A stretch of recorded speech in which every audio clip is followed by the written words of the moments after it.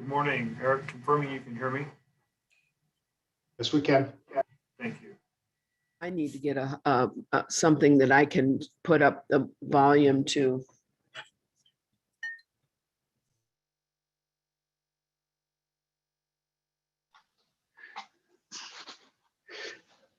How are we doing, Eric? Good morning, Chairman. We have everyone. I do not see Supervisor Begay as of yet. Okay. And we know she is in questionable coverage area, and she will attempt to call in, as I understand, also. Oh my goodness, it's 9 o'clock. Here we are. All right. Well, hello, everybody. I want to welcome everybody to today's Tuesday, March 23rd, and welcome you to our regular meeting that we have today. We're starting a little bit earlier because we have a lot of business to get to. So I'm going to get us going right away. The first part, though, is I'm checking in and having our fellow supervisors say hello. District 1, Supervisor Patrice Horstman. Well, hello and good morning, everyone. I am present and looking forward to the board meeting today. All right. And then District 2, Geronimo Vasquez. Good morning, everyone. Looking forward to a good meeting today. Thank you. All right. Let's still waiting on Supervisor Begay. We'll check in. She is. I'm here. Oh, wonderful. I'm here on the phone. It's probably going to be a challenge, but I'll be hopping back on as fast as I can. It's raining, and if it's raining, windy, or snowing, then I'm going to have some challenges here, but I'm okay. I'm here. Good. All right. Good morning. Good morning. Yep, we're under the weather in a different kind of way, huh? We have snow here that's melting into the ground. So let's see, who did I forget out there? Do you guys remember who that other board member? Oh, there you go, Vice Chair Lena Fowler. You're on mute. I can't hear you, Lena. So we want to check, let's make sure we get Lena's voice working here. Yeah, not hearing. Supervisor Fowler, if you click down by the mute button, the up arrow, and then you'll be able to see. I have it. Okay. There you What go. about now? We can hear you. Hear me now? All right. All right. What a beautiful day. Hey, we're supposed to get snow today. Oh, wonderful. Yeah. 90%. You And don't it's have already. snow? No snow there yet? It's supposed to. We're sending it your way, Lena. Good morning. What a beautiful day. Every day is a beautiful day. We are so blessed. Yes, it is. Today's the beginning of the rest of our lives. We have everything to look forward to. All right. Well, I'm going to go ahead and get us moving into our agenda. And the first item of the agenda is the call to public. And the call to public is an opportunity, a courtesy that the board provides to the public to bring an item to our attention that is not on our agenda, or announcements, that kind of thing. I see our county manager, Jimmy Jean, popping up. Did you want to use this? Mr. Chair, I would just encourage us to potentially start with the pledge, and then we can go on to hear from our members of the public. Oh my gosh, I did. I stopped. No problem. Oh, we have that. Yeah. Oh, there you go. Look at that. I'm reading different lines, and we have the pledge down below as well. Okay. So, as noted by our county manager, the next item is the Pledge of Allegiance. So if you could please rise, and if you don't have a flag before you, face to the east and join us in the Pledge of Allegiance. I pledge allegiance to the flag and to the United States of America and to the republic for which it stands, one nation, under God, indivisible, with and justice for all. Wonderful. Thank you, Jimmy. I'm going to swing back into the call to the public. Good point, but we'll provide that opportunity Is there anybody out there that wants to take advantage of this? Eric, could you just tell people how they might do that, please? Thank you, Mr. Chairman. Members of the public, if you wish to address the board on an item not on the agenda before the board today, please simply use the raise your hand feature at the bottom of your screen, and that will allow us to know that you are wanting to speak to the board. If you're on the phone, if you want to unmute by pressing *6, that will ping us, and we will also then turn on your microphone when the chair calls on you. So just use the raise your hand function at the bottom of your screen. Mr. Chairman, I do not see any hands. Okay, and then the next item, let's see. I'll check with Lindsay. Did you have anything come in on your side, Lindsay? Chair Ryan, we currently do not have any comments in the board comments email. Okay.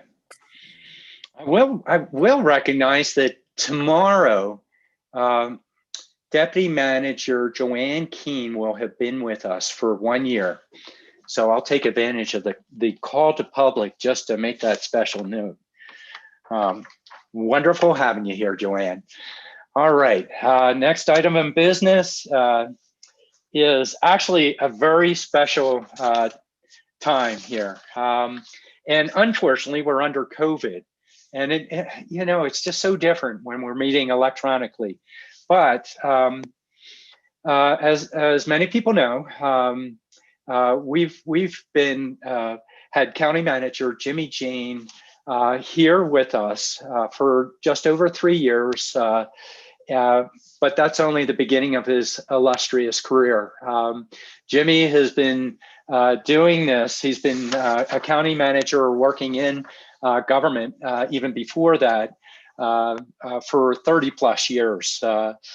And so with that, just points of note, I'll start out, I'll go to the board, and then after that, I'll go to the public, and I'll bring it back to Jimmy, actually. So Jimmy is retiring, and we have Steve Brew coming on. Jimmy will be a senior mentor once Steve steps on, so Steve can transition the organization, and they work together associated with that. But prior to Steve coming on board, this is our last board meeting. And so really important time to pause and recognize Jimmy. And so bear with me as I read, because I want to make a few important notes. Jimmy is well respected around the state as a leader in county government. He is one of the longest serving managers and is looked at for his expertise. At CSA, that's County Supervisors Association, they look to Jimmy for his knowledge and advice, and he has mentored new managers in the state for a number of years here. Jimmy's relationships on the state, federal, and tribal levels have helped the county significantly. Jimmy can pick up the phone depending upon which office he calls, but an example would be he could call the Navajo Nation president and he will be answered when he calls. Some notable accomplishments during Jimmy's time at the county. He led the county during the museum fire. He was a true leader during this time and provided calm during a very difficult time.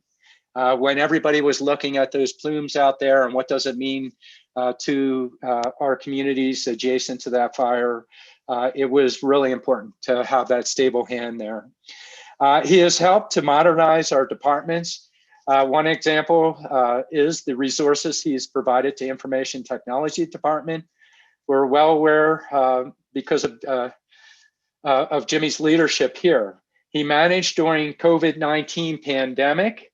His leadership has set up the county to be a leader in testing, contact tracing, and vaccine distribution, which we're still working our way through, but we've been on the front edge and doing wonderful under Jimmy's hand.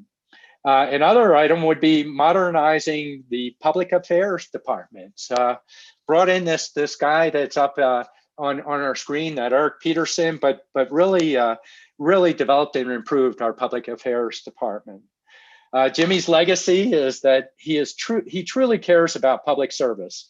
He has been involved in state level through ACMA and the national level through ICMA to grow the profession and grow talent in local government arena. And so, and then other items of note is once Jimmy came on board, people start to get these visits, or you see cookie batches showing up at almost at your doorstep. Jimmy works together with his daughter, but Jimmy does his own baking as well, and is known for the cookies that he brings around. I know him more for, if you go to a restaurant, it's almost guaranteed he'll order the next bowl of soup. Oh, I love a bowl of soup. So anyway, I'm going to turn to the board members and see if the board members would like to make comments.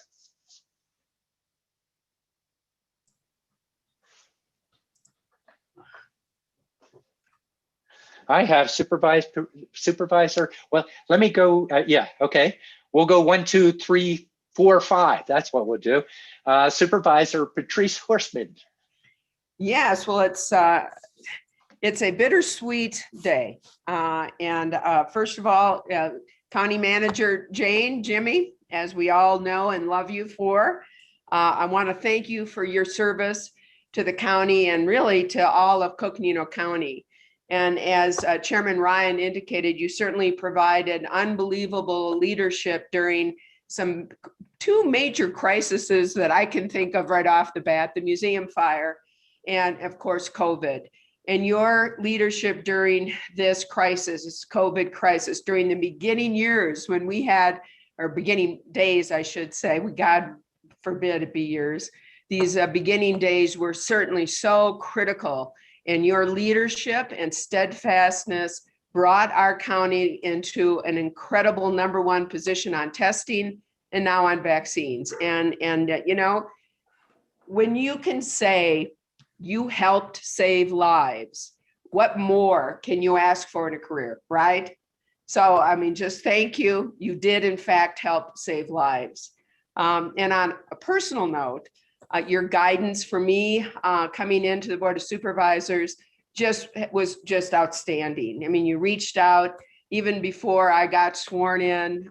Your help has made me hit the ground running. And again, I just so appreciate your kindness, your patience, and your wisdom and your assistance through this. It has been extremely helpful for me. And of course, I knew you as a community member and on various boards and commissions, and I know I will continue to see you out there and work with you here for our community, because I know this is the community you love. So I wish you and your family all the best, and I wish you great adventures, and I look forward to seeing you as we work in our community together. So Jimmy, from the bottom of my heart, thank you so much.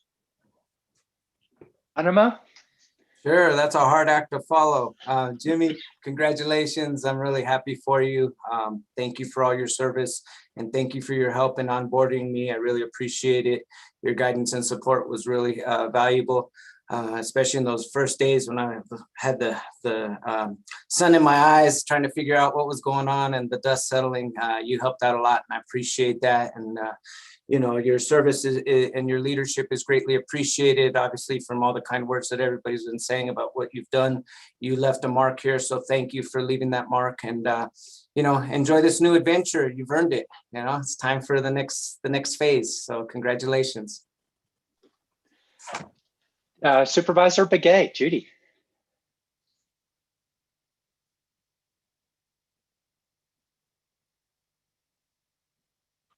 Good morning, everyone. Trying to get on the Zoom call, but it's not allowing me to, so I'm just still using the phone. Jimmy, I had a hard time saying Jimmy, Janie, Jamie, Jim, and stuff like that, and people used to are laughing about me at the office. But anyway, I'll get it straight here. But anyway, I just want to say thank you so much for greeting and also coming forth and giving me orientation right off the bat, even before I took office. And you were very helpful in that endeavor as far as getting my everything set up for us and ensuring that the staff are there to assist us. And you greeted us, so greeted me with open arms, and my staff also. So, and you were always checking with us, like a supervisor would always do, making sure that everything's going right, and that, if there's any help that you can give us and stuff like that. So I really, really, I felt welcome there. And I'm sad that, you're leaving, and then, sometimes you have to make a decision to move on, for, especially if you're going to be retiring. And just like I told you one time, I thought I retired and I went to Social Security and they told me you go back out and work 2 more years and come back, So, and now I'm here for 4 years. But anyway, nonetheless, I really enjoyed working with you, and you were out and about and you were visible, and to me, you really helped our office and also the people. And I just want to say you're a great leader, and you, as others are saying, for the vaccination, I feel that you played a big part in, saving a lot of lives out there. And unfortunately, we lost some too.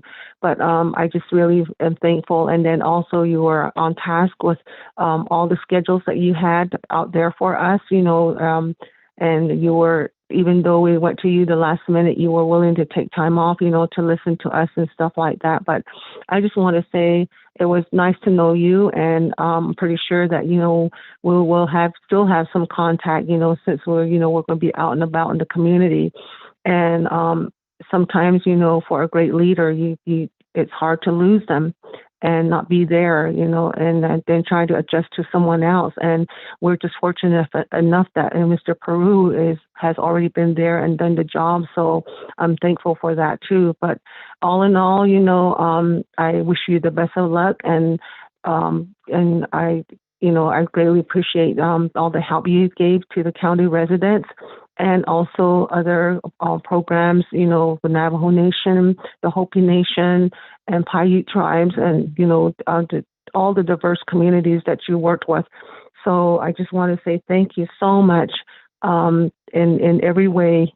And you stay safe with your family, and you all take care. Thank you very much. All right. Vice Chair Lena Fowler. Lena. Thank you. Jimmy, what can we say? We really had some nice drive times. I really appreciate you, Jimmy. I just, you came in when all of a sudden you did not come to Coconino County to become a county manager. You came here so that you could continue and to experience a new position. And yet it was it was like the next, all of a sudden you were asked to become a county manager when we were in such a we were in a situation where everything was, we didn't know what we were gonna do. And it was a surprise for all of us. And you stepped in and you just took the reins off the wagon, and you just started saying, okay, well, this is what we're gonna do. And your knowledge from being a former county manager from Navajo County really put everything back in order. You were able to rearrange everything within that wagon and make sure we didn't have that water tumble out of that wagon. It's just something that I'm thinking about, is an organization is like a wagon. You have somebody that's driving it. And so, I just really appreciate all the things that you have been able to put back in order for us, and be able to, just move forward with and hiring some really good staff to be able to put our budgets together, tackle some of the things that we had to do. You know, and even at the community level, they really had to go out and meet the community, meet the staff, and be able to implement some of the visions that they had. You have made really amazing changes while just the short time you were here. You know, we were in Page one day and they wanted a different kind of sign. I was just there the other week or last week, I think it was, and that sign that they had asked for, it's there. The change in the floor plan, it's there. There's some partnerships that have really happened, and just these seem like very small things in the office, but still it is a great benefit to the community and the staff that are there. We have been to Navajo Nation. Of course, everybody knows you, don't really need to introduce you everywhere. The state, all the partnerships that you have had has really benefited our county. And I just want to thank you for that. And I think that there are things that you have done that we are going to see later on. You know, sometimes things you lay down, you don't see until later on in the years or once someone has gone on. And I just want to thank you for that. I know that the board's been working with you. It's been very beneficial for us as a board. Sometimes we need guidance and sometimes we need to make sure that all the time, we need to make sure we're working closely with our county manager, and you've been there to provide that guidance for us and all the electeds as well. And we just need to, and then you have decided that you're going to retire. I want to thank your family. I want to thank you for your commitment all these years to Northern Arizona. That is a huge commitment, and it has to also, your family has to also support that. So thank you so much. I just could keep on list all the other things that you have done, but thank you. Oh, there's Supervisor Archuleta. Whoa, you're not supervisor, Director Archuleta. No. She is former supervisor, Liz Archuleta. From an ethics point, that's who she is. Yes, she is. And so I want to thank you, Jimmy, for your flexibility and your just being able to say, yes, I will do this. And you were able to do that. So thank you so much. Hi, Liz.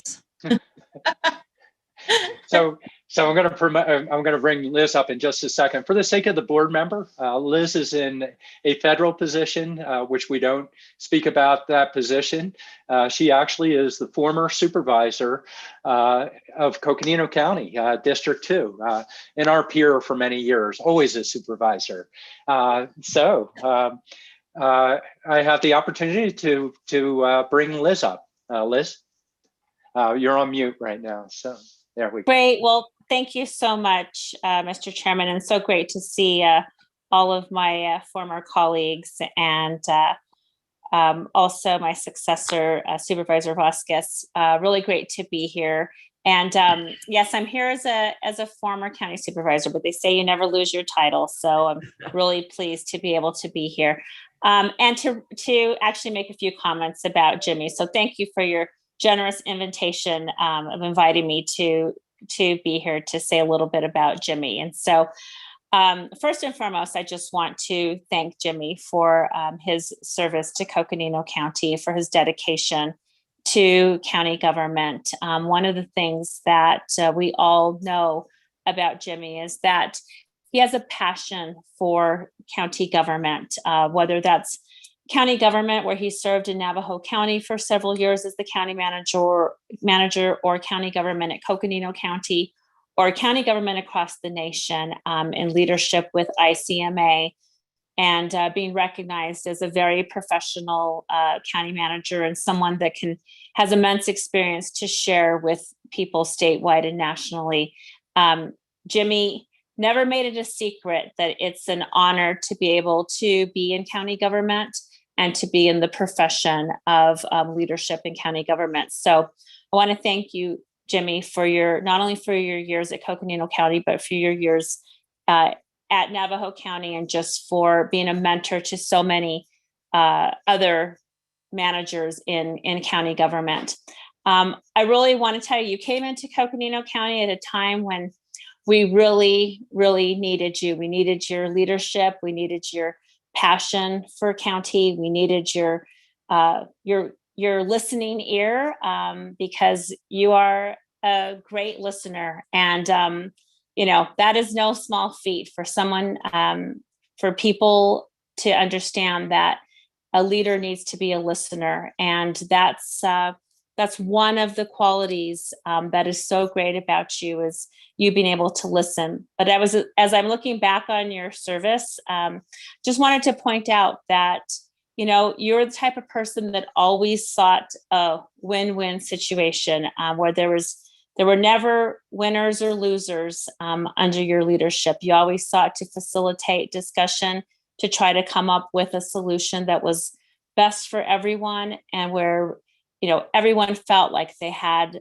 a say and that they were able to be included. And I really want to thank you for that. Want to thank you for taking on organizational renewal and diversity, equity, and inclusion for our organization, and ensuring that it just wasn't a passing type of program, that it's something that is a part of the culture of Coconino County. And that's something that I really applaud you on, in taking this and making sure that it was part of the values of Coconino County.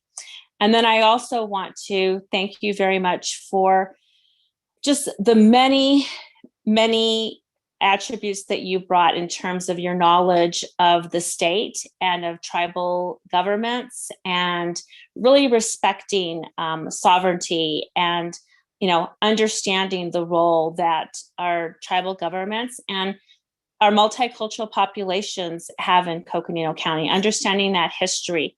And again, falling in line with being inclusive, but not just from an organizational standpoint, from a community standpoint. That is very important. You are well respected across the state and across the nation. And, you are a professional. You let people in Coconino County do their jobs. And that's what a manager does. They trust that people have expertise, that they're able to do their jobs. And you were a facilitator at the county, and you really brought a very, very steady hand to the county. And I want to tell you that it was an honor to be able to be a supervisor while you were a manager at Coconino County. I will forever be grateful to you for stepping in and bringing your leadership to the county, and really rounding out your service in county government at Coconino County. And I wish you the very, very best as you go on to the next phase of your life, your next career, or whether that be taking a little break and then deciding what you might want to do.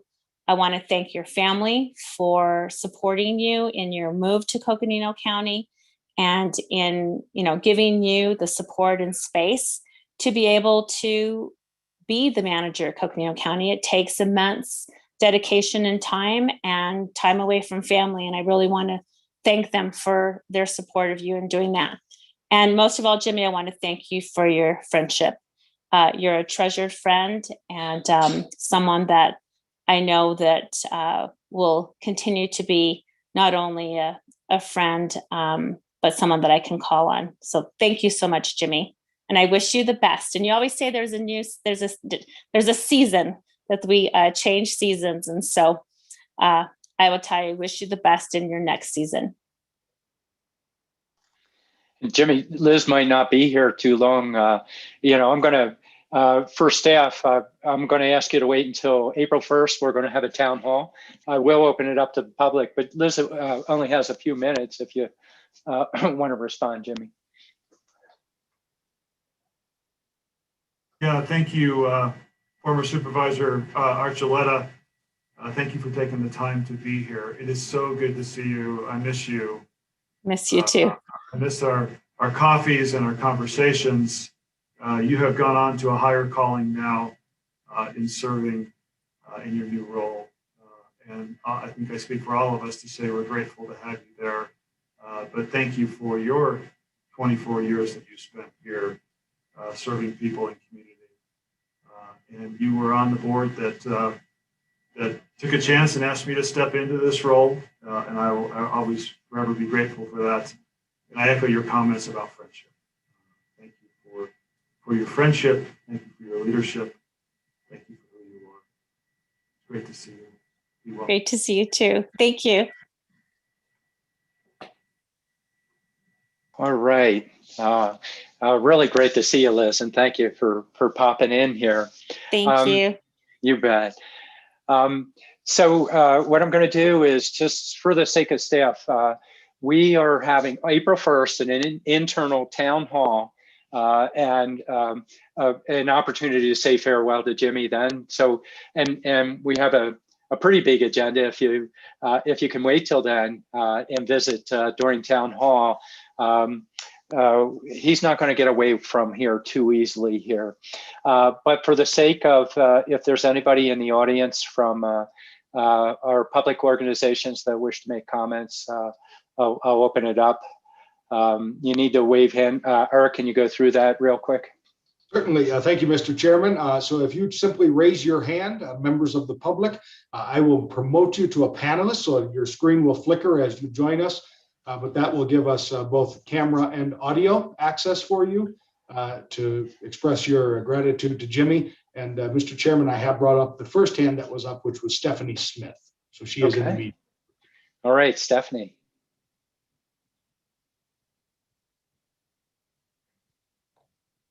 Good morning. Thank you for this opportunity to speak. I just want to thank you, Jimmy, for your service to the county and to the region, and importantly, the contributions you've made to the local government profession. I serve as the Associate Vice President at NAU for Alumni Engagement, and I want to thank Jimmy specifically for being an ambassador for NAU through his service and leadership as a director of our NAU Alumni Association board, and also as a mentor to students. Being an ambassador to NAU and the access the university provides to first generation students, underrepresented students, and just supporting the overall thriving lumberjack community. The loyalty and belief that you have in NAU, Jimmy, has propelled us and supports us in ways that I don't have time to go into right now, but I want you to know how much I appreciate your service and leadership to NAU. And I just want to conclude by telling you, Jimmy, with a very personal thanks. Thank you. Jimmy is someone whom I've had the pleasure and privilege to call a mentor and a friend, and of course, a fellow lumberjack. So thank you for your service. Thank you to your family. And I know we won't be strangers. I look forward to seeing you soon.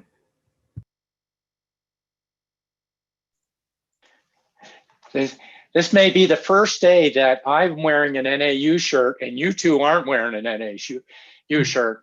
And actually, I could tease that I was going to do it because of that. But the reason I wore my NAU shirt, just to throw in there, is yay, Jacks, #1 in the nation cross country. Good job. Yeah. So I think you, Go Jacks. I love this shirt, Mr. Chair. Yeah, Jimmy. Yeah, you guys always have them on, and great. You know, just a point of note, every board member, as well as the manager, are NAU alum. That's the first time that we've had that I'm aware of, or since prior to when we've been on. Yes. All right. I saw Steve Peru pop up here. Hello there. Can you hear me okay? We sure can. I too am an NAU alum, so it's prevalent. Just a couple notes to my dear friend Jimmy. Thank you for all that you've done for Coconino County. I promise I will not goof it up. You know, and I say that a little bit in jest, but in all seriousness, As public managers, our goal is, of course, to tend to the daily operational needs of the organization, but also to position the organization for the future. And it certainly is not the same organization that I'm coming back to. It has evolved. It has grown. It is certainly has refined itself in a lot of different ways. I think the organizational renewal work that you've all done is completely amazing, just in terms of creating a sustainable organization that thrives, that is innovative, that sets the example, not only within the state, but within the nation as well. And so again, to you, my friend, I want to honor you and appreciate all you've done for Coconino County. And as you know, and many know, I'm a very strong believer in paths that cross. And I know for certain and for sure that our paths will continue to cross. So again, thank you so much.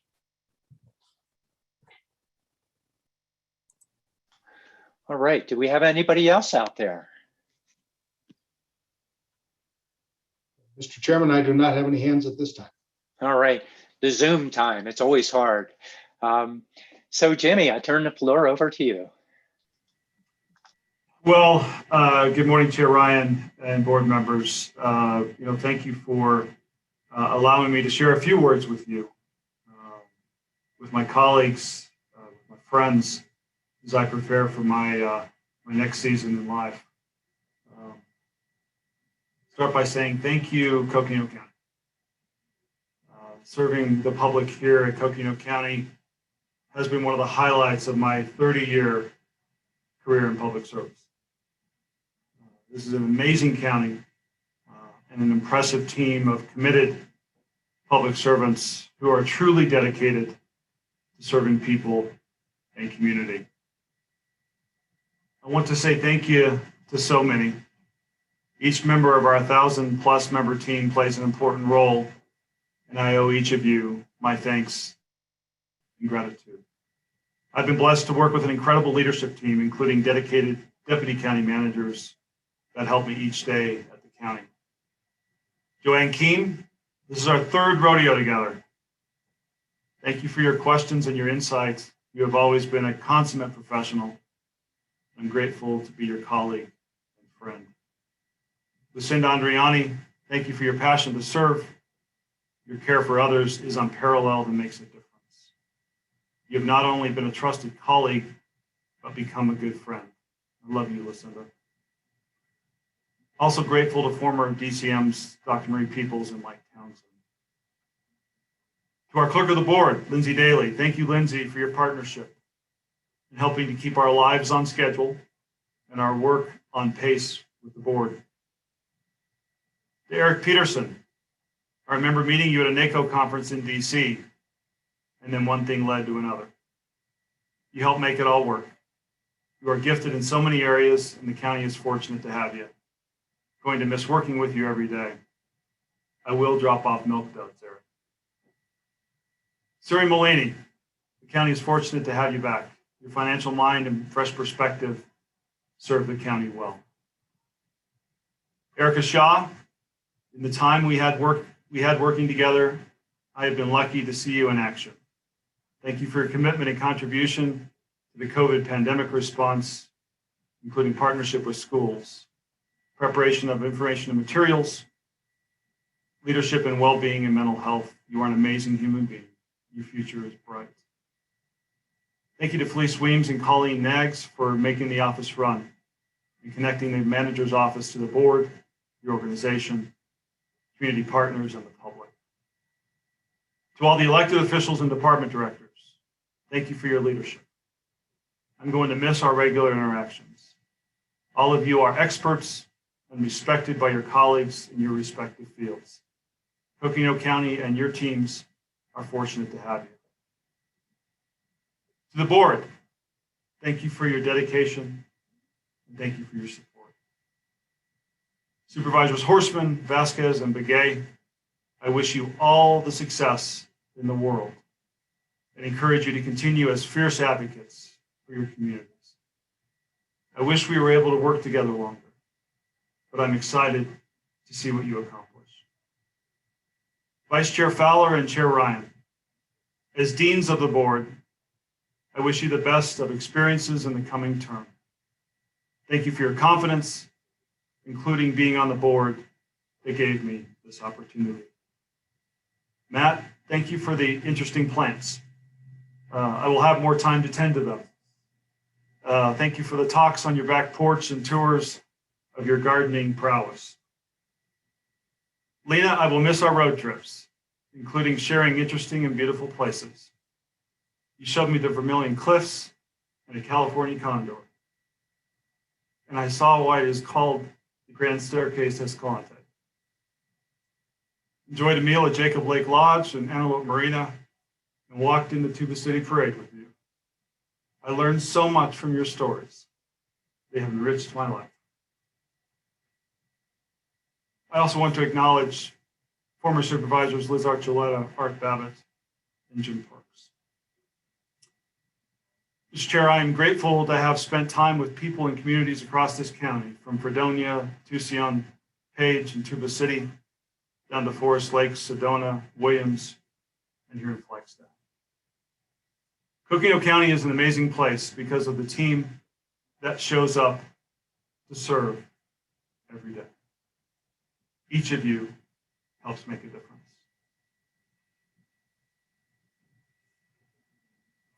Steve Peru, I am grateful to have been your colleague and to be your friend. You are the future of the county, and they are lucky to have you back. I wish you all the best, and I'm here to support you. The next chapter is yet to be written, but I'm excited to see where the adventure will lead. Team Coconino County, thank you for who you are and for your service to the public. Public service matters. Be welcome. And I will always remember that. Public service matters. Thank you, Jimmy. Absolutely. Wonderful, Jimmy. Definitely celebrating you. Wow, that's hard to follow up, but we do have a full day ahead of us here. So I'm going to get us going on with that. For the sake of staff, again, we will have an internal town hall that we might even have videos that come are made available at that point. So anyway, we look forward to continuing and celebrating with you, Jimmy. All right. So next item of business is that we have the Board of Supervisors consent agenda. The consent agenda are items that are normal business. It's renewal contracts, or we may have seen items in work sessions. Instead of taking, 15 different motions, we usually cover them in a single motion unless there's a desire to separate an item. And I will note, and I'll ask the board if they would like to separate any. The consent agenda are items number 2 through 16. I would like to separate item number 2. Are there any other items that the board desires to separate? Not seeing any. Yes. Oh, go ahead, Supervisor Horstman. Yes, actually, I'd like to separate out 4 as well. I'm going to make an ask. Okay, item number 4. Okay, anybody else? Nothing else? I consider a motion here with the rest of the agenda. That is items 2 through 16, with the exception of item 4, which is separated. Well, actually, I think didn't you also have another item separated, Chair Ryan? I separated item number 4, unless I said that. Just item number 4 is what I was hoping to separate. Okay, good, because that's the only one I want separated as well. Okay. So with that, I would make a motion to approve the consent agenda, exclusive of number 4. Okay, I have a motion. I need a second. I'll second. I have a second motion by Supervisor Horstman, a second by Supervisor Vasquez. All in favor of the motion, vote aye. Aye. Aye. Oh, I see what's going on here. Lindsay's telling me that I said item number 2 and I meant number 4 on that. So yeah, I'm confusing everybody already in the get-go. Don't listen to what I say, listen to what I think here. All right, so we have item number 4 separated on this This particular item is consideration and possible action for community initiative funds to be used for Flagstaff Shakespeare Festival to produce 2 Shakespeare plays in the amphitheater of Fort Tuthill. I'll turn to Supervisor Horstman first, and then maybe I'll follow on that. Supervisor Horstman. Yes, and this is in your district, the amphitheater, and however, Flagstaff Shakespeare Festival certainly is something that can be enjoyed and celebrated by our whole county. And I think it is important that we support the arts in our community and support these community art programs and projects. And then it's at the amphitheater, another absolutely fabulous place in our community. And so it's kind of a twofer here to be able to celebrate not only the arts, but also the amphitheater. So District 1 is very proud to be able to support this project. I was asked by District 4, I'm sorry, from District 3, sorry, Matt Ryan, and I am so proud to join you, Matt, in this collaboration for Flagstaff Shakespeare Festival. And I am hopeful that the other supervisors will consider putting a little in there. We're $1,000 short from their ask. And if we can get some other supervisors to use some of their CI money to fully fund Flagstaff Shakespeare Festival. So, whoops, let me put my, I don't have the mute on that. And You're making us dizzy. Making you dizzy because I'm dancing around, because I'm standing here. All right. Did any other supervisor wish to add? And you don't have to. Supervisor Ryan. Yes. And we have talked about this, and I actually was going to pull the item as well. And I want to thank you for bringing this to the board. And District 5 would be happy to also contribute $1,000. You know, with this pandemic, we've been stationary within our homes, and we're very limited as to you know, where we go. I think our communities are really ready for these get-togethers, and especially when it comes to arts and education. And you know, it's really, I think this type of events are very much needed right now. So I just want to thank you for bringing this item to the board, and District 5 be happy to contribute. Thank you so much. Okay. Thank you, Supervisor. I have a question. Supervisor Begay, go ahead, Supervisor Begay. So, good morning again. Patrice, so does that make up the amount that you're looking for? Well, of course, they had made an ask CI money for District 3 from Matt Ryan.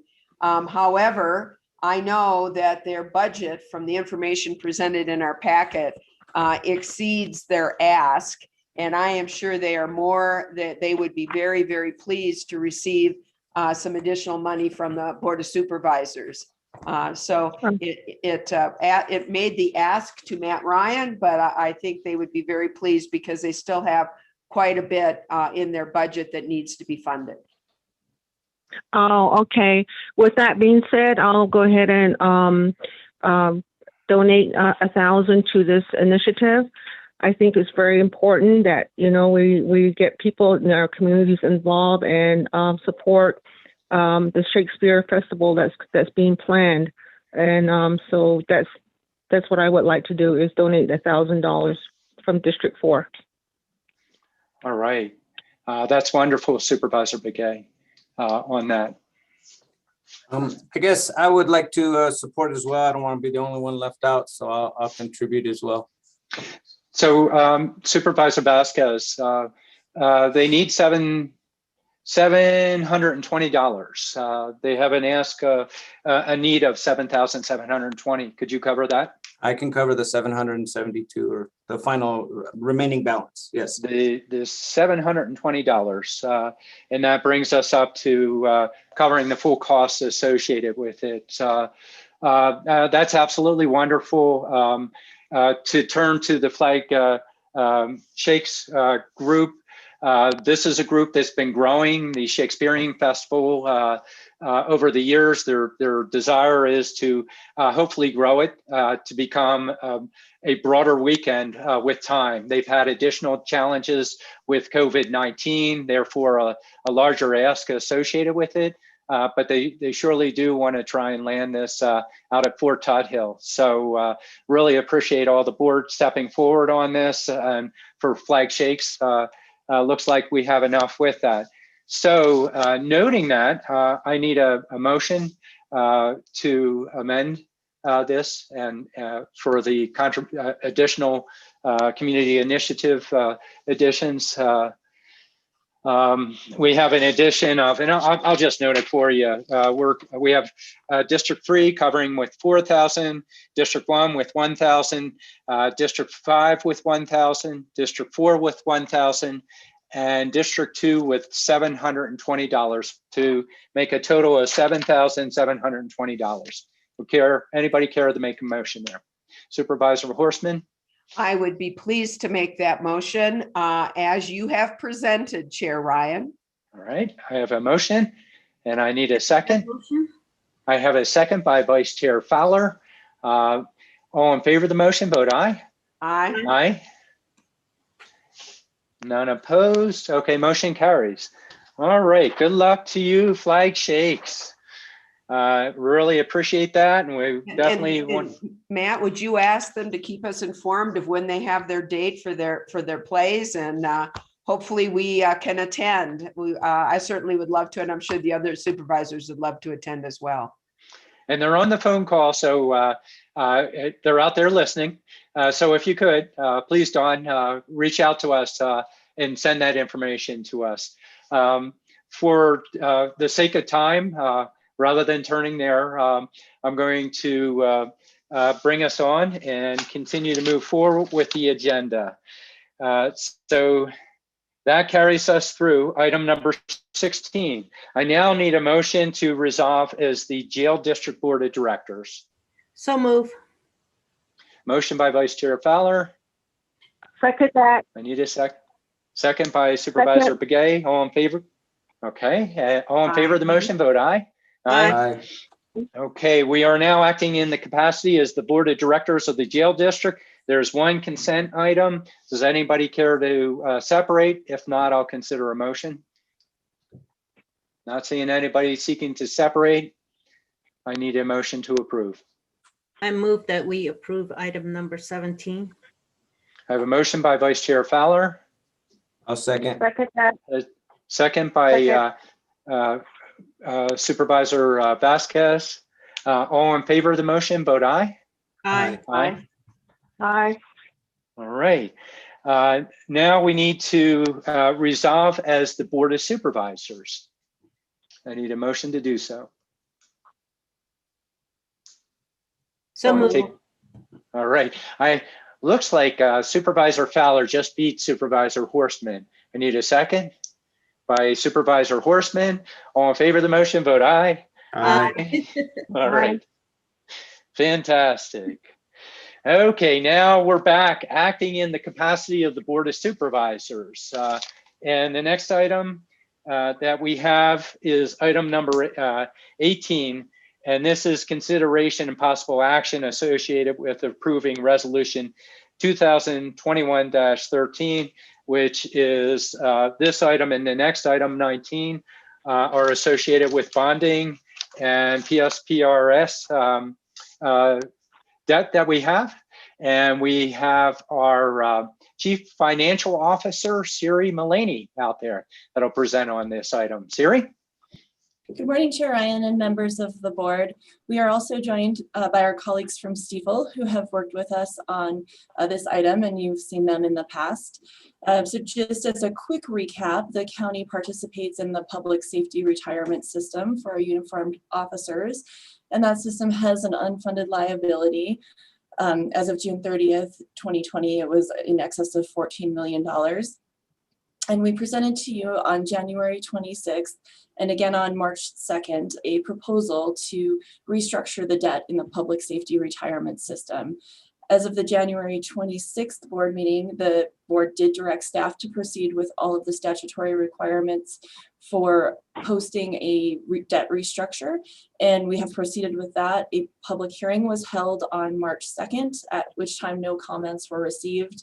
We have continued to leave the notice on the public website and ask for comments, and we have not received any comments as of today. So today we are asking for board action to proceed with the resolution in order to delegate authority to County Manager Jane and myself to proceed with the debt restructure. And I would like to just remind the board that this will be a roll call vote that we are asking for. And I would like to turn it over to Paul Gales, who has been working with the county on this, for more information related to the resolution itself. Good morning, Chairman, members of the board. Paul Gales with Greenberg Charg. We represent the county as special counsel for this issue. As Siri indicated, this is the kind of final official board action that will be taken with respect to this item. The resolution before you approves the form of several documents. Apologies to the clerk for the size of the board packet. And this resolution will delegate authority to Jimmy and Siri to proceed as we go along under certain parameters. One item that is highlighted and has been shared on the screen by Mr. Reeder. Siri hinted that this requires a roll call vote. That's required by statute. One other item we have here is a so-called emergency clause here in section 10 of the resolution. It provides that the resolution will become immediately operative with a 3/4 vote of the board. As you all know, these financings are interest rate sensitive, some more than others, particularly this one. The purpose of the emergency clause is to allow us to proceed with the financing without waiting a 30-day period. And so we can, take advantage of the low interest rates and avoid market volatility. I'll say that the use of these emergency clauses is common for financings for our municipal and county clients. And if there's any questions about the roll call vote, the emergency clause, I'm glad to answer any of them. All right, turn to the board if we have questions. Not hearing. Oh, Supervisor Begay, go ahead. Did you have a question, Supervisor Begay? No? Okay. No question. No question. Okay, good. All right. No questions. Go ahead. Thank you, Chair. So the other thing I would just like to remind the board is that in proceeding with the debt restructure, there's anticipated savings of net present value of over $12 million over the life of the debt restructure, which is anticipated to be 17 years. And so with that, if there's any other questions, we'd be happy to answer them. Otherwise, staff does recommend the board proceed with a roll call vote. All right. Hi, So, Mr. Chair. go ahead, Supervisor Begay. Just that, as I'm pretty sure we will be informed all along, what's going on with this process. And just a little here and there information. That's all I think can be shared with the board, just to keep us updated and posted. Thank you so much. Bye. All right, thank you, Supervisor Begay. Siri, do you want to respond real quick to that? Yes, thank you, Chair, and thank you, Supervisor Begay. And we will definitely do information sharing to the board. And I'd like to recognize Mark Reeder from Stiefel, if I can, for a minute to talk just a little bit about what that timeline looks like, and then what kind of updates and the timeline you can expect to receive those. Okay. Thank you, Siri. Mr. Chairman, members of the board, good morning. I've really enjoyed your meeting this morning and really enjoyed your very nice comments regarding Jimmy Jane's retirement. I thought that was well done. Well, thank you for that. We've been working hard behind the scenes. Mr. Chairman, members of the board, as you know, with your approval this morning, we're going to be in a position more than likely to go ahead and post our offering document. You have a copy in your board packets. It's called the preliminary official statement. And that is a document that will be posted, we think, this evening. And it will be sent out to investors across the country to evaluate the decision to purchase the bond. So once that's out there, we are now expected to price the bonds next Monday and Tuesday, go into the bond market and establish the final interest rates on the bonds. We are very pleased to report the county received a AA rating from S&P, and we have another rating coming out here soon. It'll be public this afternoon, but we got the AA rating from S&P, very strong credit rating, resulting from a very strong county management team, very strong finances and budget and liquidity. No debt outstanding with the exception of your PSPRS debt that you're very aware of, that we're going to convert to a public sale of bonds with the expectations of saving, as Siri said, several $1 million of net expected present value savings. We're going to chop the mountain down. As you know, we're going to level your debt payment out so it's more manageable for you on the budget side of the equation. It's very important to you. We have very strong debt covenants. And we have a very, very strong economy.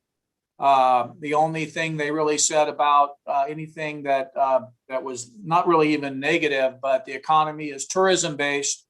And so there's nothing wrong with that, but it's not as diversified as some of the other larger economies. But that really was the only thing that they came back and said that maybe even prevented us from getting a higher rating. We know you're working hard on that.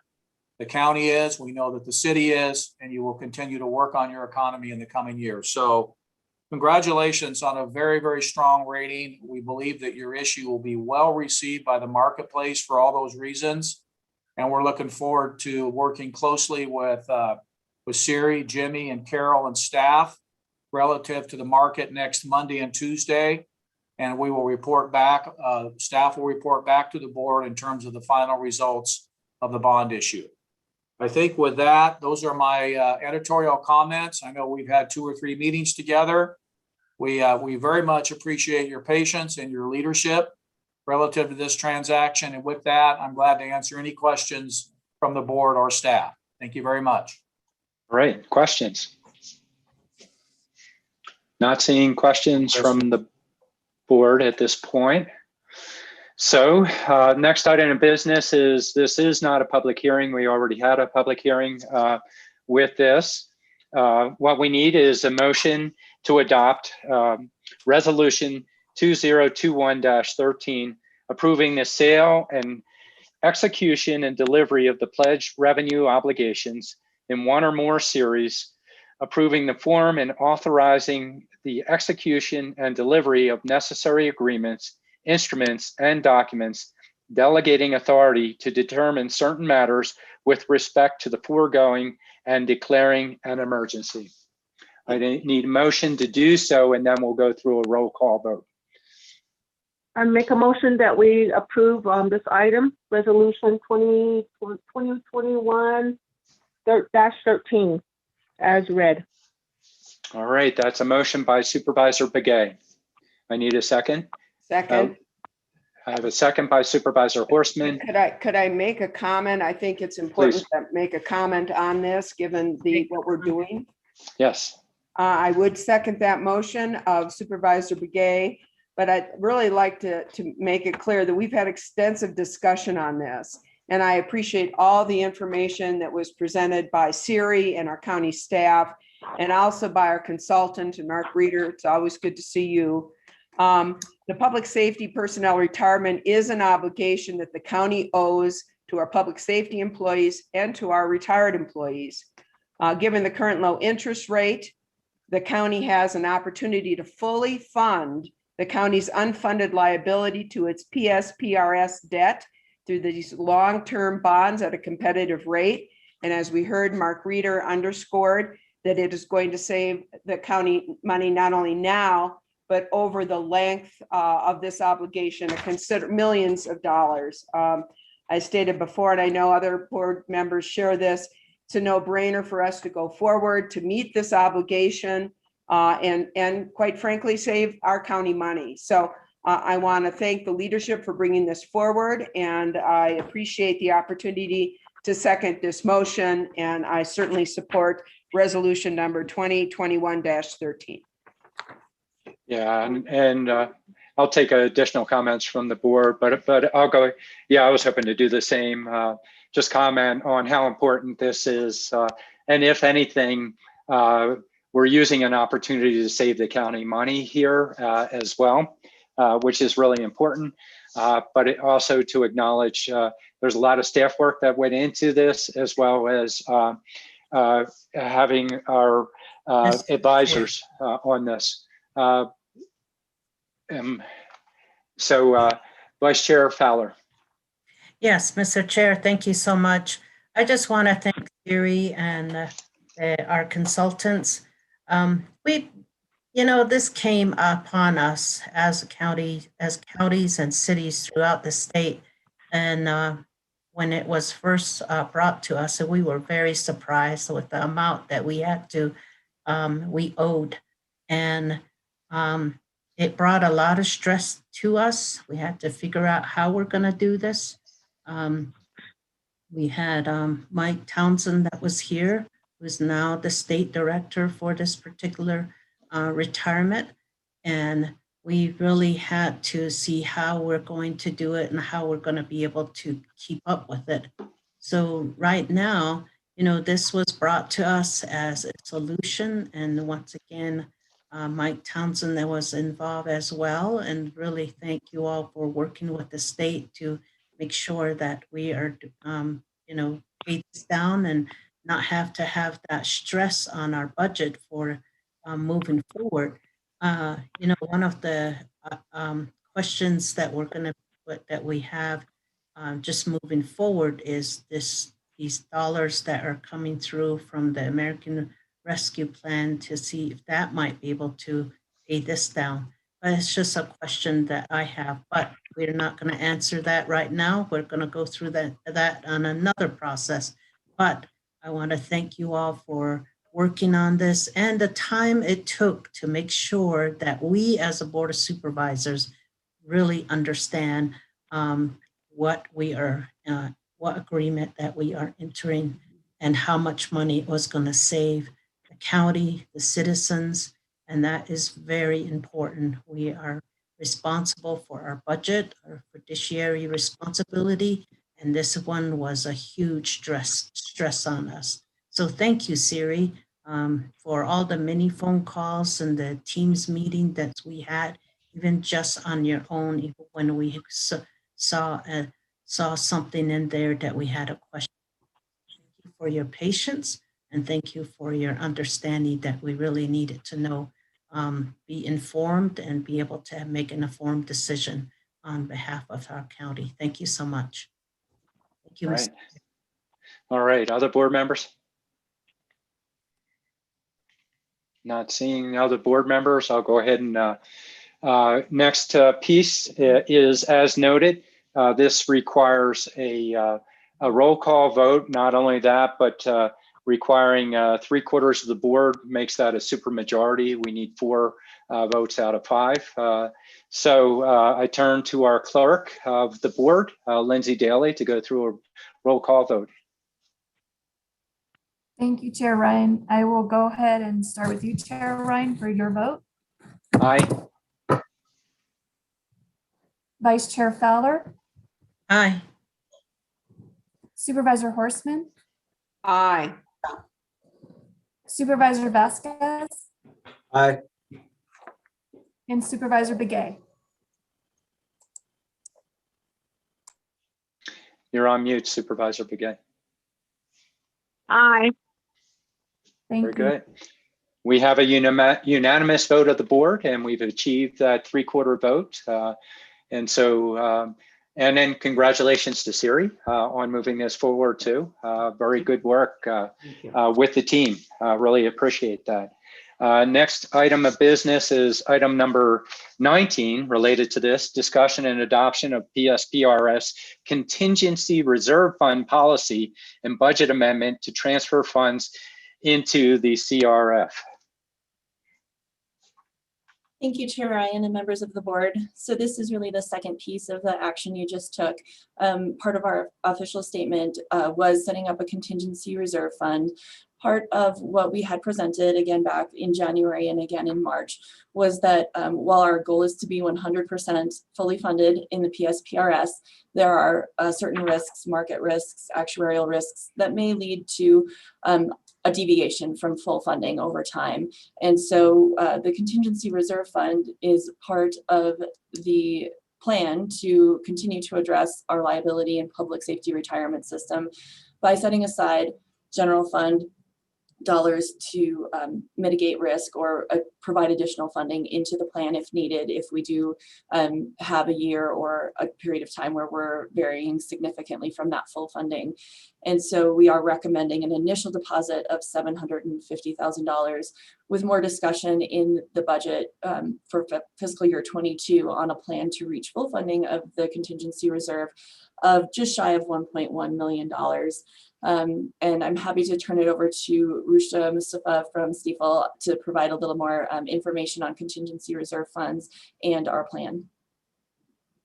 Thank you, Siri, and thank you to members of the board for the opportunity to provide more insights. As Siri very accurately summarized, the contingency reserve fund is the final piece of the puzzle in terms of the multi-year approach that the county has proactively taken to address this PSPRS liability, starting, of course, in 2016 with the supplemental contributions, which we saw when Mike and Clark from PSPRS had presented to the board a few months ago.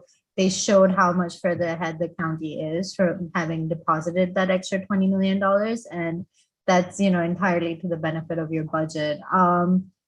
So, with the issuance of the pension bonds, as Siri said, we're hoping to achieve 100% funding, but this is, pension funding is constantly in flux. And should there be a deviation in the future, we recommend having a reserve set aside for that very contingency in the event of a deviation. So the recommended size of 1.1 million that we currently have in the draft policy is essentially coming from taking a look at it from a worst case scenario perspective, which is to say that if PSPRS had its worst ever year of return in fiscal year 2022, and the county had gone out and issued $18 million of pension obligation bonds to fully fund their pension obligation to PSPRS, what would that do to that liability? And so, using that worst case scenario approach, we're essentially able to say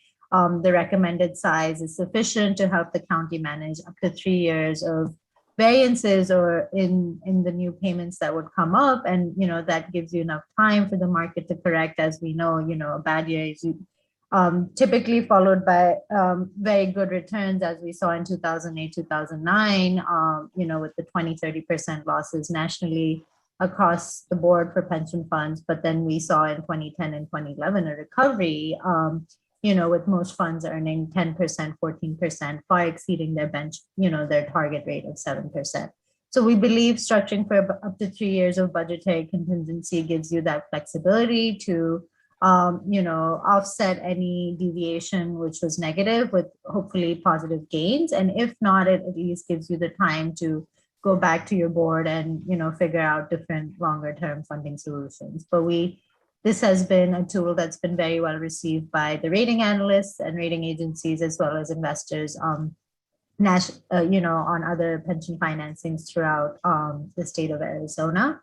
And, we think it's even more exciting that the county can use some of your existing healthy cash balances and establish that $750,000 initial deposit. I will pause in case there are any questions. Hey, I'm turning to the board for questions. Any questions from the board? If I may.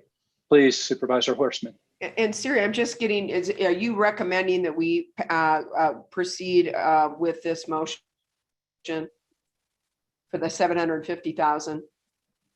Correct. It's Supervisor Horstman. We are asking the board to both adopt the policy and do the budget adjustment to proceed with a transfer of 750,000. And you've considered this as part of the county's overall budget obligations? Yes. Thank you.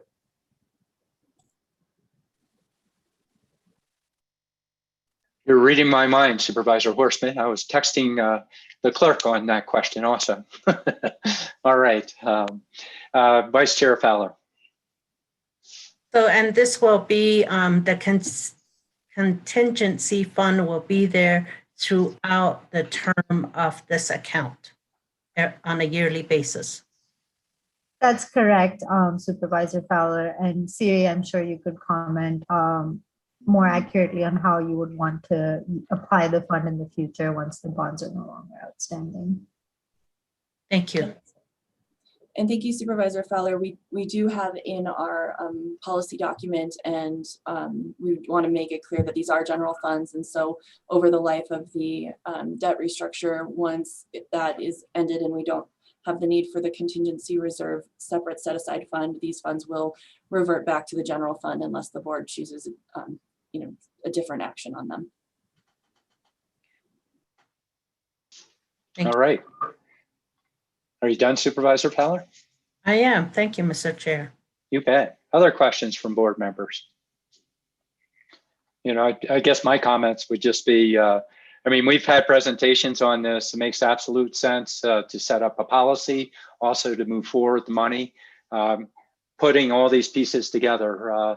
Wise investment strategy, really appreciate the expertise that's been brought in. Not only that, but the opportunity that we have with the market. Cross our fingers for Monday to be wonderful, but really needed. Supervisor Vasquez, looks like you bubbled up to comment or question. No, I just concur with what you said. It sounds like a really good strategy, and I'm in agreement. That's all right.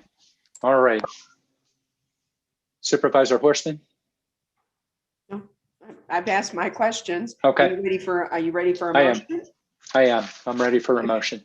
If you're ready for a motion, I would move that we adopt the PSPRS Contingency Reserve Fund policy and a budget amendment to transfer funds into the CRF. I will second. I have a motion by Supervisor Horstman. I have a second by Vice Chair Fowler. Any further comments? Hearing no comments, I'll call for the question. All in favor of the motion? Let me pause for a moment. I heard two different things this morning.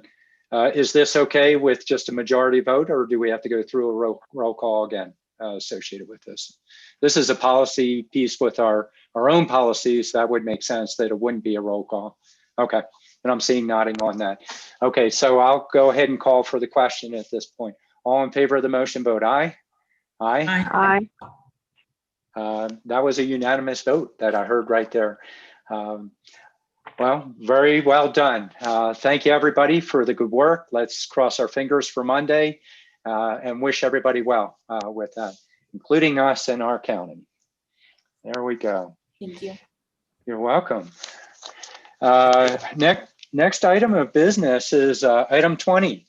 This is a presentation and discussion of the monthly budget update for March 2021. And what I want to do is, we're doing okay on time. I want to pause for a 5-minute, give everybody a chance, whether you're staff or you're up here on the podium, so to speak. We need a bio break, and let's take 5 minutes. Let's come back at 10:23 if we can.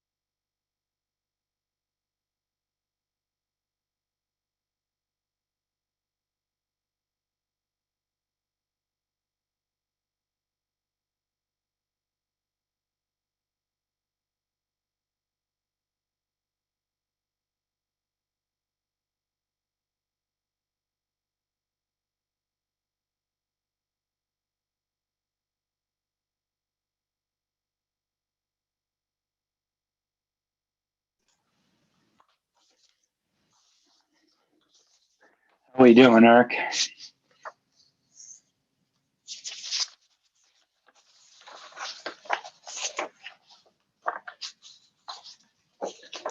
We're all here, Chairman.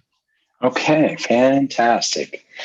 Okay, and all being here, that means we have Supervisor Horstman, Vasquez, Begay, and Vice Chair Fowler all here. Here, present. Excellent. All right. As noted, this is a presentation and discussion of the monthly budget update for March 2021. Very important piece. We have definitely had been wrestling through a very difficult year with changes that are occurring.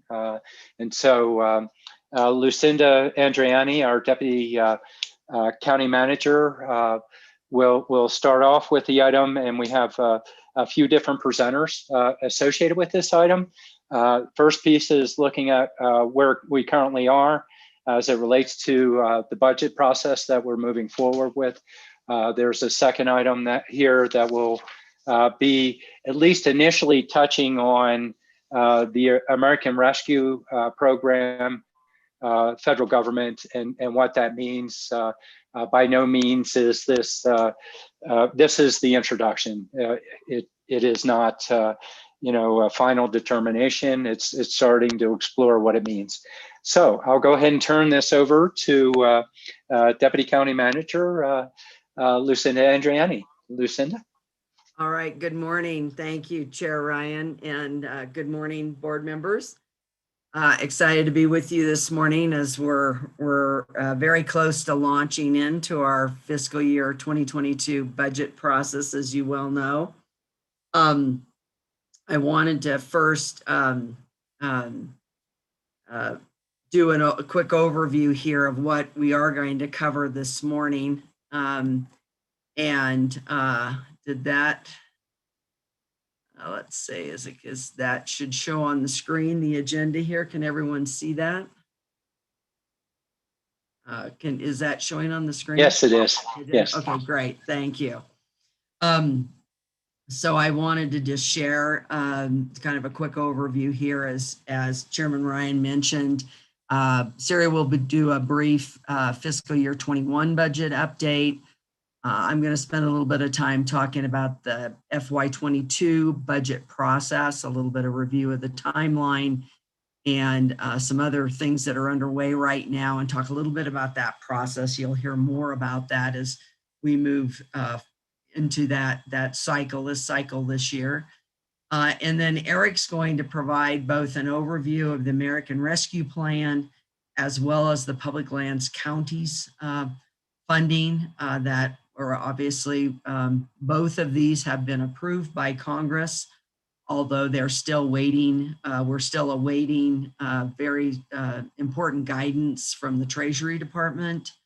And he'll walk through that. There's been a very good communication from NACO to the Treasury Department about securing some additional guidance for the counties relative to these funding sources, and that's going to be very important. We'll also talk about, we've begun to discuss developing a decision framework and process for the board relative to these funding opportunities. These are very unique. As county manager to come, Steve Peru says this is a once in a lifetime funding.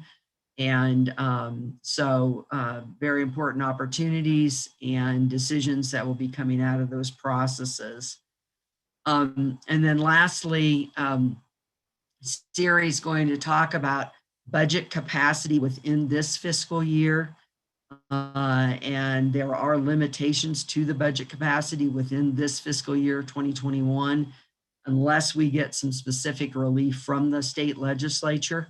And it's important to understand that as these funds become available, because under the current framework that we're within, we would not have the budget capacity to actually expend these funds in this fiscal year. So she's going to explain that and walk through that with you as well. So that's an overview in terms of what we will be covering this morning. And with that, I'm going to take this down or make an effort to take this down. It's not wanting that to happen right now for some reason. There it goes. And that should, there we go. So, and turn it over to Siri. So thank you. Great. Can everyone see my screen? I'm going to put it in presentation mode. Yes.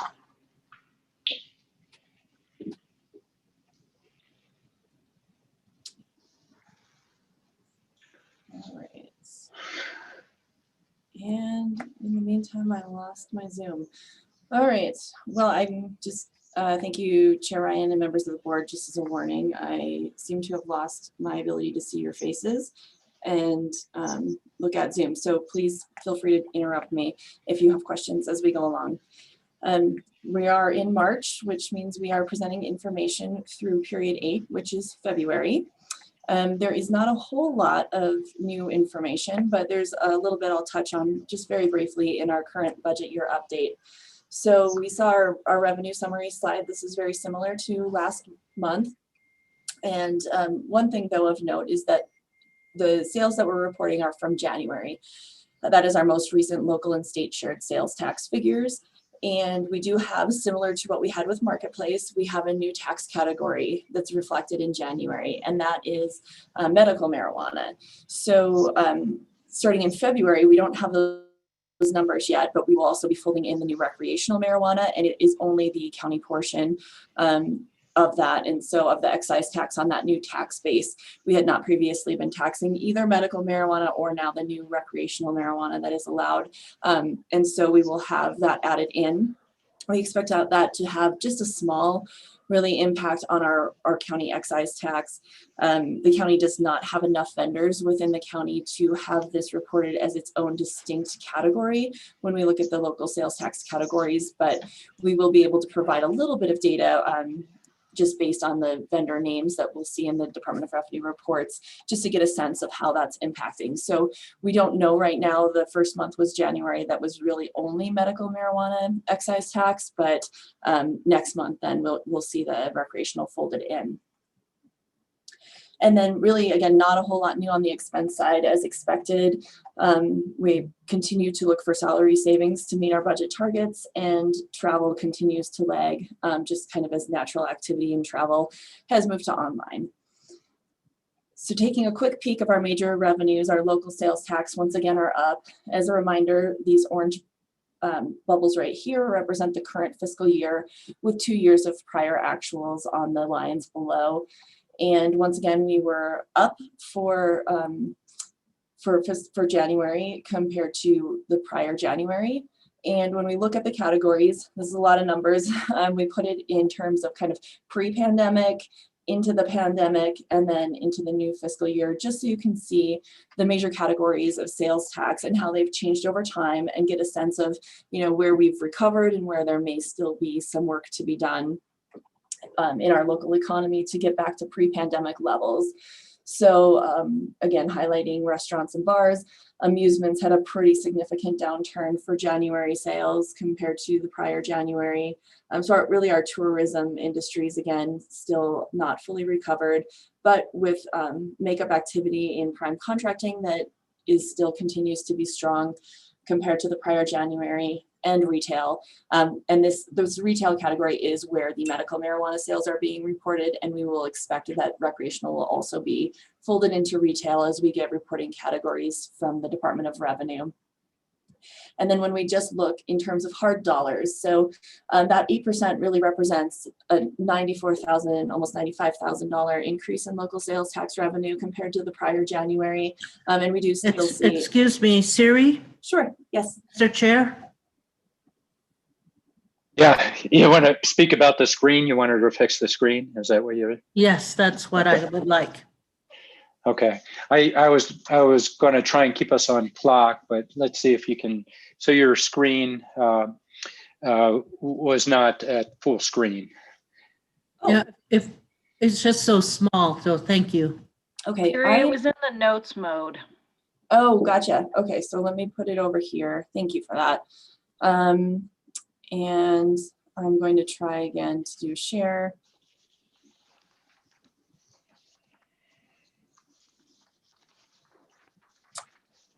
And presentation mode.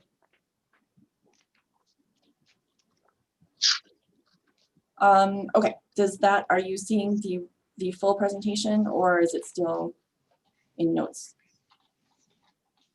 Just fell back into notes there.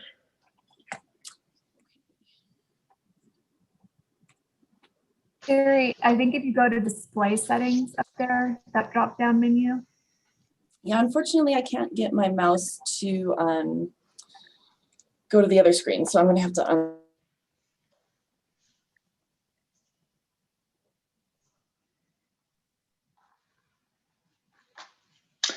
Okay, we're on pause. Sorry about that. That's all right. We all are navigating Zoom these days. Yes. Well. Okay, I'm going to try this with just one screen so that it can hopefully only show you one screen.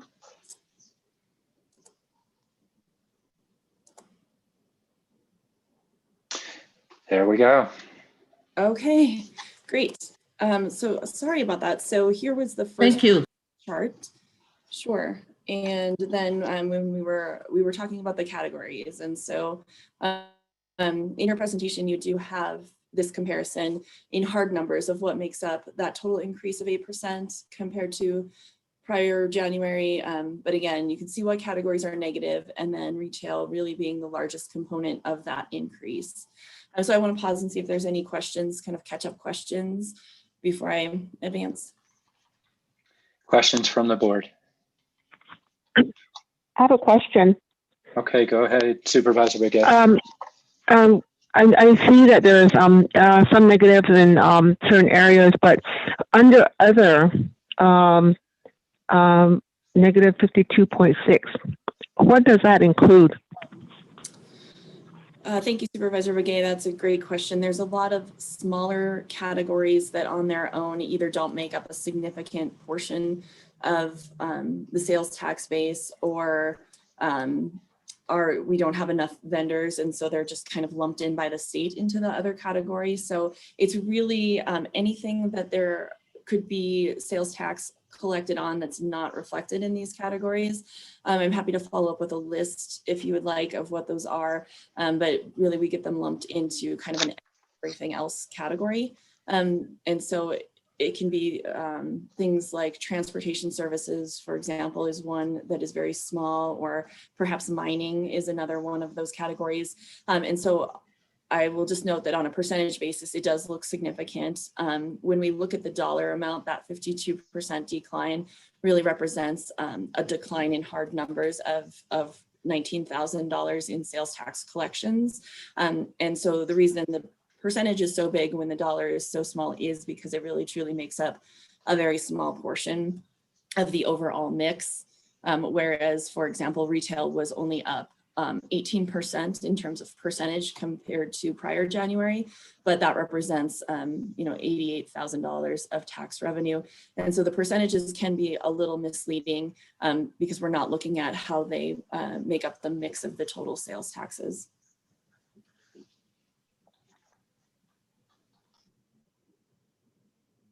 Go ahead, Siri. Okay, great. So our next slide shows our state shared sales tax and in the general fund. And again, we did have growth over fiscal year 20 for January, but it was not as high comparatively to December.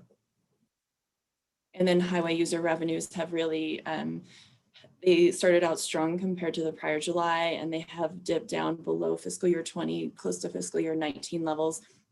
We see that as a result of the lower gas sales that still continue in the mix of highway user revenues that are shared by the state. Vehicle license tax is also a component of that. And when we look at how this trend has really followed through the year, it mirrors a lot of the VLT activities. So when VLT has been down, with the gas or the per gallon sales tax revenue also being down, it's kind of following that trend. So this shows our VLT trend, and we have one extra month of data. So we have a February bubble here, but we can see that January did fall below our FY20 line, and that did flow through into our highway user revenue state shared formula. And then our major fund expenses, I won't focus too much on this, but you have the charts available just again to show the full year budget, just what the mathematical really reflection of a year to date budget would be if we were to divide it out and distribute the budget equally over the reporting periods of the year, and then a comparison of our year to date. In all of our major funds, again, we are showing that we are lagging behind what a full calculated year-to-date budget would be, but this does not account for some year-end spending or timing differences we may have in contracts or different things that are paid not uniformly throughout the year. And so you have in your presentation all the other major funds as well. So I'm going to go ahead and stop sharing that, and again pause for questions before we proceed with the rest of our updated agenda. Any other questions from the board? Not hearing any. Go ahead. And we're going back to, I believe, Lucinda at this point, right? Yes, thank you.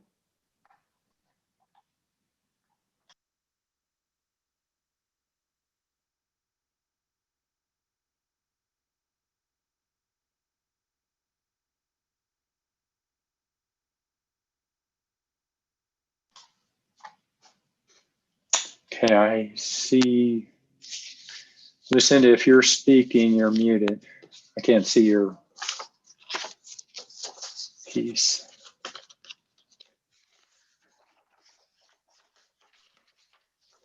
Okay, can you hear me now? Yes, I can hear you now. Yep, I can. Thank you, sorry. Focused on getting the presentation up here. There we go. And so I think everyone is aware that we had moved out the budget meetings processes, both for the county manager budget meetings as well as the Board of Supervisor budget hearings by a week. So they're now county manager budget meetings are slated to begin on April 5th. And then the Board of Supervisor budget hearings will take place beginning Monday, May 3rd. And then you see with the rest of the schedule here, we go through a tentative budget adoption process on right now that's slated to probably be the June 8th, and then for final adoption and TNT approval on the 25th. And so moving through those processes, there's requirements for notification for the public hearings that are associated with both of those steps. So you can see, how that process takes place. Now, in terms of the schedule, just to give you a feel, Lindsay shared with you late yesterday the schedule for the county manager budget meetings, of which you can see, those 2 weeks, and you can see how meetings are scheduled. At the top, it says FY22 county manager budget meeting schedule was one of the handouts that she shared late yesterday. And with that, you can see that, each day is scheduled. We start the first day with an opening discussion, of which we will do that same process during the board budget hearings and go through a number of topics during that opening session.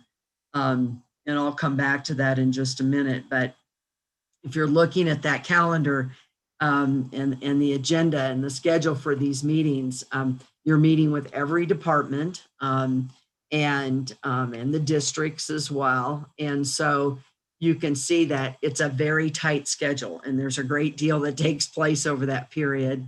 You will get a very large amount of information that finance is gathering now from the departments and included in your packet. And then I think there was another document that you were supposed to have received that I sent more recently, but the departments have been asked to, in effect, fill out 2 forms. And One is a departmental overview, and that for this fiscal year really focuses on kind of a 2 to 5 year window of planning and what does the department see as its vision moving forward, as well as what are the budget requirements that it expects to have during that 2 to 5 window.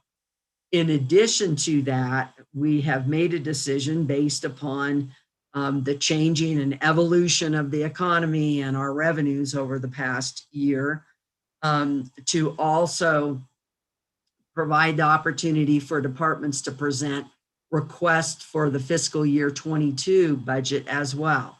So there's also a form that you should have gotten a copy of that says FY22 funding request form.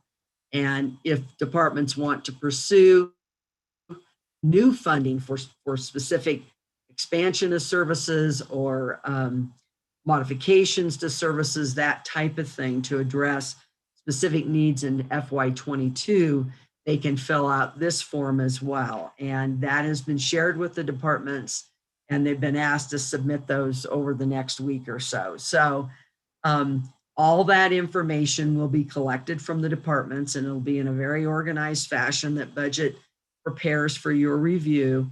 Initially, it's a review process, of course, by the county manager, and the county manager meetings that includes both the executive team, county manager, Joanne, and myself, as well as key people within the finance department, Siri, John Comer, and Nicole Harris, who are the budget analysts. And those are the people who are working directly right now with the departments to gather this information. So we'll go through that information during the county manager meetings. Coming out of those county manager meetings will be a recommendation to the board for the FY22 budget. And then that will be presented to you. You will go through and meet with all the individual departments as well, and including, of course, the elected officials that lead specific departments that you're aware of, like the sheriff, county attorney, et cetera. And you'll go through and hear directly from them as well what they're requesting and what their vision is and so forth for the future. This year, we're going to come out of this process with a really a 5-year vision on where do the departments see themselves going. And I think this is going to position the board to be able to make, I think, very good decisions moving forward. So that's important to understand in terms of that overall process. Again, we do the county manager meetings. There is a recommendation that comes out of that goes forward to the board. The board conducts its processes. Then ultimately you'll make a decision as to how you want to allocate funds. Now, two key pieces in this process are the revenue forecast that is used, not only for fiscal year 22, but the future years. As I think everyone's aware, and I don't know, Supervisor Vasquez, if Siri's had an opportunity to sit down with you yet, but if she hasn't, she will. And the county developed back starting in 2007, a pretty sophisticated and very, what I believe is a very tried and true budget process now, that how we look at revenues. And part of what Siri will be doing is developing, we have a methodology that was developed originally by Mike Townsend and Siri. Siri was a part of this process. And that does basically an analysis, and it looks at what would we consider excess revenues over the fiscal year 22 cycle, financial cycle. What would we expect? And there's an analysis that's done. And those revenues are looked at in two different ways. One is recurring revenues that we would expect to continue to recur into the future. And then revenues that we would expect to be only one time. They're going to occur in that fiscal year, and we would not expect them to extend into the future. And there's an amount generated for each of those. And so that's one process that Siri and her team will be undertaking. And that information will be shared with the county manager initially, and then also, of course, with the board. And the board, the county manager recommendation, the board recommendation will relate to those two figures. It really is based, we look at those two figures, again, recurring and one time. Then in addition to that, Siri's also going to be revisiting the revenue forecast for FY22 and into the future. As you're well aware, last May, when the board was faced with approving a budget for this fiscal year, for fiscal year 21, the circumstances were very dire at that time. I mean, you just saw the graphs. We had experienced very severe drops in revenue. And coming out of that process, there was a decision as for fiscal year 21 and several years going forward to take a very conservative approach to what was going to be expected relative to revenues. And so we've seen an evolution of those revenues, as you just saw in those graphs, where revenues now are performing very similarly to they did pre-COVID. And so Siri's going to be revisiting what do we anticipate in terms of both revenue growth and or declines over this period, specifically looking at FY22 as well as looking out in the future. One key question that's got to be answered in this process is, when would we expect a recession to occur again? Because our 10-year planning assumes within that 10-year window, there will be a 2-year period of a recession. That's been a cycle that we've seen within our economy pretty routinely over decades. We've seen, and we've also experienced, of course, the Great Recession, which was a much more significant drop that occurred starting in 2009. And so we look at all that data and we lay that out. So part of what needs to be decided is, when would we expect another recession? We've just kind of gone through, I'll say, a very awkward or unusual recession period. Certainly the end of fiscal year 2020. A year ago, we went through this went through a severe downturn, but for a short period of time. And so, what is this? It's been an evolution. So that's why you're seeing an evolution in our process, where we are, do have the ability now to consider requests for fiscal year 22. And we do have the ability to revisit, what is our forecast for revenues going forward based upon what we're seeing now. It's still a lot of unknowns. There's still a great deal of uncertainty, right? And the funding that Eric's going to speak to next, both the American Rescue Plan as well as the Public Lands Counties funds that are coming, those are one-time funds. We're going to get it over a 2-year cycle, but they are one-time funds. We don't expect to get those funds again. As I noted, those are likely once-in-a-lifetime funds, right? So very important, again, when you think about recurring. And recurring revenues, how do we expend recurring revenues? We expend them, the largest component of that is salaries and benefits, because we're a service organization. We pay people to serve people. And that's our job. That's our role in the world, right? We're a government entity that provides public services, and that's done through people. And so that is why that is the largest component of our expenses, and that is a reoccurring expense at that base level. So anyway, that gives you some sense of the overview here. And I just kind of walked through a few slides here, just again, walking through that process of what this is going to look like. And when that initial session with the board, when we kick off the board budget hearings, again, Siri will be presenting, what is expected in terms of recurring and one-time revenues, what is the forecasting of those revenues. And you'll go through that information that's been submitted by the departments. And she'll also be presenting, the anticipated 10-year plan based upon what's being recommended by the county manager coming into this process. So So that gives you a good sense. And again, we're going through this process of securing requests for 22. Another piece that Siri and her team is working on right now is really what we're kind of calling truing up the county budget. Last year, because of the severe reduction that we had seen in revenues and the reduction in the overall budget for last year, we moved some expenditures that are really recurring expenditures to one time. A good example of that is our Microsoft 365 license cost, which is several $100,000 of cost, and we moved that to a one-time. That was to be able to account for the expected reduction in revenue. So rather than considering that a reoccurring expense, we considered it a one-time expense.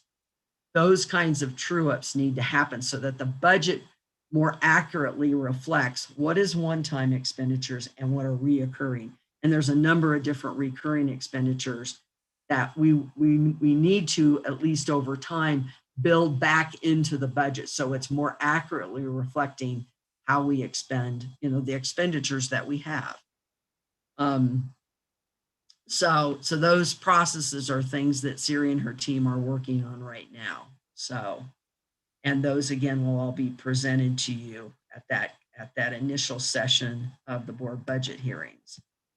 So with that, I can stop sharing here, and there we go. Thank you, Eric, for helping with that. So I'm happy to answer any questions on that process. I know that's an overview. The plan is to meet individually with each of the board members to walk through the budget process with you again in more detail, so that going into the board budget hearings, you have a really good sense of what that process is going to look like. And as we launch that, you've got hopefully a good comfort level in moving into this process, because this is a big process. It's very time intensive and very important, obviously. So thank you. Yeah, let me snag it for a minute, and then I'll go to the board for questions on this. We're not expecting y'all to get it overnight on this. What we're doing is a high level, outline the process, give you a first view of it, and there will be more detailed aspects that will unfold. Most important piece after this is county manager going around to meet individually with staff with you to give you a more detailed understanding of how the process works, why we pause at certain phases, what the recommendations are, and then you'll start to see some of the formula components, the cost and what we're considering. So you're going to get this in pieces so that as we go into our hearings, it'll help you better understand it. It's a lot to take on, very important in terms of schedule.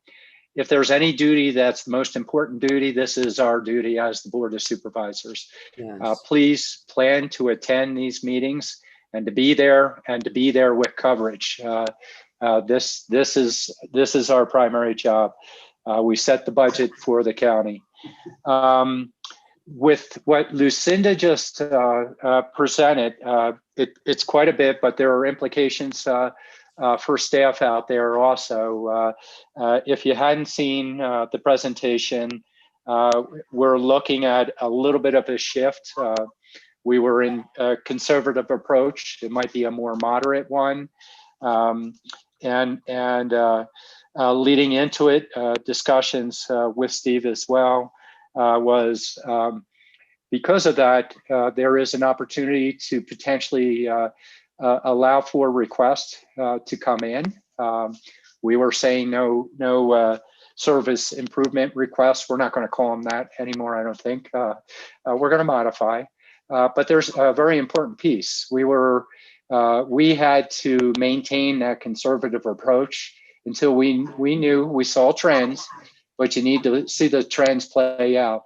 As these trends play out, it allows for a broader discussion for staff during the budget meetings, when you have the county manager meetings for that, and you have that extra form in there. So a couple pieces that are going on with that.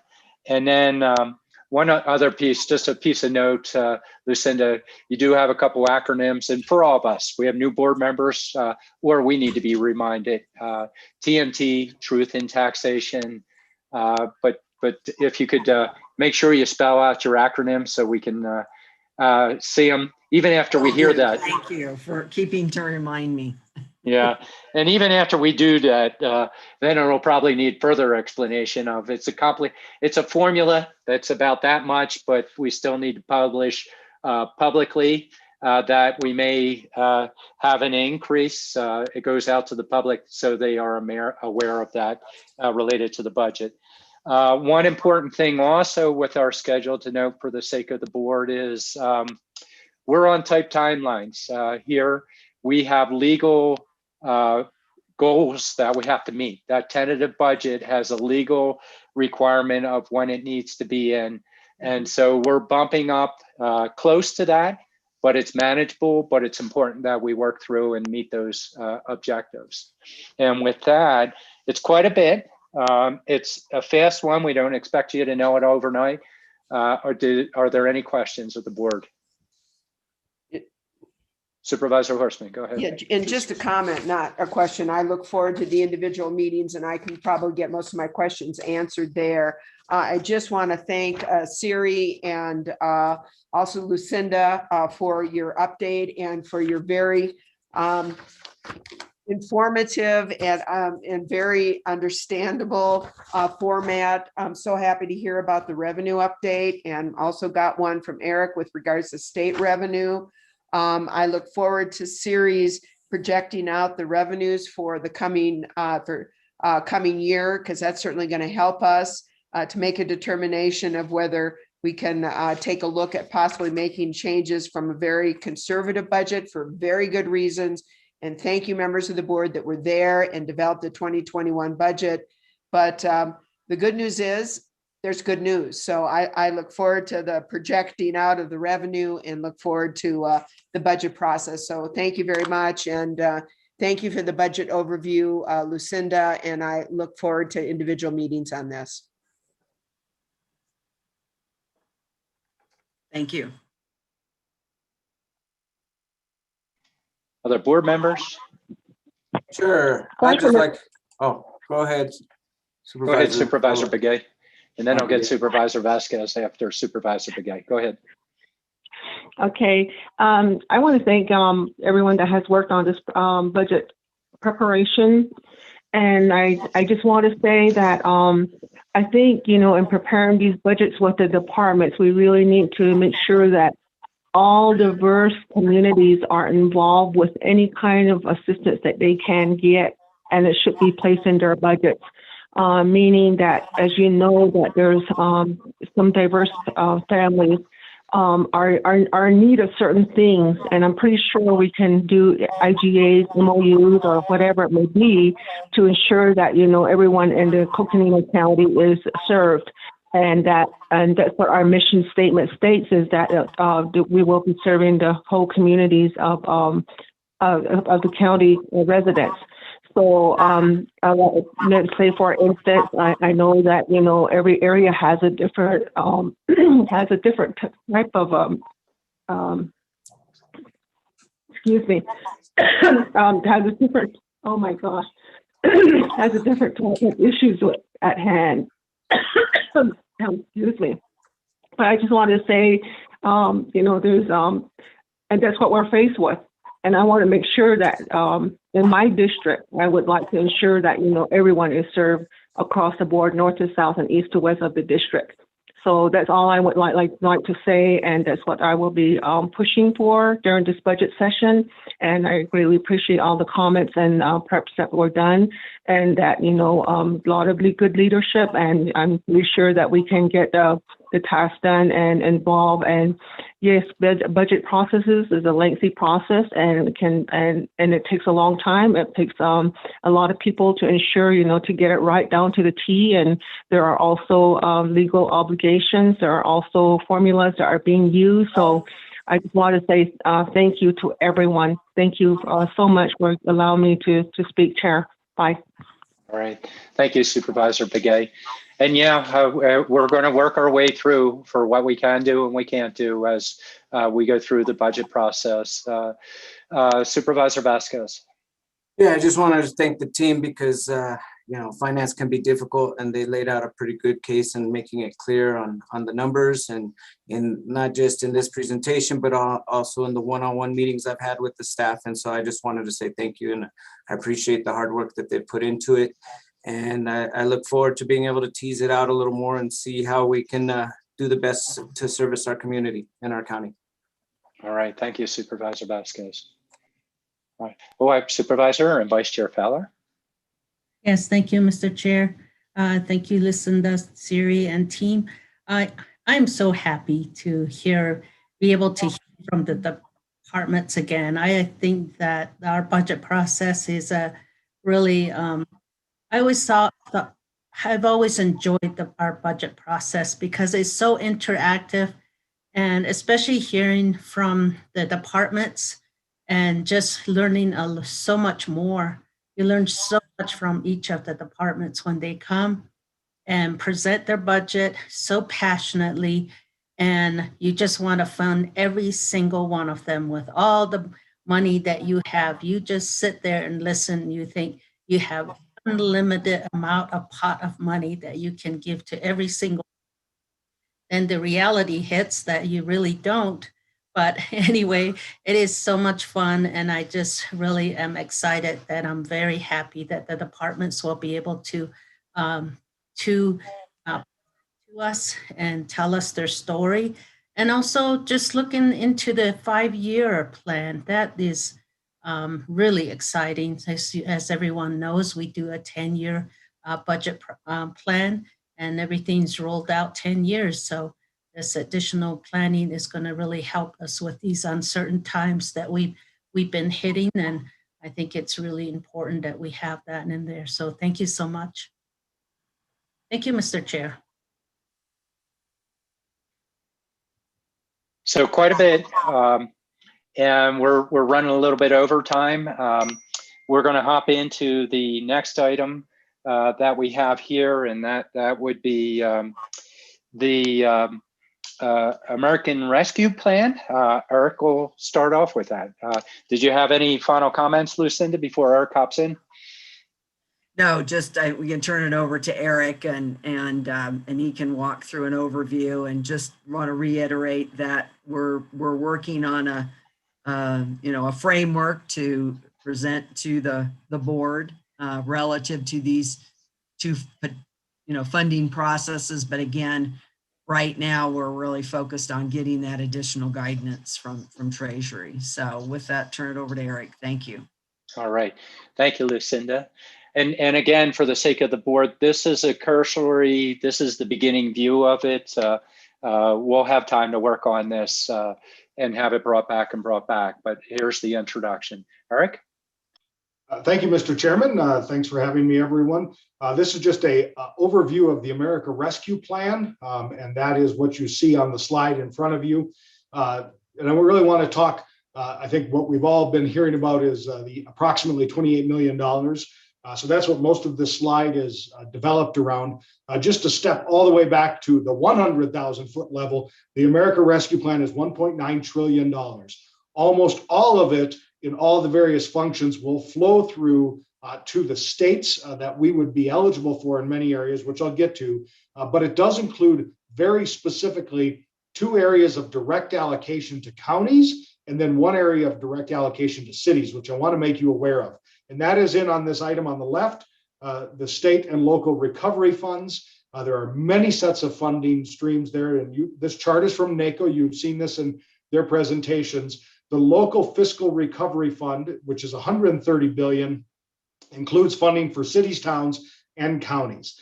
And of that, 65.1 billion is provided directly to counties, not through the state, direct to us, based on population. That number is estimated to be 27.8 million. You see the number there. I just want to bring you up to speed. The city of Flagstaff has a direct aid allocation of approximately $15 million through this funding. And the rest of our cities and towns, Page, Williams, Sedona, Tucson, and Fredonia, will have, based on population, there's 19.5 billion nationwide. It flows to the states, but the state can't intercept it. It's just simply a pass-through, and they will have monies flowing. Together, between Flagstaff and the rest of our cities and towns, it'll be over $20 million that will flow as part of the ARP, the America Rescue Plan. I will get to this other blue box here. That's the revenue share. That's our second piece of slide. And that is a different pot of money that is direct aid to the county. We'll explain that in a second. So we have this 27 million, almost $28 million will come in two tranches. That's the word the government used. Think of it as payments. Two payments to us directly from the U.S. Treasury. The first one will be within the next 50 days made to the county of under 15 million. It'll be half of this amount. And then the second payment 1 year out from the date of the first payment. So this will be one-time funding split across those two payments provided directly to the counties and to our county. We are waiting on, and there is, and we provided the specific language from in the Congressional Act within the America Rescue Plan, but the most key piece of this is Treasury guidance. Will determine really the allowable uses and then the reporting and requirements that we know will be part of this funding. And let me just give you the brief overview. We know that we can, right now, there is a camp of us that have a very wide view of the potential uses of this funding and a very narrow view of the potentials of this funding. That's what the guidance helps us get to is what is the allowable uses and the total overall use of this funding. And it is a major windfall for us. And so obviously the board, as you make decision frameworks, you need to have that guidance before you even contemplate any of that framework and such. NACO has provided letters already to the Treasury based on input from the counties to help guide that guidance in on how it's developed. So we'll be playing a close key piece of that. I also wanted to highlight, Mr. Chairman and members, briefly, what you see in the blue box there on the right is all the other areas of funding. These will all go through the states to various departments, including potentially county departments, to be utilized in the areas of stakeholder concern for your districts. This is major funding and then just briefly, the JLBC has estimated, such as in education, we look at those numbers, Arizona alone will get about 3.5 billion in education. When we look at health services, about 1.7 billion to Arizona, human services, 1.1 billion. So as you begin to think about the money that has come to the county in this direct aid, also know there are large segments of other funds that should, but maybe the better word is could flow to the county in these other areas. Part of that reason is, as we have all gone through this consternation with the state about adequate funding flowing from the state through to the counties, we will have to continue in advocacy to make sure these items flow down to us as an agency designed to help provide those services. There is significant help for neighbors and individuals in our community. Obviously, the stimulus checks are starting to hit. There is also unemployment benefits that have been added, and then lots of money added to the emergency rental assistance program. And we do have word that the federal government is, through the president's executive orders, is looking to extend the eviction moratorium, which is scheduled, which will go away shortly. And that will need that action to help prevent evictions. But we are also going to make a significant efforts to try to get people signed up into emergency rental assistance. There's also good news on FEMA reimbursements. The president has waived all state and local cost shares So 100% reimbursement for a period from this president's term. That does not count the first 10 months of the response. So lots of advancements there, lots of good things in this package. But again, specific to the American Rescue Plan, to the direct and flexible aid that we advocated for, a great windfall, but we need more information, at least our recommendation, before you start to make a framework about where those funds will go. But please do remember, they are one-time funds. We will not see this in 4 years unless Congress acts again, and we cannot depend on them ongoing. So, Mr. Chairman, I'll stop there before we move into the public lands revenue sharing conversation. All right, and that's a pause. It's quite a bit. Pausing for a moment to see if we have questions, and I'm sure we will. We're not going to figure all these categories out. We don't even have governance or guidance, I guess I should say, not governance. Questions or comments at this point? We're going to keep going through it. Go ahead, Supervisor Horstman.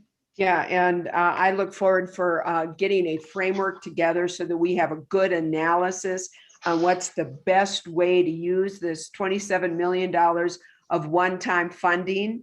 And by the way, I don't see this as a windfall. I see this as a necessary catch-up.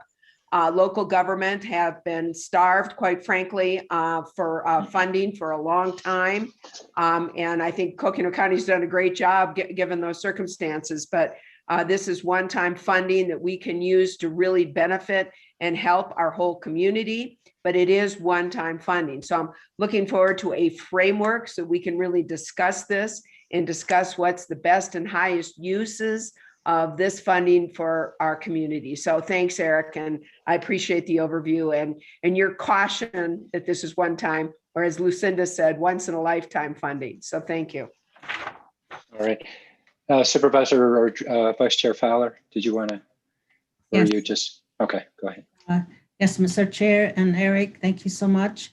And I'm very happy that this is not this portion of the funding that's coming through for counties is not going through the state. We struggle so much with the first funding that came through that ours went right through the state, and we had to really advocate to get some of that money. So I'm really happy about that, and it's more direct, and with the guidelines from Treasury, we'll see how we can use it. I just want to add to that as we prepare taxes, I want to just inform people that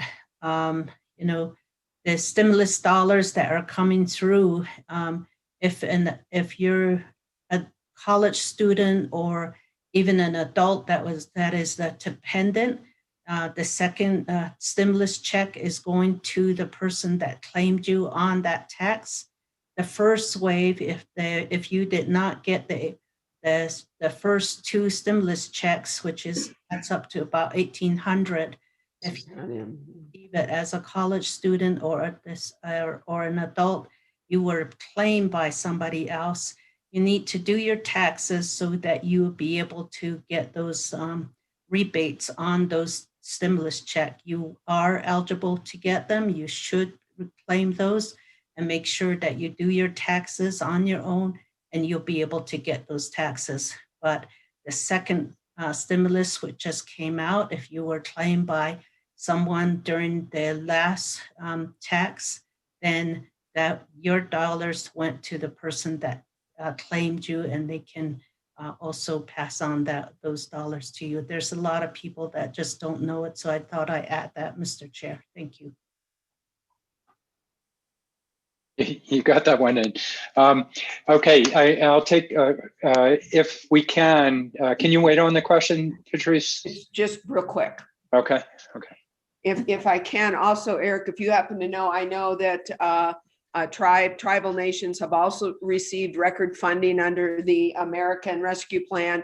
Do you have any idea what that our local Navajo Nation and Hopi Nation, the funding going to them? Tip of my tongue, I do not, but I will get it while we're in the meeting here. Thank you. That'd be great to get that. Yeah, we have 6 tribes within our county. It'd be great to get all 6 if we can. We'll work on it. Yeah, actually, yeah, my understanding is finally, for their sake, federal allocation is coming through, which is good. So I want to try and keep us rolling through on this. We'll go ahead and it looks like, are you done, Eric? Is Joanne up next? Is that what I'm looking at here? I've got this one on the Okay. public lands real quick. And in some documents, and I've got the slide up, this is an extra 1.5 billion to counties with public lands that was added in the Senate version that made it through, obviously, to enactment. You've seen this some places as forested counties. We should probably strike that language. It's a public lands formula basis. So counties with public lands, and that's really key. And I'll get to that in a second why. So we're going to get 1.5 billion counties. It's about 1,900 with public lands in FY 22 and 23. That's federal fiscal year. And they call them revenue share counties. That's the term in the federal lingo. There is also 500 million going each of those years to tribal governments. We don't know anything about how this money will come to us other than Treasury has to write a formula. They couldn't write the formula in the bill because then it wouldn't be a reconciliation item for the Senate to pass it. So Treasury has to write this formula. It has to include these functions: poverty rates, household income, land values, unemployment, other economic factors for a 20-year period ending September 30th of this year, and then looking back 20 years from that date. Also, we know, because we've talked to NACO, and they certainly were involved in this with Senator Wyden's involvement, there is a goal to include the public land portfolio of a county in that formula. For us, that is a huge number. Over 88% of our county is in public lands, publicly held by some entities. However, we are beginning advocacy, and not in competition with NACO, but we need to be clear that there will be forces that will not want to count the tribal lands as public lands as part of that portfolio, because the tribes are getting land monies outside of what is coming to the county. I think all the folks here will understand, when you add up the tribal land within our county, that is 40% of the land mass of Coconino County. And so that is very important to include for our allocation, the monies we receive, not to the detriment of the tribe. They have a separate pot, but that tribal land is included in the formula for public lands for the allotment we receive. And I know this will pop a question. Mr. Chair. Yeah. I will say that public lands, tribal lands are not public lands. So, and you know that, Eric, but I just thought I'd add that in. Thank you. Okay, go ahead, Eric. So we do not know the uses of this that will be allowed, but the Congress was clear and said we could use it for any government purpose other than lobbying, and we'll need periodic reporting requirements. So again, that is the public lands fund of 1.5 billion that will be paid over the next 2 years to counties with public lands. Okay. So is that your presentation associated with that, Eric? Okay. And, you know, as we do further analysis, knowing that we do have forested areas that, you know, we have resource challenges, et cetera, you know, there may be opportunities there. Looks like Lucinda, you're up next. Yeah, I just wanted to comment on this frame of public lands. I think that, you know, and Eric, you correct me if I'm wrong, but really the way the perspective of this is that there are lands within the county that do not pay property taxes. And this was, you know, this is really referencing, you know, public lands, the PILT funding. Now I just lost that, what acronym. We use these acronyms as Chair says all the time. And secure rural schools. That was really an attempt to address the fact that there are lands within counties that do not pay property taxes, such as forested lands, BLM lands, tribal lands. And so it doesn't mean that the land is open to public access. That's one element, but the definition relative to this is really whether or not it's contributing revenue directly to counties through various mechanisms. And part of this was that at one time the forested counties got a great deal of revenue off the forests, and these were replacement mechanisms for that, as well as other taxes that were not being paid. So it doesn't mean that they're open to the public. So there's a distinction there, and you're correct. Tribal lands are not open to the public. They're tribal lands, they're sovereign lands. So that's the distinction relative to this funding source. So thank you. I want to move us on.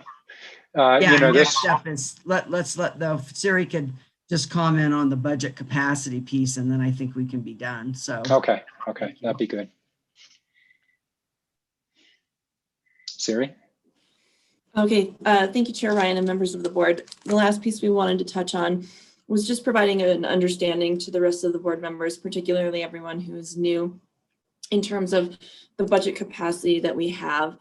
There is a statute, 42-17-106, and I'll just try and paraphrase it, that says that the county cannot spend money in excess of the amount stated for each purpose, regardless of whether the county has revenue in excess of the amount needed to fund the budget. And the interpretation of that has been that once the county sets the tentative budget, we cannot exceed that total amount of spending regardless of the resources that come into the budget. So if we have federal revenues or if we have state revenues that come in and we did not plan for them and we did not set enough in our budget for expenditures to expend them, then we are not allowed to proceed with expending them in the current fiscal year without violating that budget statute. And for fiscal year 21, while the county always typically does set aside funds for unanticipated or unawarded grants, the amount that was planned for this fiscal year in the unawarded grant in total was around $10 million. And so when we look at $28 million, that's or even if 50% came in, or 14 million, that is in excess of the amount that we planned for. And in addition, we also proceeded with the public safety retirement debt restructure earlier this morning. And one thing you'll see on the next board item, and the next board agenda rather, is a request to do a budget amendment to reduce the budget capacity in other funds in order to create the debt service fund for that. The payment to PSPRS also falls under that total spending limit. So we had to work with departments across the county to find where they had budget authority that we basically could reduce from one area and move into the public safety retirement system debt fund in order to make the deposit to PSPRS of the debt funds that we will receive and stay within that expenditure authority or that total limit. And so with that, then that really took away any flexibility we have for any other new funding coming in order to have the debt capacity basically to spend it. Now, I know that they're hoping to work on that and maybe get some relief on that language specific for fiscal year 2021. But as it stands right now, if we were to receive the federal dollars this fiscal year, we would have to hold off and plan for them in fiscal year 22 budget in order to avoid exceeding our total spending as established by our tentative budget for fiscal year 2021. Are there questions on that? Yeah, just real Go quick. ahead, please. And this is important, Chair. So I'm hoping we can get a little bit of clarification and discussion on this. So Siri, of course, I didn't know that when we passed the prior, made the prior motion, but I don't see a problem. The fiscal year's coming up pretty quickly. I would hope, and hope maybe Eric knows this, is CSA or others trying to lobby some changes with the legislature on this? Because this seems, it's not just Coconino County, it's every county, and quite frankly, every municipality that is going to be affected by this. So is there legislation that's being introduced on this? Mr. Chairman and members, yes, CSA is engaging in that, asking for some session law changes. Obviously, the FY22 budget limit, we can deal with. It's this period of the unexpected. I will we'll go through that process. We'll encounter some resistance. So you're aware there is some other county resistance as well. Some of your colleagues not necessarily as keen on spending money as others may be. So we are, in the coalition of all things, we're working our best to make it possible. Wow. we don't have a framework yet on how to spend the money, so we probably have more than enough time. Is there a time limit on when this can be spent by, or when it has to be spent by? The American Madam, Recovery Act monies. that'll come in the, yeah. I Mr. didn't Chair hear and that, Eric. Supervisors, that'll come in the, sorry, can you hear me? Barely. Go ahead, Eric. Can you hear me better now? Yeah. Okay, so that will be part of the guidance. We do not know at what point. There is already some indication we'll likely be able to deposit some in interest-bearing accounts. So, you know, that guidance will determine that. Thank you.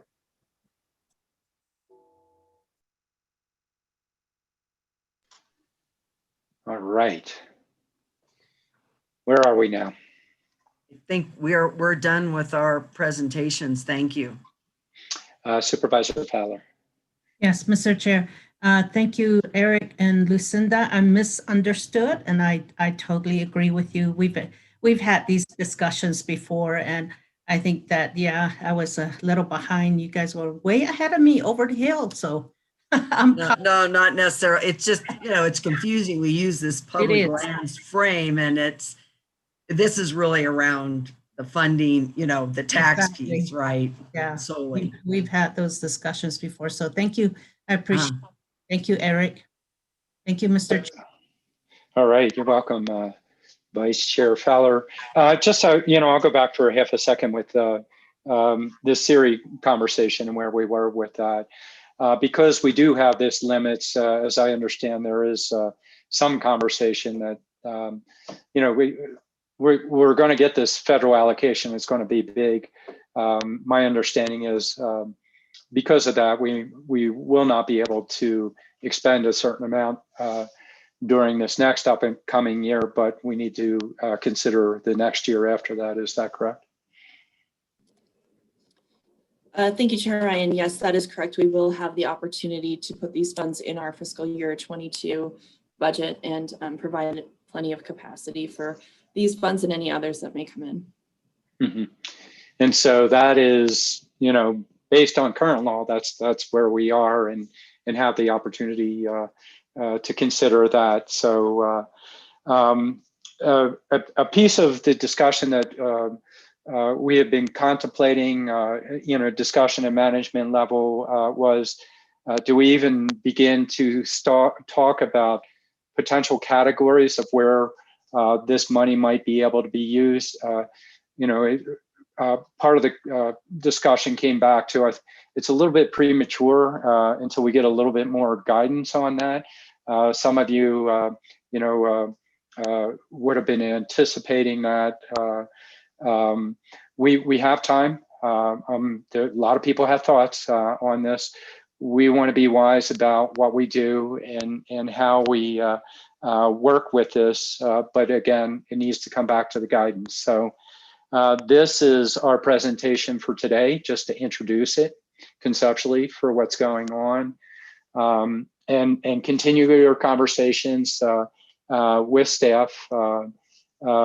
You can see a budget will be coming up pretty quick, and then we'll go through the transition of who's in the primary role. When it comes to budget, that will shift over to Steve Prahu when he steps into the management position. So again, for the board members, don't hesitate to ask staff on what's happening here. So I'll pause for the sake of board or staff. It's an introduction, but if you have any questions, any additional comments, here's an opportunity. Not seeing any or hearing any. Next item of business, and my gosh, we're almost back on time for it. Now, Kim, I think we had slated for a little bit more than a half an hour, but she was prepared to do it in 2 minutes if she couldn't do it in a half an hour. But we have a presentation and discussion and update and possible action regarding Coconino County response to COVID-19 pandemic, including testing, vaccine distribution, and partnership opportunities. And so next up, was Jimmy going to hop on this first, or are you starting it off, Kim? Jimmy? I am ready, but if Jimmy has some comments, please. No, Chair Ryan, thank you for the time. You all received the situation report from I.C. Musselman last night. That included the presentation she's going to give today. And I want to say thank you again to Kim and to Erica Shaw and the COVID response team for putting this together and all the work that you all continue to do so diligently. So thank you, Chair Ryan. I.C. Musselman. All right. Go ahead, Kim. Thank you, Chair and Supervisors. Good morning. I will move through these things quickly, certainly in the interest of time. And if there are questions, of course, please stop me as needed. And I will pause at the end unless otherwise directed. So I wanted to just start out briefly with showing again our numbers as we are in week 10 of this current year, 2021, with our weekly report with the week ending March 13. This was the first week that we moved both our cases and our percent positivity into the moderate range. And of course, our COVID-like illness is in the minimal range. You can see that our percent positivity has gone down to 5%, which is absolutely moving in the correct direction, as well as our rate per 100,000 at 66.9. And I just want to touch on this next slide here. Certainly, before I get into a couple of other items, you can also see on here where we are heading into what will be our week ending on March 20th. If things hold, I think last night the updated report was at 55 cases total for a week ending March 20th. So we will see where we end up there, but we are still showing continued improvement in our lowering case numbers. I just want to make the statement that I've been making, I think, each week, that we continue to be cautiously optimistic and at the same time, certainly excited about the future as we continue to see numbers go down, but want to remind everyone it is not the time to throw all caution to the wind. We must continue to maintain our vigilance with respect to patients in allowing for a significant amount of time to continue to let this trend move forward, especially in light of the recent return from spring break. Many people traveled in various locations. And of course, our schools returned in person, which is incredibly exciting, returned in person yesterday. So we will be watching how our numbers progress over the next couple of weeks. If we remain in moderate through the week ending March 20th, we will then officially move into the moderate community transmission. Right now it is showing, because we are in there, we are in moderate. However, you must have 2 consecutive weeks. So our community transmission status is still substantial this week. When we have our report on Friday and compile the final numbers, if they continue to reflect the way that they are, then we will officially be moving into moderate, which will be the first time since way back in September. And when you put that into perspective, that was, well over 6 months ago. And so it's been a long road in terms of being in that substantial community transmission. Next slide, please. So with that, I wanted to just kind of touch on how that, where we are with our transmission and where that folds into our county re-entry planning. We have our next county re-entry council meeting is tomorrow morning, which we will be getting back with the group of all of the representatives that are from each of the departments and elected offices that have been designated to that committee. And we are going to be reviewing, a survey had gone out to our staff at the county asking about vaccinations, whether or not they had it. It was an anonymous survey, trying to just get a sense of those that had taken advantage of being vaccinated, if they were still in process, maybe had received 1 vaccination pending their 2nd dose. Others who were still planning to get vaccinated, but were waiting for other reasons. And then those that were indicating that they did not intend to get vaccinated. And so we're going to be sharing those results and talking with the reentry committee, in addition to getting some more information from them in terms of their perspectives on the implications of these trends, certainly the moderate transmission that we are likely to be moving into, and then discussing pending transition of our county operations to phase 2 and what that looks like, and really keeping at the forefront, which I know in prior conversations with the board have seemingly had support from the board in terms of discussions with our departments about what that looks like, and certainly still keeping a cautious and approach to this.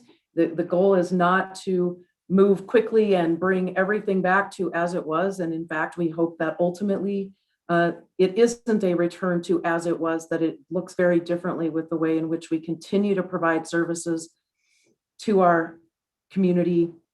And certainly with respect to representing HHS, it still continues to be about meeting our clients where they're at and not returning to bringing everyone back into public buildings to be in waiting rooms and to have to be meeting in person, but of course, being respectful, and also the opportunity of bringing some sense of that back where it's appropriate. So we're going to be having that discussion with the Reentry Council meeting tomorrow. I did want to share with you all as well, the City of Flagstaff's Reentry Committee. They're not going to be meeting until next week.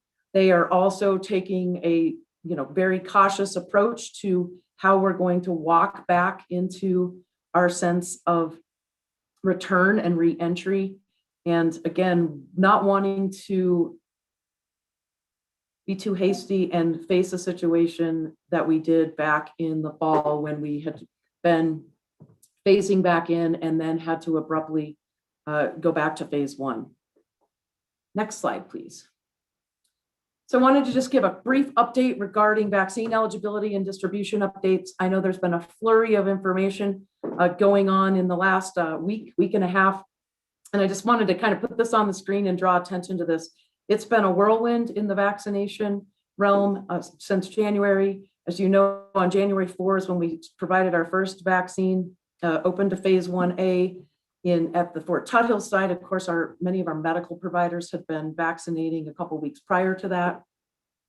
We quickly moved by January 8th to our 1B priority group. And then right away, a couple weeks later, moving on to all of phase 1B. And then a couple more weeks later was on to 1B and including the 55 and older. And then last week, a week and a half ago, went to including 1C. And then as of just this past Friday, for effective Monday, adding and going to all people 18 and older eligible to receive vaccine in Coconino County. And I just point that out. We haven't even completed a full 3 months of vaccinations, and wow, look where we've come. And it's super exciting that we are making such significant progress with our vaccinations, and continue to look forward to getting even more vaccine. And I'll be sharing with you in just a minute some additional updates. The vaccinations of individuals of 16 to 18 years old, I've been asked several times in the last couple of days since our move to 18 and older. What about the 16 to 18-year-olds? And until we have Pfizer available in Coconino County again, that is the only vaccine that is approved for use by those 16 to 18-year-olds. And as we continue some conversations around our state pod site, the likelihood of getting Pfizer here increases significantly. And as you all are aware, and if you want to go ahead and jump to the next screen, please, we have been having those discussions about the NAU pod site. I actually have another meeting this afternoon at 4 p.m. We are still looking at a tentative launch date of April 19th. There are still lots and lots of logistics to discuss and work out with the state, with NAU and DEMA as well, and what that will look like. But the indications are that the intent is to have Pfizer be the vaccine that will be distributed from that location, which for our community and the northern region will be huge, as it will bring the ability to have that Pfizer vaccine, which will allow us to vaccinate those 16 to 18-year-olds in addition to everyone, all the other adults and general public. That I will be bringing you more details about that after that meeting and sharing with you. Also continuing to work from the incident command side and HHS side of the response, looking at the next phase of vaccination operations and what they look like. That with respect to the potential of the NAU pod, certainly also transition discussions with Northern Arizona Healthcare and their Elks Lodge site. They've been an incredible partner. And in fact, despite, I think most of you heard, despite many of their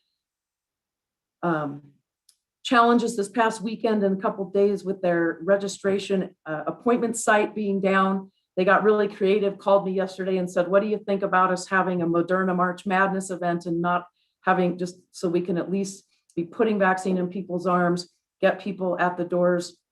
And so we said, absolutely, run with it. So if there are others, I haven't had a chance to check in with them yet today to see how it's going over there. And anyone can go over there with that is living or working in Coconino County and get a vaccine while they have a vaccine supply there today from and up and until 2:30. They're asking folks to arrive prior to 2:30 to be able to accommodate their vaccination schedule. So with that being said, we're also talking to them about those transitions that may be occurring here in the very near future with respect to the Elks Lodge, wanting to be able to utilize their facility for other things other than vaccinations. So we have a lot to talk about and decisions to make around timing, and also ensuring that we continue to have access and encouraging everyone to get vaccinated so that we can reach that community immunity, as we like to be referring to it. So our allocation process as we go through this is also going to be transitioning here in the near future. We don't know yet from ADHS. As you all are aware, we continue to be the allocator out to all of our partner entities, as well as to ourselves, for the vaccine as it becomes available. We are told, hopefully here in early to mid-April, that will likely change, where anyone who is onboarded and eligible to be administering vaccine will be able to directly request the amount of vaccine that they would like so that they can administer it from their locations. So I hope to be bringing you more information about that as well. So that will also change a lot of things that are going on. A couple quick pieces, and I'm not going to give a whole lot around this, just in the interest of time. The federal pharmacy program continues to roll out vaccine. They've delivered just under 7,000 doses to Coconino County pharmacies as of March 18th, and that was our most updated federal pharmacy program information. And there are additional pharmacies participating in awaiting vaccine, which will likely change pretty significantly this week, as we hope to see increases continue in vaccine allocation. And then lastly, with respect to the updates around this piece, the long-term care assisted living groups, 6 facilities in Coconino County have been fully vaccinated, and 30 remaining facilities will be vaccinated by April 3rd. So that's super exciting that those pieces will be, those facilities will have had access to vaccination. Next slide, please. Couple of just highlights with respect to mobile vaccination events. The Encompass Healthcare will be back in Fredonia on March 29th at the Senior Center, providing vaccinations in that community to all who are 18 and older. And on April 1st, our North Country Healthcare partners are going to be hosting an event at the Williams Senior Center with the planned return for the second dose on April 29th. And they're also going to North Country Healthcare planning a 417 broader Williams event. More information to come on that once we have it. And then on 417, our HHS and vaccination team are working together with the Interfaith Council and San Francisco de Assis to offer a specific Saturday event for vaccination that will just have on-site registration. There will not be any pre-registration required. We're working closely with those partners in order to get this planned and appropriately messaged so that we can have significant outreach to our Hispanic communities and make sure that we are giving access to and throughout our communities and county. So just briefly, and I know you all received this in your situation report as well, just posting up here information about our allocation so far to date. You can see our total vaccine allocated as of last week was just over 67,000 doses. And we have been receiving over the last couple of weeks, 7,000 new dose allocation with a little bit of a small amount of Johnson & Johnson that we received this past week. We're hoping that that is also going to significantly increase this week, if not this week, in the coming next week or so. And then this is just a quick little snapshot of our pharmacy vaccine locations. This is through the federal pharmacy program. Just wanted to give you a quick little visual. Again, this was also included information in your situation report with respect to the pharmacies that have received doses. And these are cumulative doses that these specific pharmacies have received. There's the one in Page, as well as the pharmacy in Williams, the Safeway pharmacy in Williams. And I will add that the pharmacy in Williams had also received additional vaccine as they had made some specific allocation requests to the county. So we had also sent them additional vaccine. And it does appear that the Safeway pharmacy on Highway 89 also received 100 doses of Johnson & Johnson vaccine. So we look forward to this also continuing as the federal pharmacy program ramps up in the very near coming weeks. The last couple things I wanted to touch on is just a brief note regarding the school updates. Lots of information going on, lots of work being done by the teams here at HHS and working with our schools and our liaisons. Of course, they returned to in-person instruction yesterday. Lots of conversations have gone out with our HHS school outbreak response team. We stand ready to assist schools with this transition. There are some really great school partners who have become exceptionally knowledgeable about what they need to do to report outbreaks and positive cases as they are likely to occur as we have folks back together. And just wanted to share on our website update, there is a post that this is a little clip of that indicates case reporting for schools, shelters, and childcare. And it explains where that is within respect to the emergency order. And then also a link directly to where they need to report any of those outbreaks. And then our teams here at HHS respond to them in short order to assist in any other mitigation, quarantine, isolation instruction that is needed. And that was all shared with the schools on March 18th as a reminder to that process. So that is what I have today. I just want to circle back with the key takeaways and then turn it back to you, Chair Ryan, for any questions from the board. At this point in time, we have continued operational transition planning, as I indicated, a lot of moving parts and pieces. We continue to have our FEMA staff, our National Guard staff, and others assisting us at our vaccination site at Fort Tuthill. We are administering approximately 500 plus doses of vaccine 6 days a week. We continue with our Wednesday evening, later start 10 a.m. to 7 p.m. evening hours, and then also our Saturday hours for vaccination at this time to provide greater coverage with respect to the time that we are open, and that we intend to continue with that schedule until we have operations and planning in place with respect to the state pod. And then we will be looking at what that transition looks like when the state pod comes on, and how we as a county transition to doing other types of mobile events, scaling our operations differently than they currently exist at Fort Tuthill. But much of that is still yet to be determined.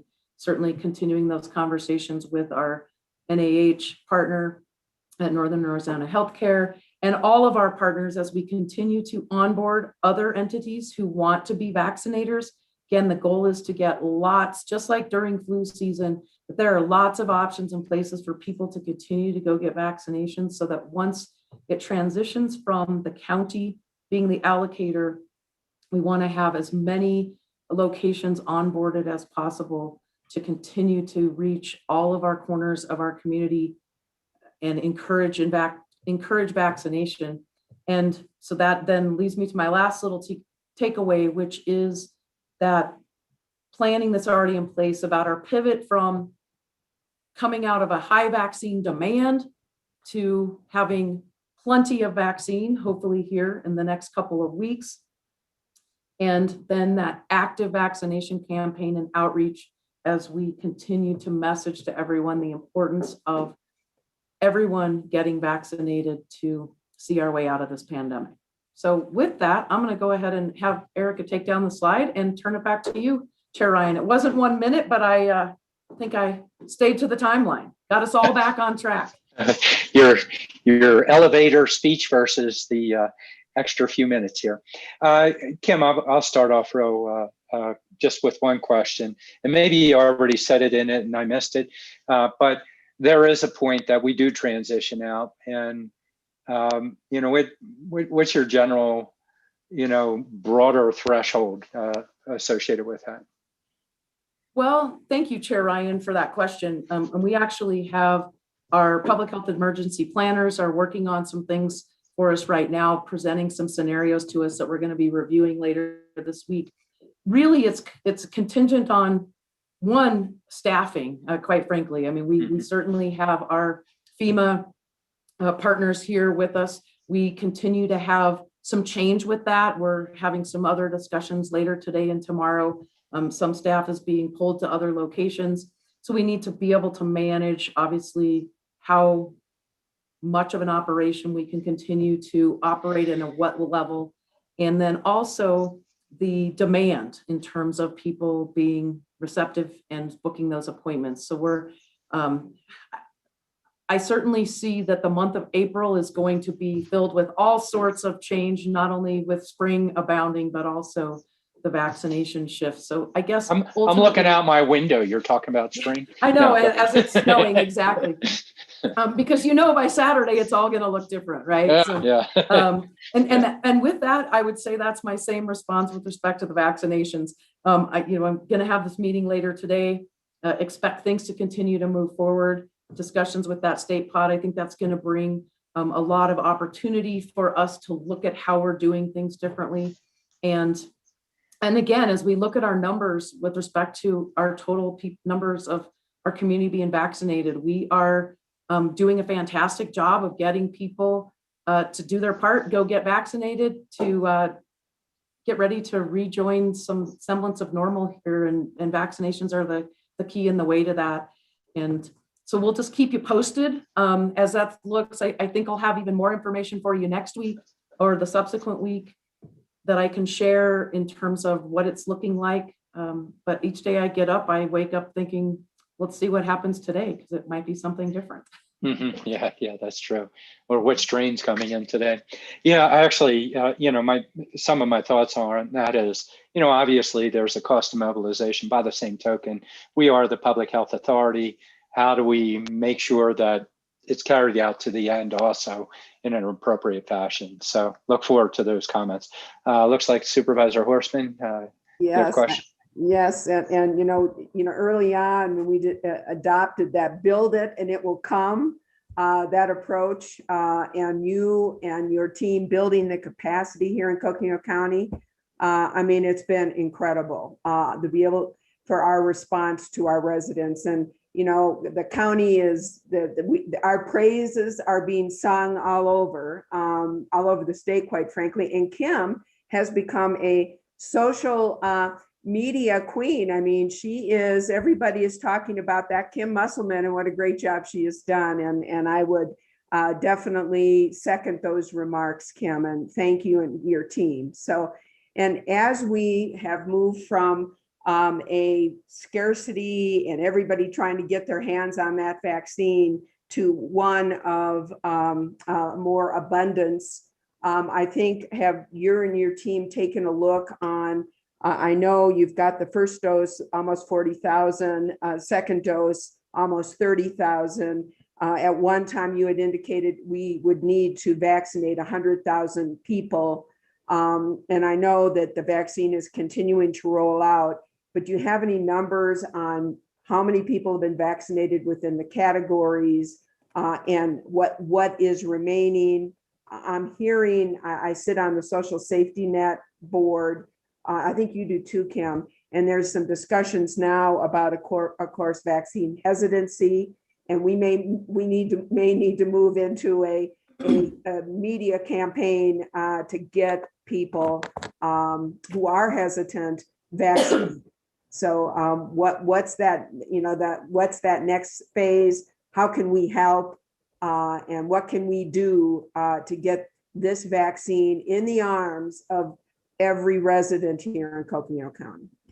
Yeah, thank you, Chair Ryan, Supervisor Horstman, and thank you for your kind words. And again, it is not just me, it is all of our team. They're amazing.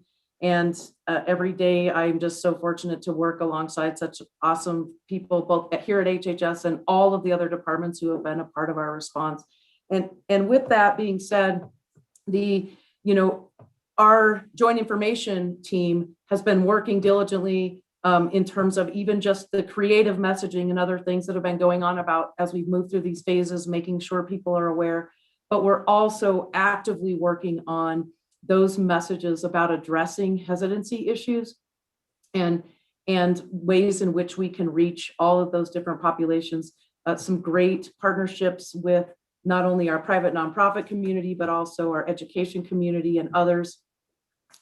And so I guess at this point in time, I would, to your ask, Supervisor, about what can you do to help, each of you continue in your circles to be the champions for that vaccination and getting there, bringing to our attention if there are some specific, entities that you hear about. We've got lots of people who are good at sharing our message.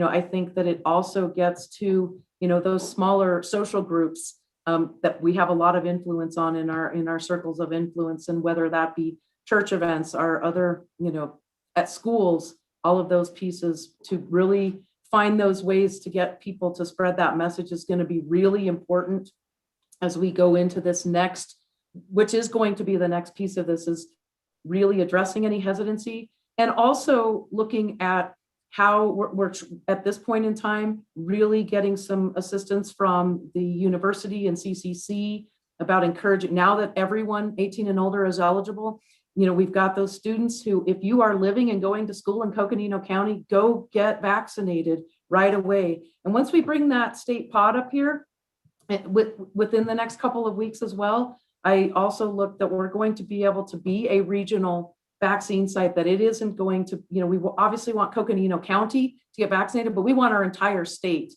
to be vaccinated. And so we're going to be, by bringing that state pod, that will bring not only hopefully the Pfizer vaccine and open it up to that 16 and older category, but also allow others from wherever that theirs can come and be vaccinated as they are here, and as we continue to hopefully get more options of vaccine types. And just to follow up, do you have any numbers on just, the 1A, the percentage of 1A folks that have been vaccinated, 1B that have been vaccinated, anything like that at all at this? So we have on our, thank you, Supervisor, on our website, we have the link to the state vaccine dashboard. But then we also, on our weekly reports, I know Matt and his team, our EPI team, has been trying to pull data around that. Unfortunately, we're not able to break it as well by those categories anymore because of the way in which they then change the hybrid with respect to age. But what I will do is we will get some more info, and I will highlight that the next time that we meet so that we can bring that up to the board and the public and highlight those areas that we know, because we've got some great information. Everybody can go to the website right now, look at our weekly report. We have a whole vaccine page. And if you look down below it, you'll actually see it broken by community, the numbers of people who've been vaccinated. It doesn't break it necessarily by all the age pieces. We've got some of that showing on our dashboard on our weekly report, but I'll highlight that next time. That'd be great. And, also maybe recruit the diversity consuls to do outreach as well and get the message out both in their meetings and their social media posts and in those small communities like you're talking about. That's a great way to move it forward. Great, thank you. Absolutely. Yeah, I'm hoping like maybe next presentation that you speak to the, as you had been talking about prior, to some of the underserved populations and strategies on that. Just quickly taking comments from other board members, but we want to wrap up pretty soon too. I don't know, I have Vice Chair Fowler up there. What do you think, board members? Should I let her come up here? Okay. Vice Chair Fowler. Come on, I want to make a speech. I see you in that lake back there, so all right. Yeah, I'm on a boat out here. It is just amazing. It's been 1 year. So I have a text that I'm looking at right here, or actually I took a picture of a text on March 23rd at 6 p.m. Navajo Nation emergency alert. Navajo Nation is under shelter in place, essential activities only. Today, it was today, on February 7th, we started meeting with Navajo Nation. We had our staff and out in Page and working with the tour operators, the businesses out there, wondering what is this? And from there, we started realizing we had to shut our doors and go home. And it's just been amazing year. And now here we are. And at the time, we didn't know even whether to go get tested or not. We were even afraid of that. So now here we are getting vaccines and being able to, we're talking about reopening. We have come a long ways. Very traumatic experience that we have gone through.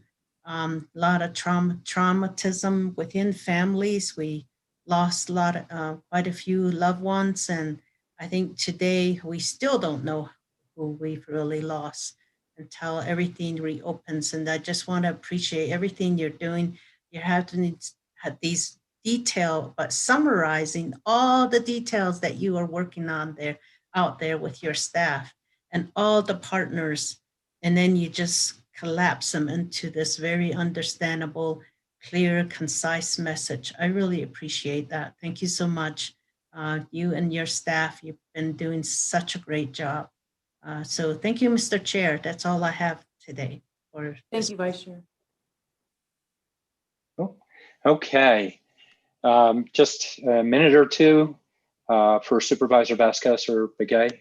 Sure, I'll go. I just wanted to once again commend the health department and its efforts, because those numbers were really impressive to see that how low the cases are now, and that's all due to the robust effort of the team and the efforts to vaccinate and to test. And so I had the opportunity to do a tour a couple of weeks ago, and I was very impressed with the operation. And so thank you, Ms. Musselman, for all your hard work and your leadership, and to the team, because they're doing a great job. And any way I can help to support putting the word out, please let me know. Thank you. Fantastic. Thank you, Supervisor. Right. Supervisor Begay. Yeah. I just want to say, and everything that everyone says as far as the board, or in support of the the vaccinations and all the planning that has come forth and up to now. It's greatly appreciated. One thing I'm finding out as I go to meet with chapter meetings and people, they're asking. Apparently, they're if you're a college student and you have to have both of your shots before you can even apply for a chapter scholarship. So I'm kind of thinking, a lot of students are at NAU, Coconino Community College, and probably other colleges here within our county. And I think we maybe have to do that because I know the deadlines are going to be coming up here shortly. And we don't want to have our students lose out on scholarships only because they don't have their first and their second shots. So with that, I'm just going to leave it with Kim and her staff. And I'm pretty sure, they would be readily available to find out a way to ensure that the students get their shots that are within our school system here. So again, want to thank everyone that has worked on this effort and with the COVID-19, and certainly it didn't take only the county, but it took the state and also the everyone in the Coconino County and in surrounding areas. Yes, we did lose family members and stuff like that, but we just need to be very extra careful again. Even though we got both of our shots, we still need to be out there, with your gloves, wearing gloves if you have to, and making sure you mask up and, take precautions. And continue washing our hands. And so we're not out of the woods to 100% yet. So I just want to say thank you to my colleagues, for sitting here and making decisions. And yes, you do have a lot of decision making that we need to do, and it's really in the best interest of our communities that we serve. And back to you, Chair Ryan, and thank you.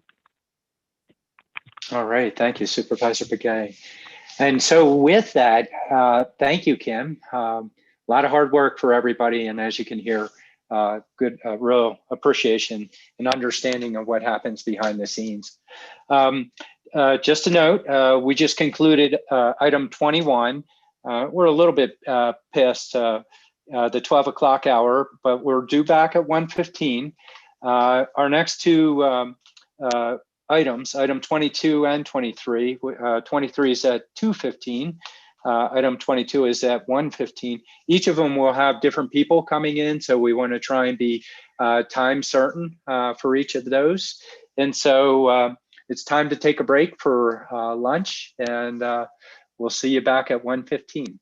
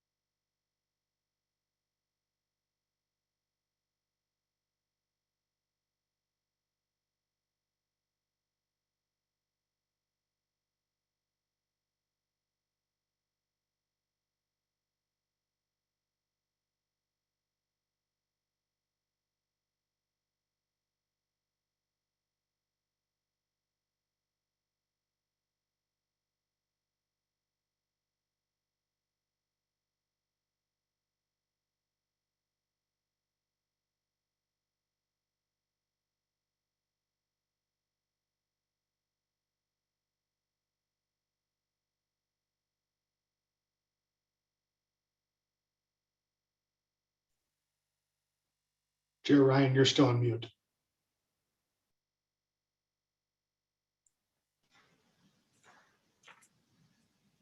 That's the fish version of it. So, how we doing? It looks like we have Supervisor Patrice Horstman. Looks Here. like, all right. And then Supervisor Lena Fowler. There she is, I think. Well, I see Supervisor Geronimo Vasquez there with a different background. All right. I am here, Mr. Chair. All right. Geronimo, we got to get District 2 photos in your background there. So, Yes, Lena, I do need you to have any figure out how snow? to make that picture. So if someone could help me, please help me. Nina, did you get any snow? We have quite a bit here in Flag. You know, I'm actually in Flagstaff. I had to come in to have a better connection, and it was raining in Tuba, though. Good news. Very good news.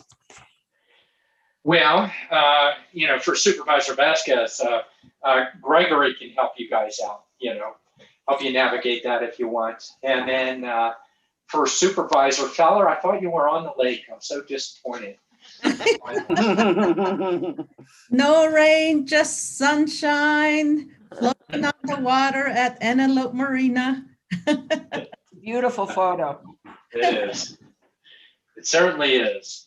Well, we're coming back into session here, and next item that we have is presentation and discussion on the annual user fee study and department recommendations.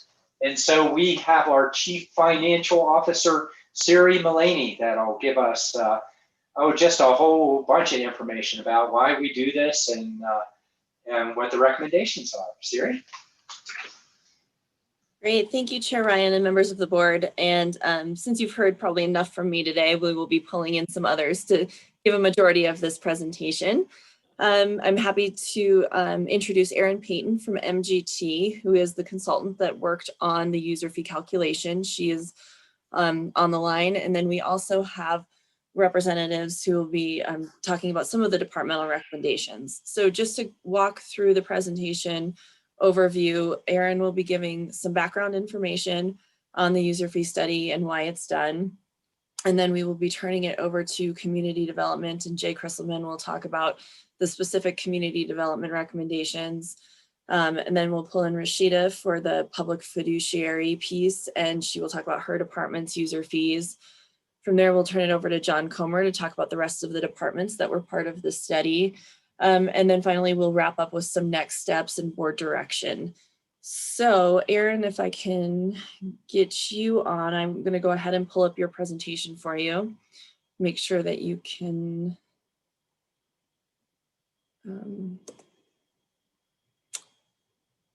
Let's see. Oh, there she is. Okay, great. Yeah. Hi, everybody. I just want to say hello, but then we'll be focusing on, I think, the presentation. All right. Well, welcome, Erin, and hello. Thank you. There we Okay. Can everybody hear me okay? The answer is yes. Okay, great. Yeah, I want to spend just a little bit of time at the start here talking about the study in general and go through some very high level results with you before we turn it over to Jay and Rashida and John to talk a little bit more in detail about some of the specifics. So Siri, if we could go to the next, yeah. So I want to give a few definitions. I thought I might go through some methodology, but that tends to put everybody right to sleep. So I think we'll bypass that, and then we'll start talking about some study findings and go into a little bit of detail by department. So what is a user fee study? A user fee service. A user fee service is one in which the applicant, whether it's a person, a business, or an organization, receives a benefit that does not accrue to non-applicants. A user fee is related to a voluntary transaction or a request for government goods or services above and beyond what is normally available to the public. And good examples of this would be issuing a building permit or providing a copy of a map or perhaps recording a document. And this is different from taxes. Taxes arise from a government's power to raise revenue and need not be related to any specific benefit, and payment is not optional. Taxes are intended to fund services and programs that are available to everyone. Public safety services are clearly a good example of what tax dollars should be funding. And the underlying philosophy behind charging user fees is that someone who receives a special service from which he or she will benefit, particularly if they benefit monetarily, should pay for the full cost of that service unless otherwise decided or determined by state or local legislation. And that last few words are kind of critical on why we are presenting this information to you today. So what is a user fee study? A user fee study is an accounting analysis. That accounting analysis has a number of goals in mind. Firstly, to define services and programs that may be considered fee for service, as opposed to what may be funded by general tax dollars. Secondly, the analysis is key to understanding what is involved in providing these services, including the tasks or the steps involved in providing each user fee activity and the staff that is involved in performing those tasks. Thirdly, we want to identify the full cost of providing user fee services, including the costs associated with that staff that are performing the service and the indirect costs that support the staff that are performing the service. And then finally, a user fee study, the goal of a user fee study is to establish revenue recovery and cost subsidy policies and decisions. So setting user fees is not just simply a cost accounting exercise, although the finance department and I would certainly consider it an essential part of the process. But it also includes policy decisions made by elected officials in determining and differentiating between those services that are paid for by general tax dollars and those that will be funded from user fees.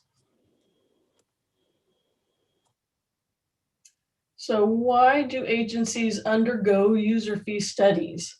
Well, there are, understanding the true cost of providing fee for service activities, there are lots of elements of costs associated with user fee services that aren't always considered.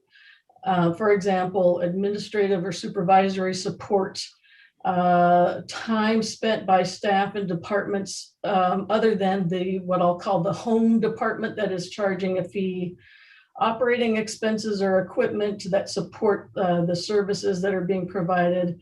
And then finally, countywide overhead costs, support costs coming from the finance department or building maintenance or IT that provide support to all of the operating departments that are ultimately providing these fee-for-service activities. Ensuring compliance with governing user fee cost recovery. Generally speaking, but of course there are exceptions to this, fees cannot exceed the cost of providing a service, and so agencies need to understand what their costs are so that they can set fees accordingly. Occasionally, a public agency might be challenged on a fee that is being charged. There may be a legal challenge that is levied, and agencies will need to understand what the elements of costs are that are included in the fee. And this is critical, confirm that there is a relationship between the costs that are included in the fee and the actual service that is being provided. We want to make sure that that all of the cost elements have a reason for being there. Recovering revenues for services provided to specific users allows general fund dollars to be freed up. We just talked about tax dollars, allows general fund dollars to be freed up to fund services and programs that are more appropriately paid for by those tax dollars. And, when resources are limited, understanding the costs of providing, voluntary and regulatory programs allows the county to make better management decisions regarding the allocation of potentially limited resources. And then finally, basic fiscal responsibility dictates that a public sector agency understands what it costs to provide all services, whether they are fee related or not.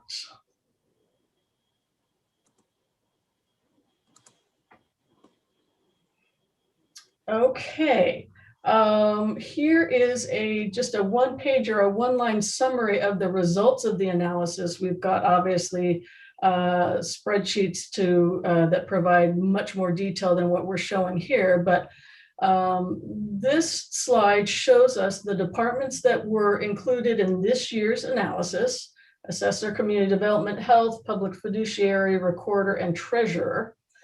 Column A there just kind of identifies the total costs of each one of the departments, and understanding that not all costs, not all services or functions provided by these departments are related to fees.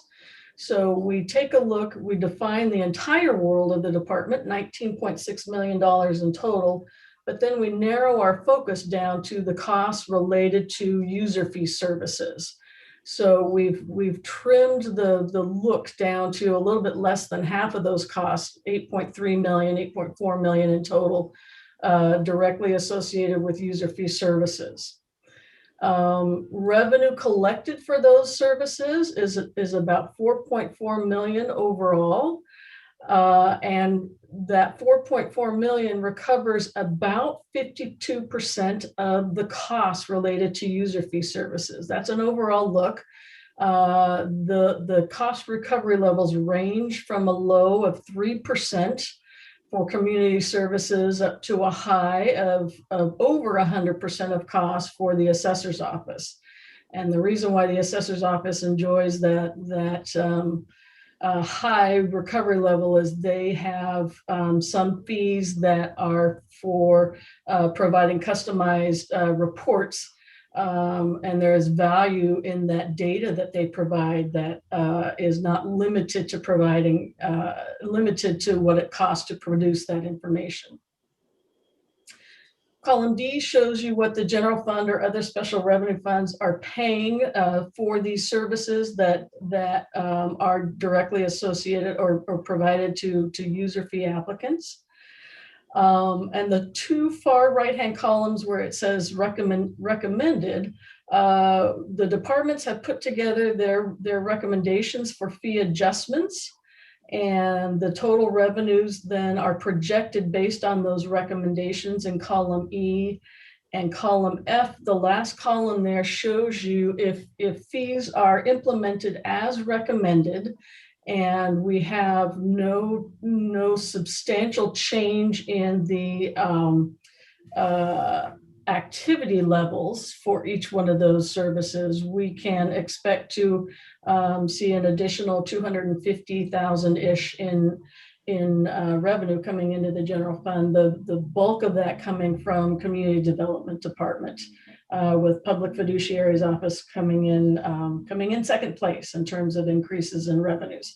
Some departments are recommending no changes to their existing fees, either because their fees are set by statute and they can't be changed, or their customers are such that they may pay fees based on a sliding scale, or they don't have the ability to pay for any increases in fees that are being charged.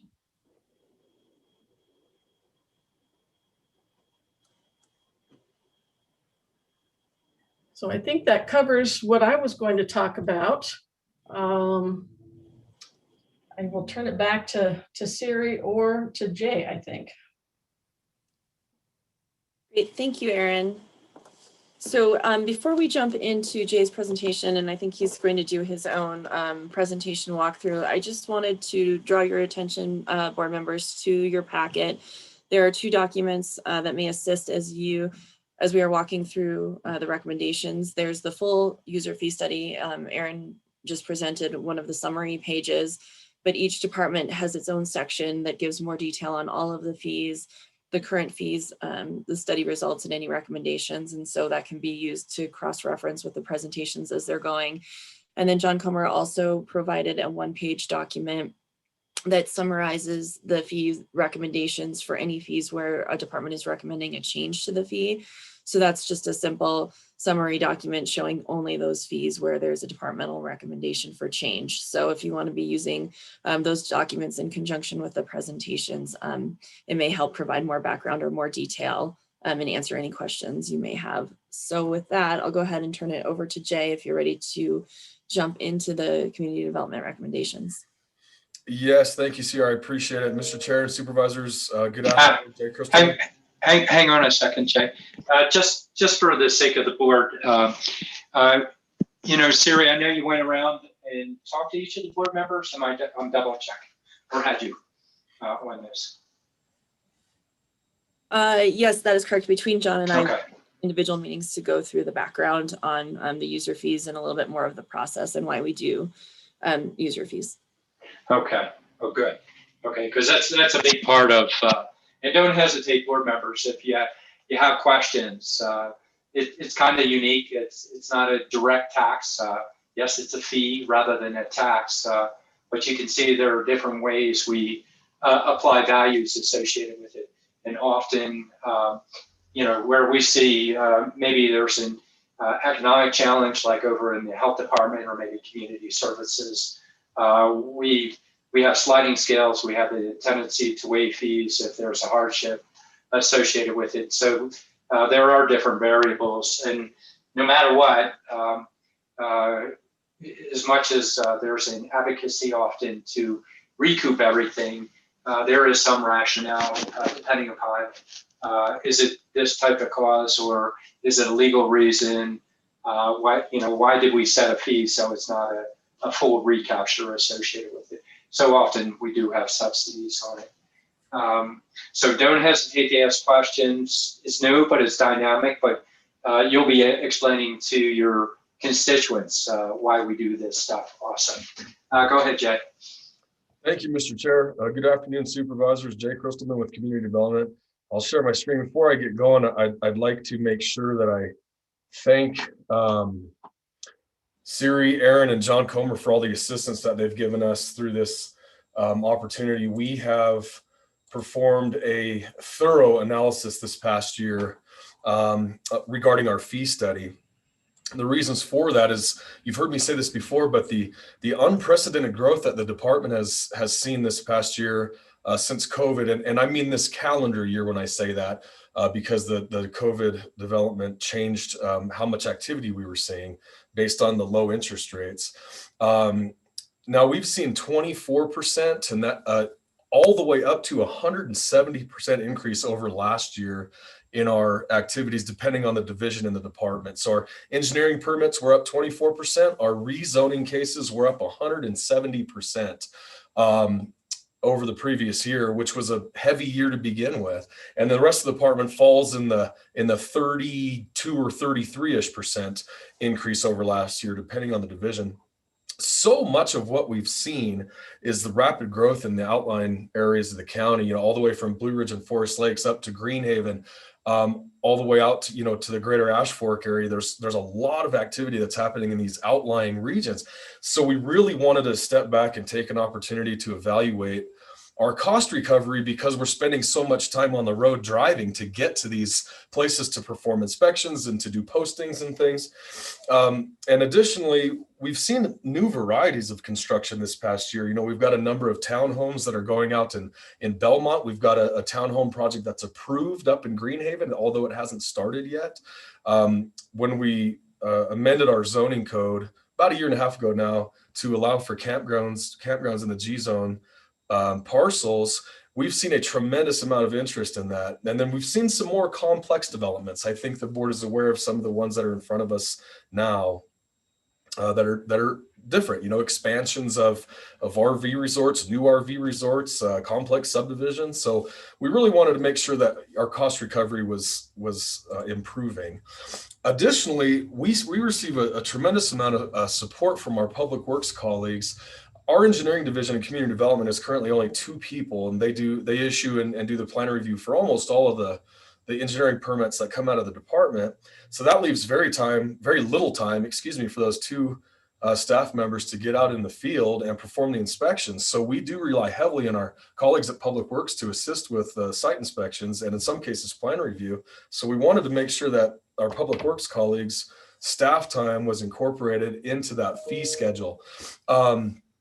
So one of the other anomalies that we've been seeing is because we are so busy is requests for daily inspections in all areas of the county. We have 5 inspectors. We just can't do that.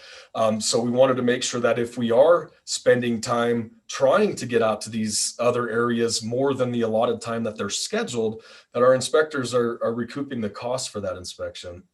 And our thorough analysis showed that we are not recovering our permit costs like we hoped we would be. I mean, before I continue, is there any questions, Mr. Chair? Questions? No questions just yet, Jay. Okay, thank you. So I'll use a couple of examples here that we use during our analysis. There's a lot of numbers here. I'll try to explain it succinctly. So right up here behind the office at Lockett Ranches, there's currently an 8,000 square foot home being constructed that's got 2,000 square feet of garage and 2,000 square feet of porches. I mean, the porches alone are more than my entire townhouse, but that aside, the permit fee was $9,515. Similarly, we use the other side of the spectrum, an 1,800 square foot single family dwelling. That's what the SFD stands for, with a standard 500 square foot garage and 100 square feet of porches. That was about a $2,500 permit fee. That's under our current valuation that we've permitted things at now. And I want to show a little bit of disparity in how we're proposing the building permit fee modifications with our proposed valuation. So same home, 8,000 square feet, the permit fee under our proposed valuation, which is to adopt the 2018 International Code Council building codes, which is what every other county in Arizona and the city of Flagstaff has done. So we'd be consistent. That permit fee for the 8,000 square foot home would increase to about $12,000. So $2,400 more than our current valuation. But the permit fee for the 1,800 square foot home would only increase by about $70 because on those smaller homes, particularly ones that are around the general Flagstaff area, we are experiencing cost recovery. So by adopting the code table that we're proposing, and we can get into that a little bit more if necessary, it offers more of a sliding scale and sort of a progressive rate for the permit, because this slide here will show sort of what the labor associated with one of those permits. So that 8,000 square foot beautiful home up there, 2 hours of permit technician time, 8 hours of plans examination. So it took our lead plans examiner the entire day just to review that one home. It's a very complex home, and 20 building inspections. So I'll go back to here, under the $9,500 permit fee, even though from the office here, we witnessed that we had lost quite a bit of money, but by adopting the ICC International Code Council fee tables, we calculated that we would have come in right about where it was supposed to be. There's also a factor that you get to apply, a multiplication factor based on the region where you're building in the United States. The city of Flagstaff has a factor of 0.010, and we are proposing adopting the same factor under the International Code Council tables. I know that's a lot to take in. So the 1,800 square foot home, there's a half an hour of permit technician time, 2 hours of plans examination, and 7 building inspections. So you can see the disparity there.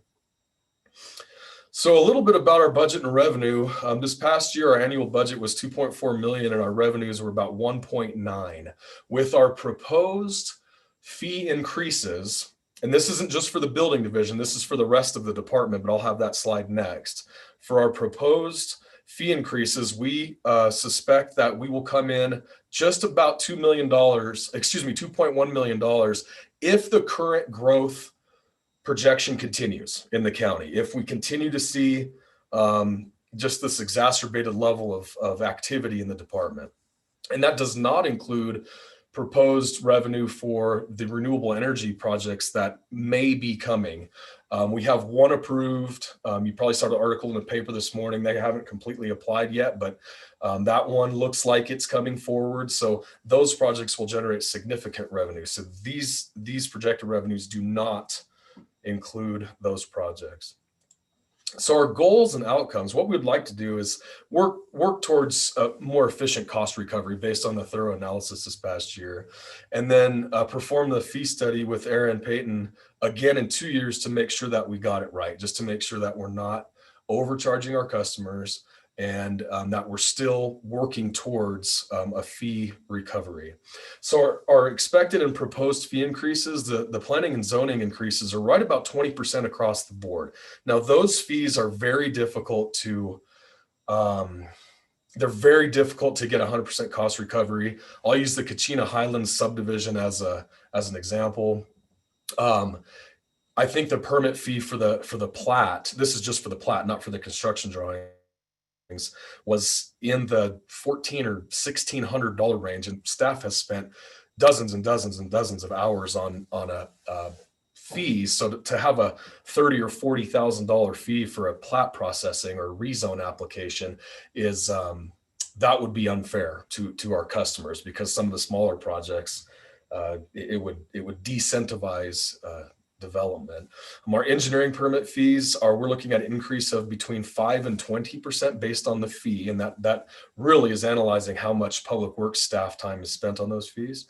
Our environmental quality, I forgot to type that in, but they're looking at between a 5% and 20% increase also based on what that fee is.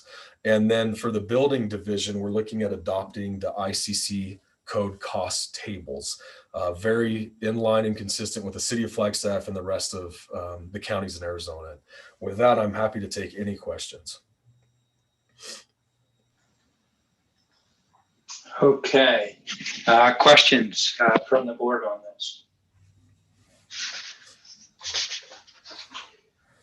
So, I mean, we'll get to this. Some of the discussion is, have you reached out yet to the building community on what your proposals are and explaining why you're making these proposals?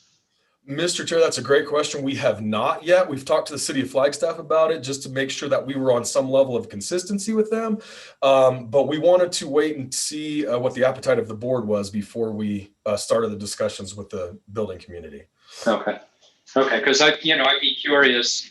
There are implications of cost. Sure. By the same token, you end up doing all this work and you end up being putting in many hours and being understaffed. There are implications associated with it. How do we get an appropriate cost recovery? So your formulas are making sense. It begs the question of the implications and what the discussion is with the community as well on that. Other questions from the board? Yes, Mr. Chair. Yeah, go ahead, Lena. Jay, I wondered if your international code, and you were saying that there is a rate, you mentioned it for Flagstaff area. Does that apply to the rule? Is there like a standard across the board, or is that regionalized? How does that work? Mr. Chair, Supervisor Fowler, that's a terrific question. So the multiplication factor that the tables allow jurisdictions to apply is based on the region in the United States that you're building. We actually wanted to use a factor of 0.040 because we have some levels in the county. There's 7 different climate zones, for example, in the county. So there's so much variety of the construction type that we see in Coconino. We have significant snow load levels that are actually more than the city of Flagstaff.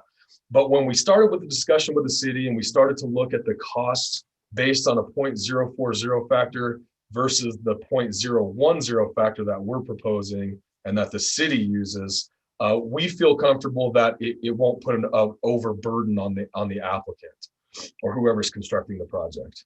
I hope that answers your question. And when you say it, the city, that is for the city of Flagstaff. And, but what about, but that, I guess when you're referring to that, that means like Fredonia or, Williams or any other location outside of the, city of Flagstaff. Mr. Chair and Supervisor Fowler, that's correct. It will satisfy what the permit fees should be throughout the majority of the county. I mean, it's so big, and there's so many different types of construction projects, particularly in Greenhaven, that it won't adversely affect folks in other regions of the county. Okay. Thank you, Chair. I had a question, Chair. Yeah, go ahead. There was a mention of overfeeing and not charging people too much for the fee. How much do you anticipate is being overcharged?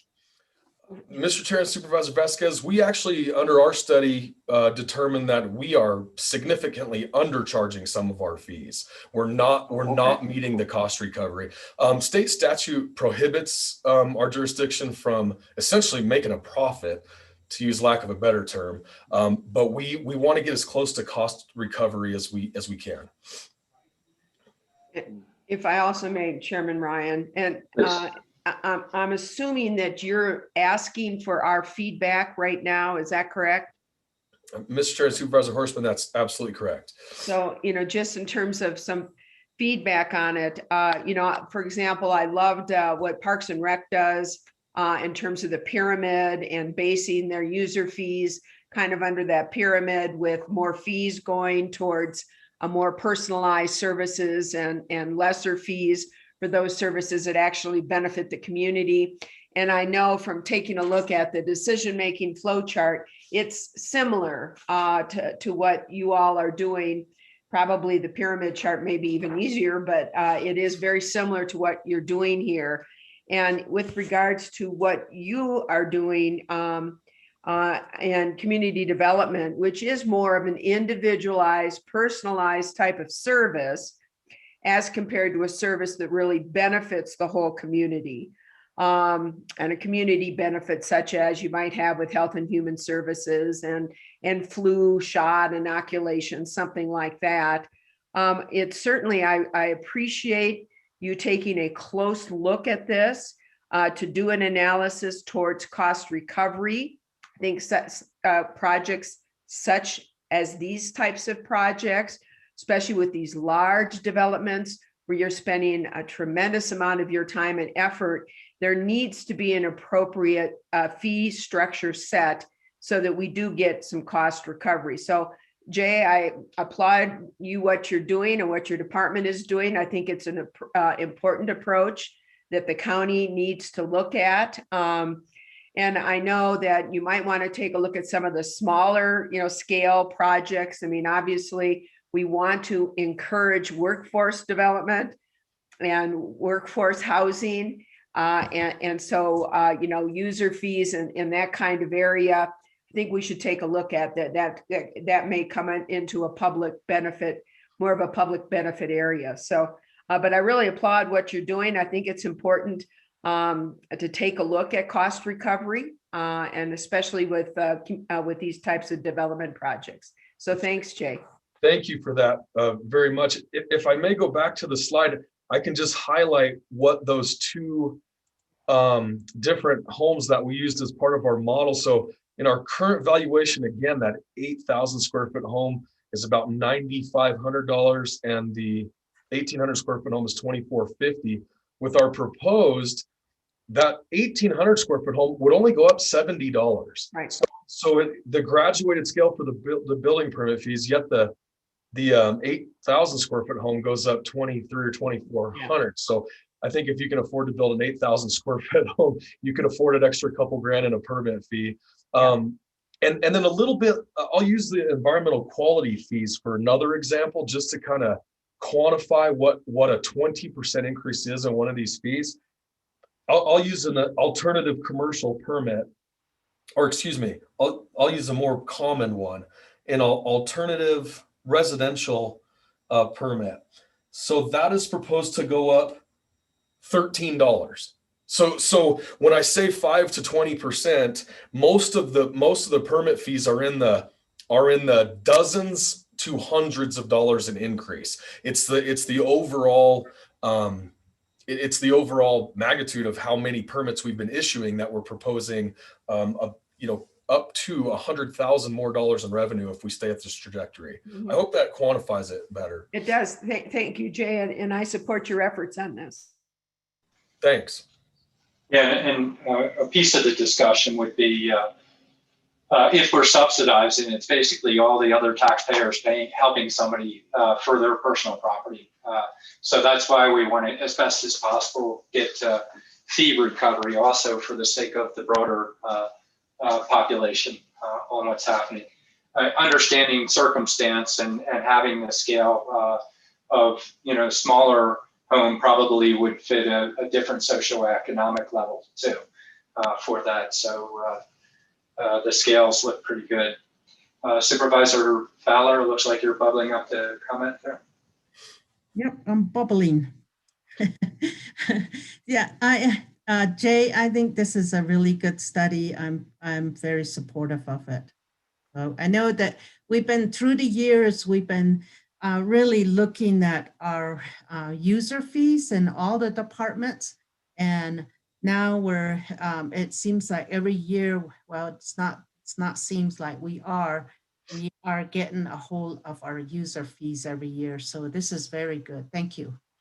Thank you. From a department perspective, Mr. Chair and Supervisors, we've been very supportive of your interest in us obtaining a better handle on cost recovery. Just because when I got here, our fees were abhorrently low and we were losing a significant amount of revenue, through subsidizing everyone's development. And it's interesting to note, so we had a 34% increase of single family homes this past year, but the miscellaneous permits was over 60% increase in permit activity. And when folks went to their second homes during COVID to quarantine, it was very obvious how many people were doing remodels and additions and garages. I mean, the amount of that kind of permit activity was as much as we've ever seen because you're stuck at home all day. So you start looking at deficiencies in your home, I guess.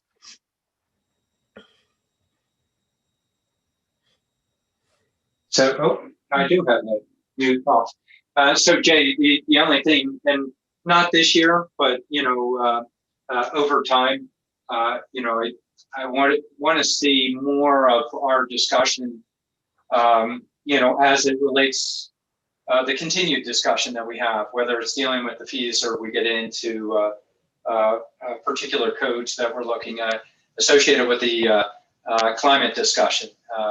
When is it appropriate that we're charging and or, how do we modify codes and or incentivize? I don't think we're prepared for that this year. We've already done a lot of work on that in the past, but still, it's something that we need to keep current as well. Thank you, Mr. Chair. And as you know, the Sustainable Building Program, which has seen a tremendous amount of interest in this past year, is a free service. So I guess that's somewhat of an incentive considering that we don't, there's no charge for that. Okay, go ahead, Jay. Oh, that's all I had to add.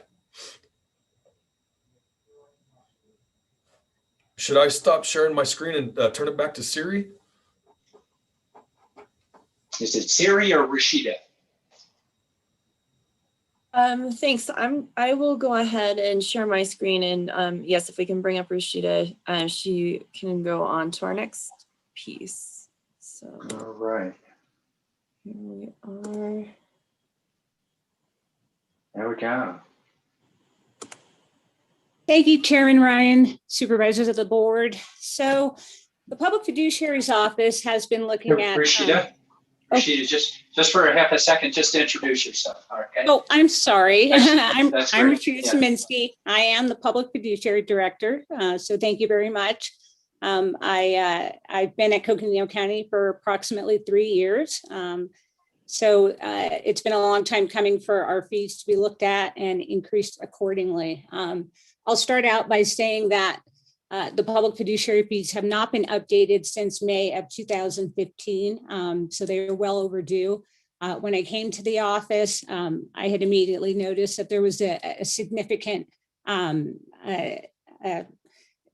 discrepancy between my office as well as the other offices across the state. So what we did was we looked at each individual fee that we currently charge, and we're looking to increase at least 6 of those fees according to several factors that I'll get into in the next slide. My recommended changes do appear to be aggressive. However, I have many reasons for that, which again, I'll get into the next slide. But if we were to move forward with these proposed changes, it would result in an additional revenue of close to $74,000 to benefit the general fund. So in regards to our fees, if we could go to the next slide, please. You'll see here on this slide, I have our current fee schedule as well as our proposed user fee increase. The fees are not dramatically increased, except for, if you look at the bottom, our monthly guardianship conservatorship rep payee fee. That's our significant portion of our revenue that we charge. Every client is charged a monthly fee for the services that we provide. We're currently charging $50 per month for every client, and that's for all services that are provided on a maintenance basis for our clients, such as case management, attending all support group meetings, managing care, applying for benefits, pretty much everything that we do in the office. When I looked at our fee schedule, we were severely deficient as compared to other counties like Mojave County, Maricopa County, Yavapai, excuse me, Yavapai County. And in an interest to become more streamlined and become more consistent with the other offices across the state, it was important that we bring our fees in line with what best practice and the standards are for this particular industry. So when I talk about state uniformity and the standards for the Office of the Public Fiduciary, we are statutorily guided by our fees. There are caps on our fees as well as uniformity. And in looking at those caps, I made sure to stay well within the caps between the fees. In 2012, there was legislation that was proposed and accepted that completely revamped the fees for the public fiduciary offices as well as private fiduciaries in an attempt to make the fees more uniform and also make it so they were fair and just. There was a discrepancy between what private fiduciaries charge and public fiduciaries charge, and they wanted to kind of bring that a little bit more closer together.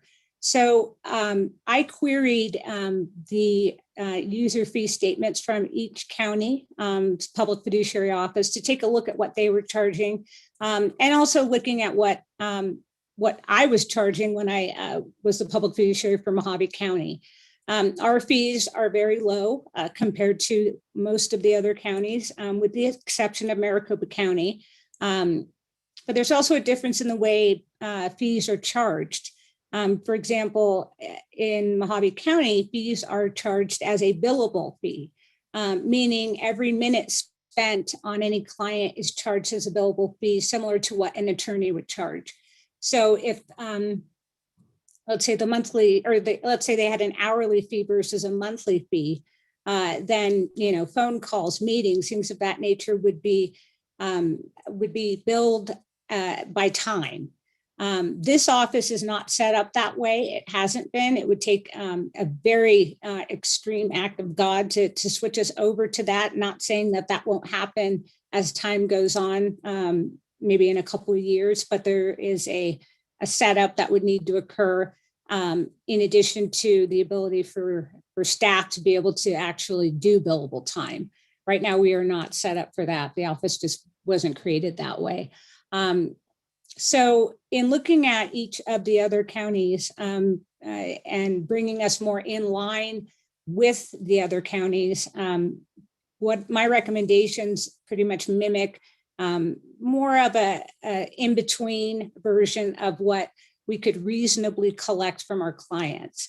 And as far as indigency, meaning clients in each public fiduciary office are typically indigent, live on subsidized income or Social Security, fixed income, that does not vary all that much between each county. So keeping that in mind, I'd like everyone to understand too that while we may increase our fees, it doesn't necessarily mean we will be able to actually recoup the fees. We only charge what the client can afford, because again, we work for the indigent clients of our county, the most vulnerable, and those that do not have estates that are large or that have funds that are readily available. So moving to collection of our fees process. So I touched slightly on how different offices will use billable hours. However, our office uses hourly, monthly billing versus hourly. We do use hourly in some instances on unique cases, but pretty much we have a rolling monthly fee that is assessed to every client on an automatic basis. When a client is unable to afford that fee for that particular month because they had unexpected expenses or something happened with their income that month, we'll do what's called a waiver of fees for that month. While they'll still owe the fee, we waive it for the month. So it's important that we capture the amount of fees that we charge and the amount of fees that we actually collect, because it does represent a level of work that has been put into the department, but has not actually been paid for by the ward. The other area I want to touch on is the opportunities for collection of the fees. My biggest reason for increasing the fees dramatically is that we've had an extreme amount of missed opportunities to collect additional fees in our office in several areas. I'll start first by explaining that our clients are under basically a rule that they are not allowed to have more than $2,000 at the end of the month of resources available to them, liquid resources such as money in their bank account. Many of our clients will receive additional funds for a multitude of reasons. They'll get a back payment from Social Security because they weren't paid the appropriate amount years ago. Sometimes we'll get a back payment from Social Security for one client in the amount of $30,000. That then puts the client in a particular situation in which they may no longer qualify for the benefits and services they're currently receiving. A lot of times we can tackle that by doing something legally, putting the funds in a trust that protects the funds. However, that's not always the case because there are again, a multitude of restrictions with regards to age, diagnosis, and so forth. So in those instances, what has to occur is a spend down, and we have to look at creative ways to spend the funds in a manner that will assist the client in a positive way, whether it be improving their quality of life or purchasing a pre-need burial plan, things of those natures, we'll strive to do. However, there are often times that if our fees were higher, we would have been able to recoup some of the fees that were either owed or fees that we could have charged to that estate. So the fee process with regards to lost opportunities, that's just one area that I've looked at that we have had, just several areas that we could have collected on. Other areas as well is with regards to the sale of real property. We do a tremendous amount of work when a client owns real property, stemming from the start of the sale all the way through to the end of the sale, and then the proceeds that come from that net sale. When that happens as well, as you can see, we were only charging $200 for the sale of real property. Real property, when you sell a home, typically the net proceeds from that home from our clients are significant. Anywhere from, I think the last home that we sold, the client did receive over $100,000. And then the client went on a private pay type of status as far as benefits are concerned. However, again, that's an opportunity where we would have been able to collect additional fees on behalf of the work that was performed. And those funds could have benefited, the general fund. So in looking at that, it's just important to understand that the increase in fees is more to capture areas where we have many lost opportunities. We also have clients that just, for whatever reason, they will end up at the end of the month with additional funds because they just didn't spend as much that month, or they accumulate funds to the point where they have over $2,000 at the end of the month. In those situations as well, those clients, and this is happening to many of our clients, can afford the $100 a month guardianship fee and conservatorship fee. So those opportunities, are lost on a monthly basis, as we speak now. So this is really an area that we could look at capturing funds that will not affect the client, but will certainly benefit us bringing in the much needed additional funds for the department as well as the general fund. I also want to talk about the impact to our wards. So there won't be any physical impact to our wards because we do not take fees if the client cannot afford it. We will either defer the fees or we'll do a complete waiver on clients who are so indigent that they literally barely have enough funds to make it through the month. While this is an aggressive increase, I just want to point out that there will be no effect as far as any decline in impact to the ward's quality of life or their personal spending or anything that they will experience. It's more to harness those areas that we can recoup fees and also make sure that the client doesn't run the risk of losing benefits. Because it's a mad dash at the end of the month when a client receives, additional funding that could put them over that threshold.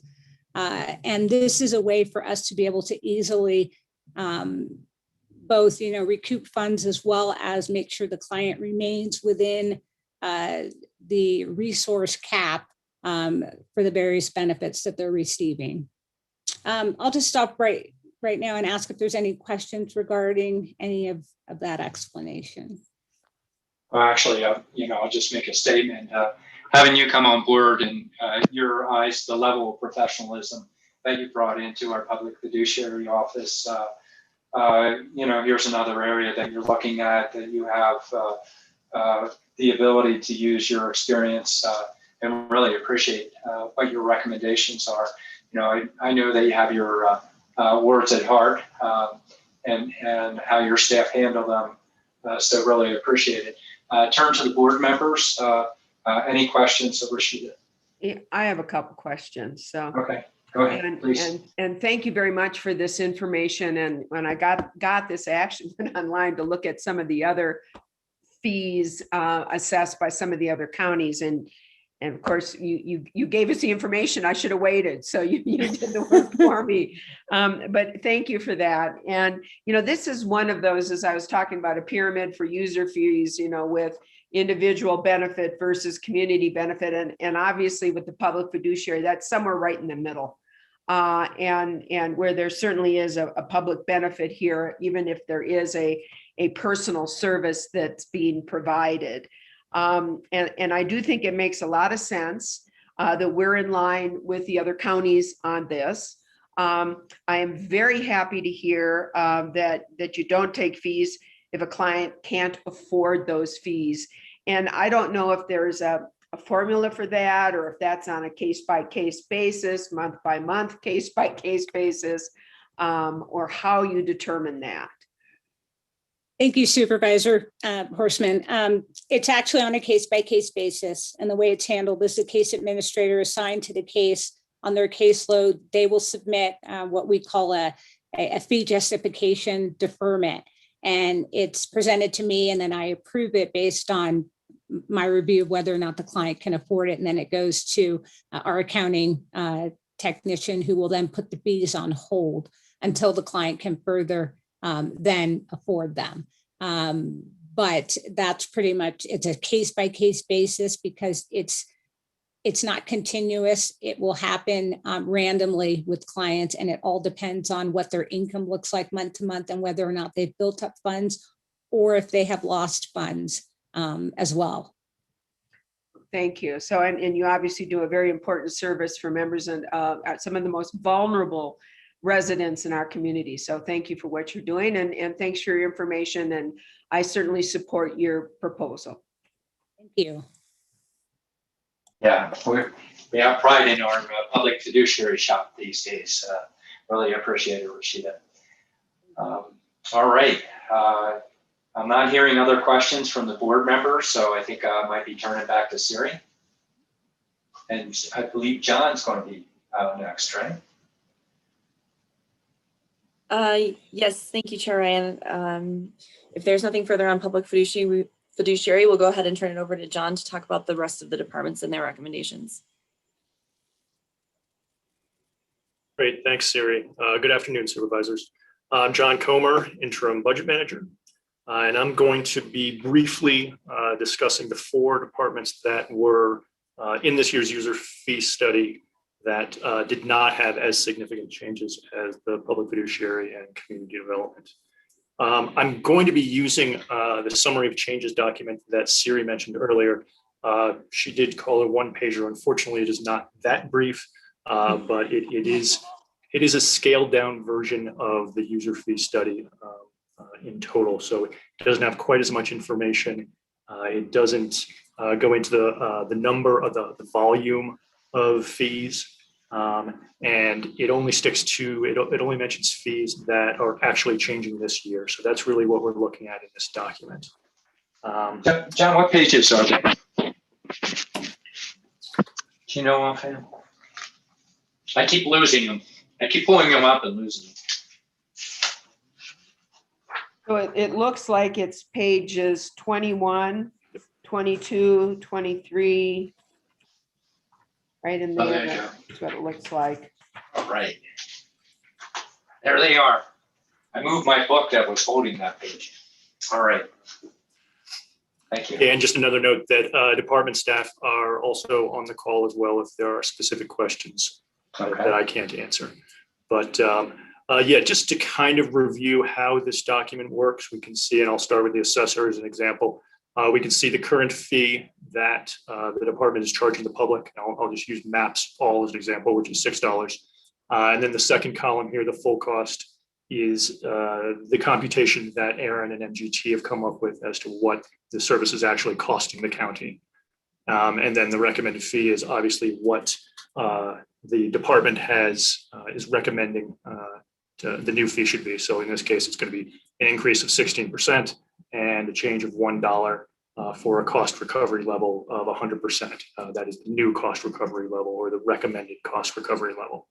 And then on the far right, you can see just a brief description on what the rationale for the change is. In this case, on that top one, it is to reach 100% cost recovery.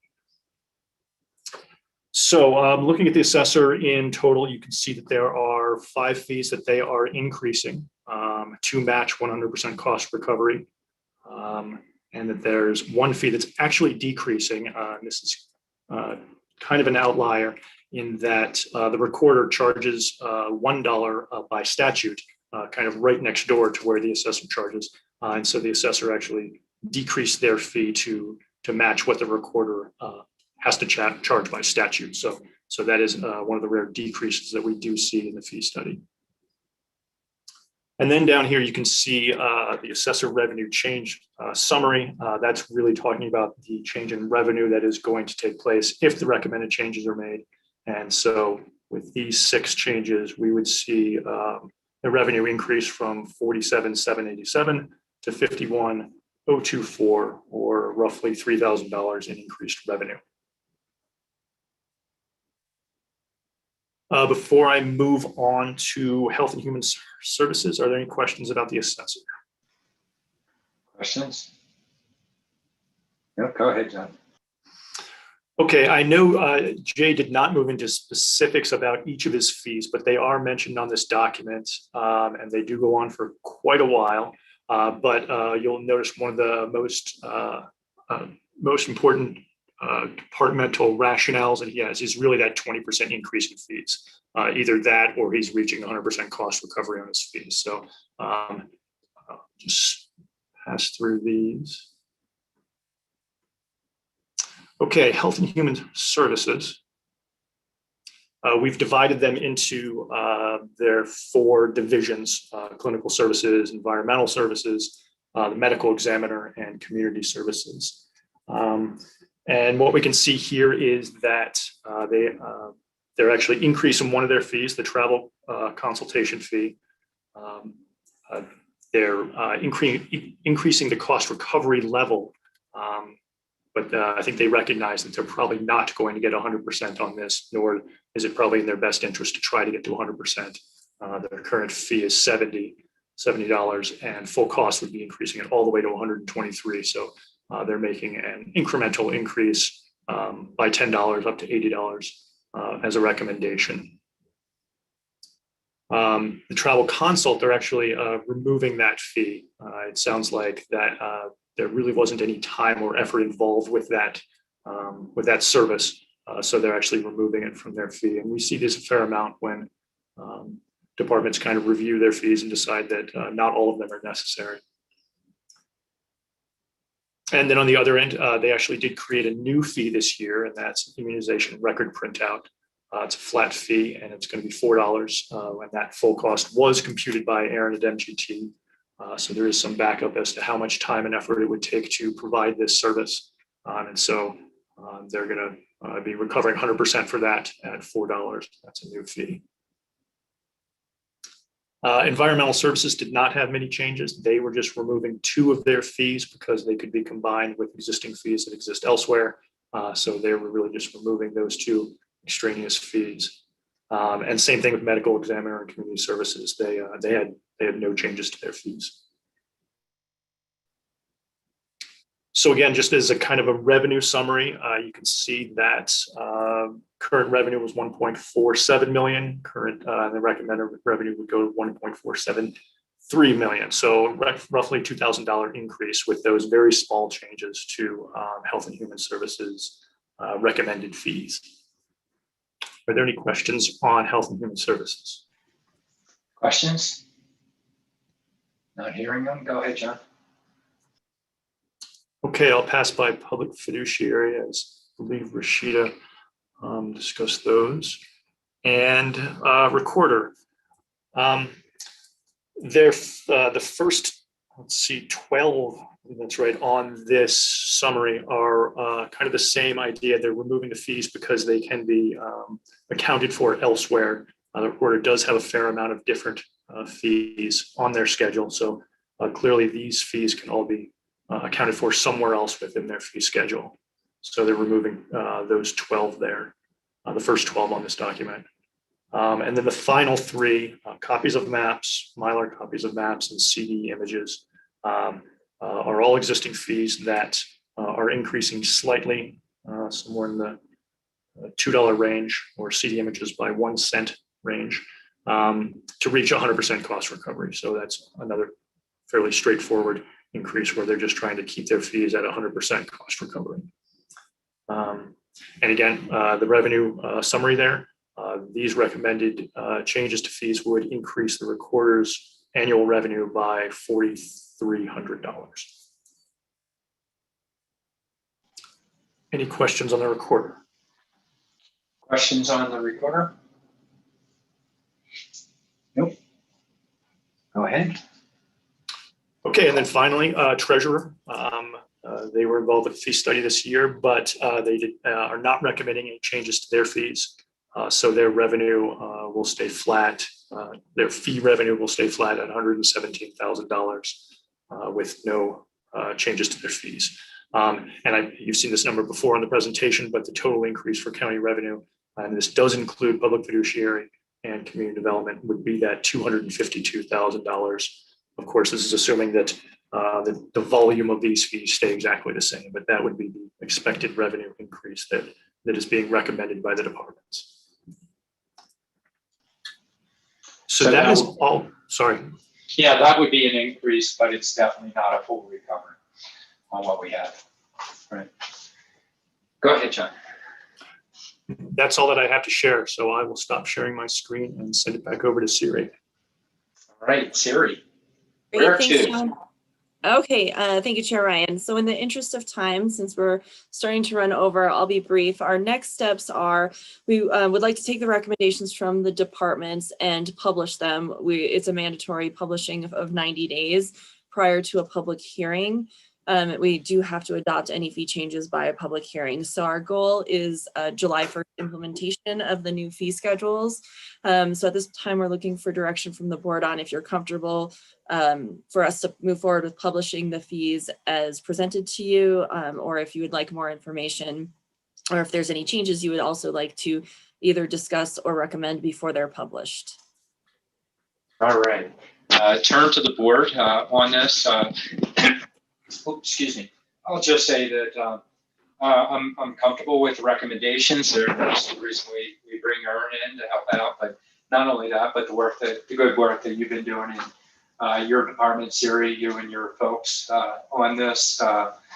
You know, it's not like we're making a profit on them, but we're attempting to create a fairness associated with them. So I'm okay with it, but I need to check in with the other board members. Questions, comments, or are you okay with this? Yeah. I'm seeing Supervisor Horstman waving her hand, nodding. She's okay. Supervisor Vasquez. Yeah, I support the adjustments. It seems like if we're undercharging, we should try to get that cost recovery as close to possible. So I'm comfortable with the changes. Thank you. Okay. All right. Vice Chair Fowler. Yes, I too am, and we've been really looking at our cost fee recovery for a number of years now, and it's looking very good. And it seems so simple to say this is how much it's going to be. There is a whole study that is behind this, and there are all the departments, the staff, and the time just to see how much one little item costs, and just making, for example, a map. And should we do a cost recovery on that or not, or is it necessary? You know, it is a really big undertaking. So I just want to thank all the departments and thank you for finance staff. Good to see you, John, and just want to thank everyone for this process. Thank you. All right, looking good. Yeah, the other piece of it is often we're asked about cost of services and or why we do things. By having this analysis, it certainly helps us validate why we do it and or why we provide subsidy when we do.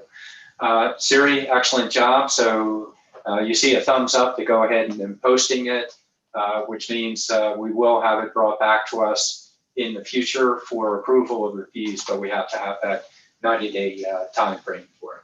Anything else, Siri?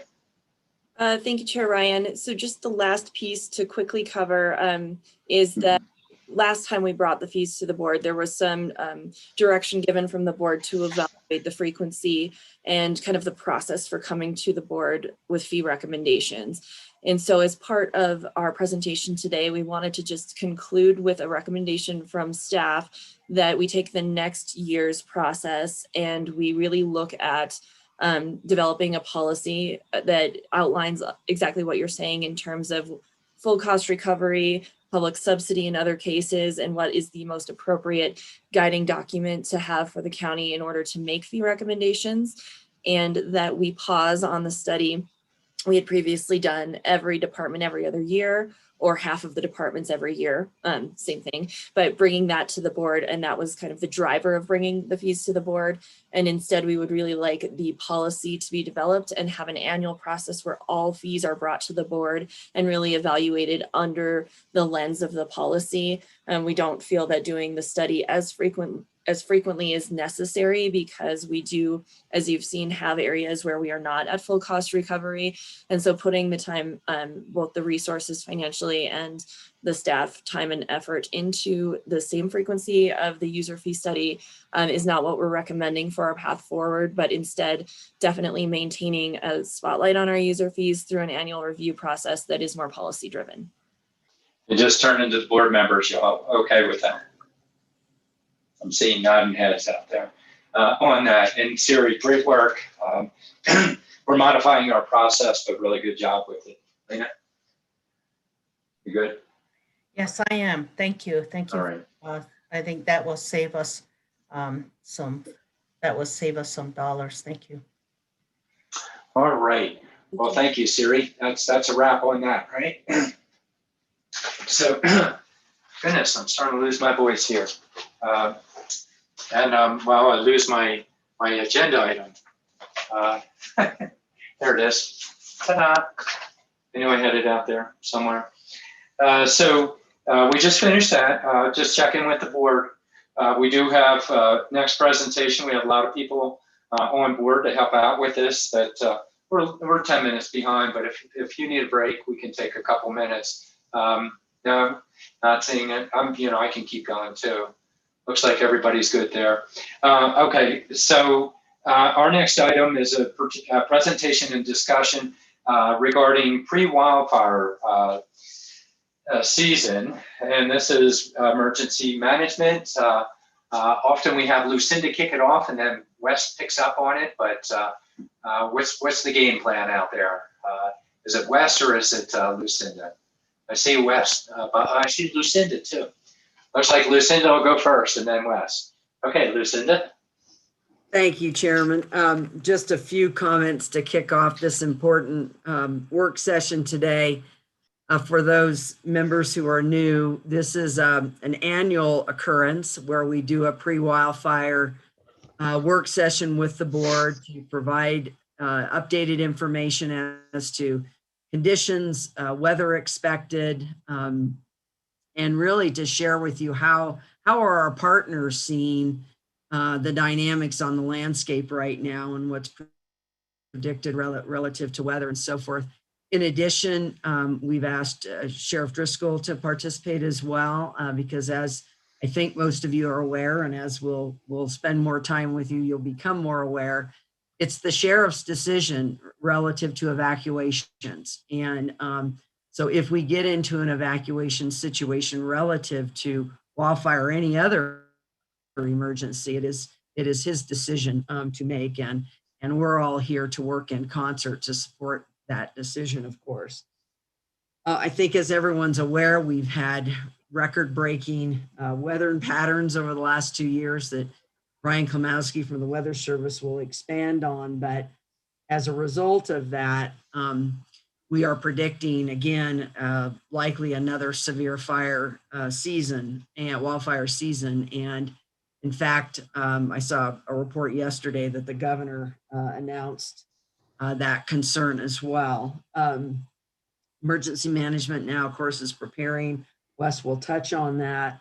And certainly what's really important is all the partners that you're going to hear from today, and many others that aren't necessarily presenting today, but we've invited to participate in this session are critical to this effort. And we thank them for their contributions today, as well as going forward. And particularly when we get into incidences. I want to really thank Sam Beckett from Public Works, given Wes's many requirements and activities that he's responsible for right now with COVID and other things, that Sam really stepped in and helped put this all together and did, I think, a really good job. So I want to thank Sam for that. And now I'll turn it over to Wes, and Wes will serve as our moderator today. Thank you, Chair. So as we do, Wes, are you going to introduce our partners? I know they're each going to have a step, but could you please introduce who we do have out there. Yes, sir. So I'll go ahead and thank you, Chair and board members, for your time today. Sam, if you'll go ahead and share your screen. We are going to really talk about fire season, and we're calling it a pre-wildfire season briefing. But in all reality, we are really in fire season. From our operational perspective, we are paying very close attention already. The traditional fire season really is kind of a thing of the past because of the conditions that Lucinda has mentioned. So we are watching weather very closely. We're watching all the indices. The forests are watching very intently. And we have a very close relationship with Brian. We'll bring him up here shortly. He's our SME on weather. And so we are today going to offer you 6 presenters, 6 subject matter experts, myself included, as talking about emergency management. And we will cover a lot of ground here in the next hour. We will be very expeditious with your time. Sam Beckett is running our PowerPoint for us, and he will advance the slides for the presenters as they each ask him to do so. We will again stay within the hour, and I think we won't pause between the presentations for questions and answers. But of course, we certainly welcome the board to inject or ask questions or comments if they wish. But we will do our best to have a Q&A at the end of the presentation. So if that works for you, just to minimize time, we'll move pretty quickly through the information. So with that, Sam, if you'll take us to the next one. As promised, you're going to see this lineup in front of you today. The first one up for us today, Sam, if you'll take us to the next slide, is Brian Klimowski. He is an outstanding partner of ours with Flagstaff National Weather Service. Brian, I'll toss it to you, sir. You're muted, Brian. Got it. Thank you very much, Wes. Supervisors, it's a pleasure to be here today and this afternoon and speak to you. Just a brief overview of the National Weather Service. We like to consider ourselves as the authoritative source of weather information in Northern Arizona. We have an outstanding relationship with the county. I cherish this, and it's absolutely invaluable when it comes to serving our public and servicing any of the needs of the stakeholders that we provide information to. Our job is really to be there for you whenever there's any weather information or there's any decisions that need to be made with in which weather is a factor. We provide the weather forecast, the weather warnings, fire support. Whenever you see smoke in the sky, we have a forecast for that specific point that fire is at. We manage all the climate data for Northern Arizona, and we are on staff and ready to serve 24 hours a day, 7 days a week, 365 days a year. We're here for you. I have emphasized at the bottom, decision support for partners. What does that mean? Well, that's really the new direction of the National Weather Service. Actually, it's about 5 years old. But we're still developing and continuing to develop how we can best partner with our agencies and those that have to make weather-dependent decisions. No longer are we just a bunch of weather forecasters behind PCs typing out forecast after forecast. We work hand in hand with the county, city, and those that we serve in Northern Arizona whenever there are flash flood conditions, fire conditions out there. We have a lot of experience. I've been here for over 18 years, serving as the meteorologist in charge, and it's exciting to see these relationships continue to develop. Next slide, please. All right, let's get right down to it. As you all know, we had a pitiful monsoon last year, a very dry fall, and really only since January have we started to receive the precipitation we would expect. If you start from, let's say, what we call the water year, that is from October 1st, we've still only received 50 to 80% of the normal precipitation we would expect. Up here in the high country near Flagstaff, we've been particularly lucky, actually, to have almost a normal snow year since January. But once you tip off the rim, it's much drier. And I'm sure you've heard that from many of our partners. that live off of the high country. It's very dry out there. As I'm looking outside now, I'm thrilled to see the snow that's falling. Every flake that falls now, helps put a little dent into the oncoming fire season, and we cherish everyone. But we have to understand that our position right now is one of dryness, even though it might look a little bit white out there. Next slide. Let's just compare where we were last year at this time versus where we are this year as far as the drought conditions. Right now, most of northern Arizona is in extreme to even exceptional drought at this time, especially those areas with the lower elevations north of the Flagstaff area. For those which are within the higher terrain, most vulnerable to fire, at least what we call D2 or severe drought at this time. The precipitation we've received since the start of the new year, January, has certainly helped things from getting much worse, but it's really not doing much to improve the situation at this time. Compared to last year when we had no drought in the area, at this time last year, we're really much worse off than we were last year. Next slide, please. We're going to take a look at the outlooks. These are precipitation outlooks for 3-month periods. I should tell you, we just got the new outlooks for April, May, and June, and for the monsoon, July, August, and September. And they look a little bit better than these, while still leaning toward drier than normal conditions and above normal temperatures. They aren't leaning as hard in that direction.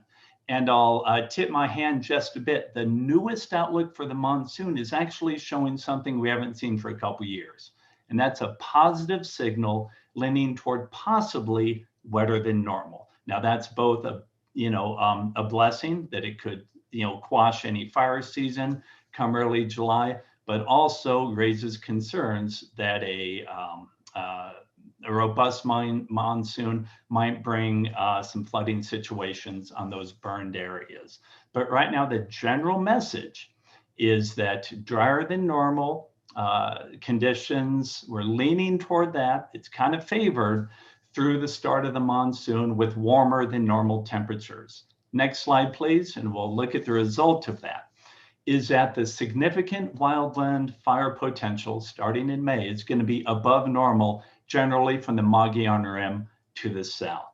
Okay, the extended drought we've had, the ongoing lack of moisture, and the forecast for near normal or lower than normal precipitation through May is going to engender above normal wildland fire potential from the Mogollon Rim to the south. Coming into June, which is the right-hand panel, we see that above normal conditions, wildland fire potential for all of Arizona in June.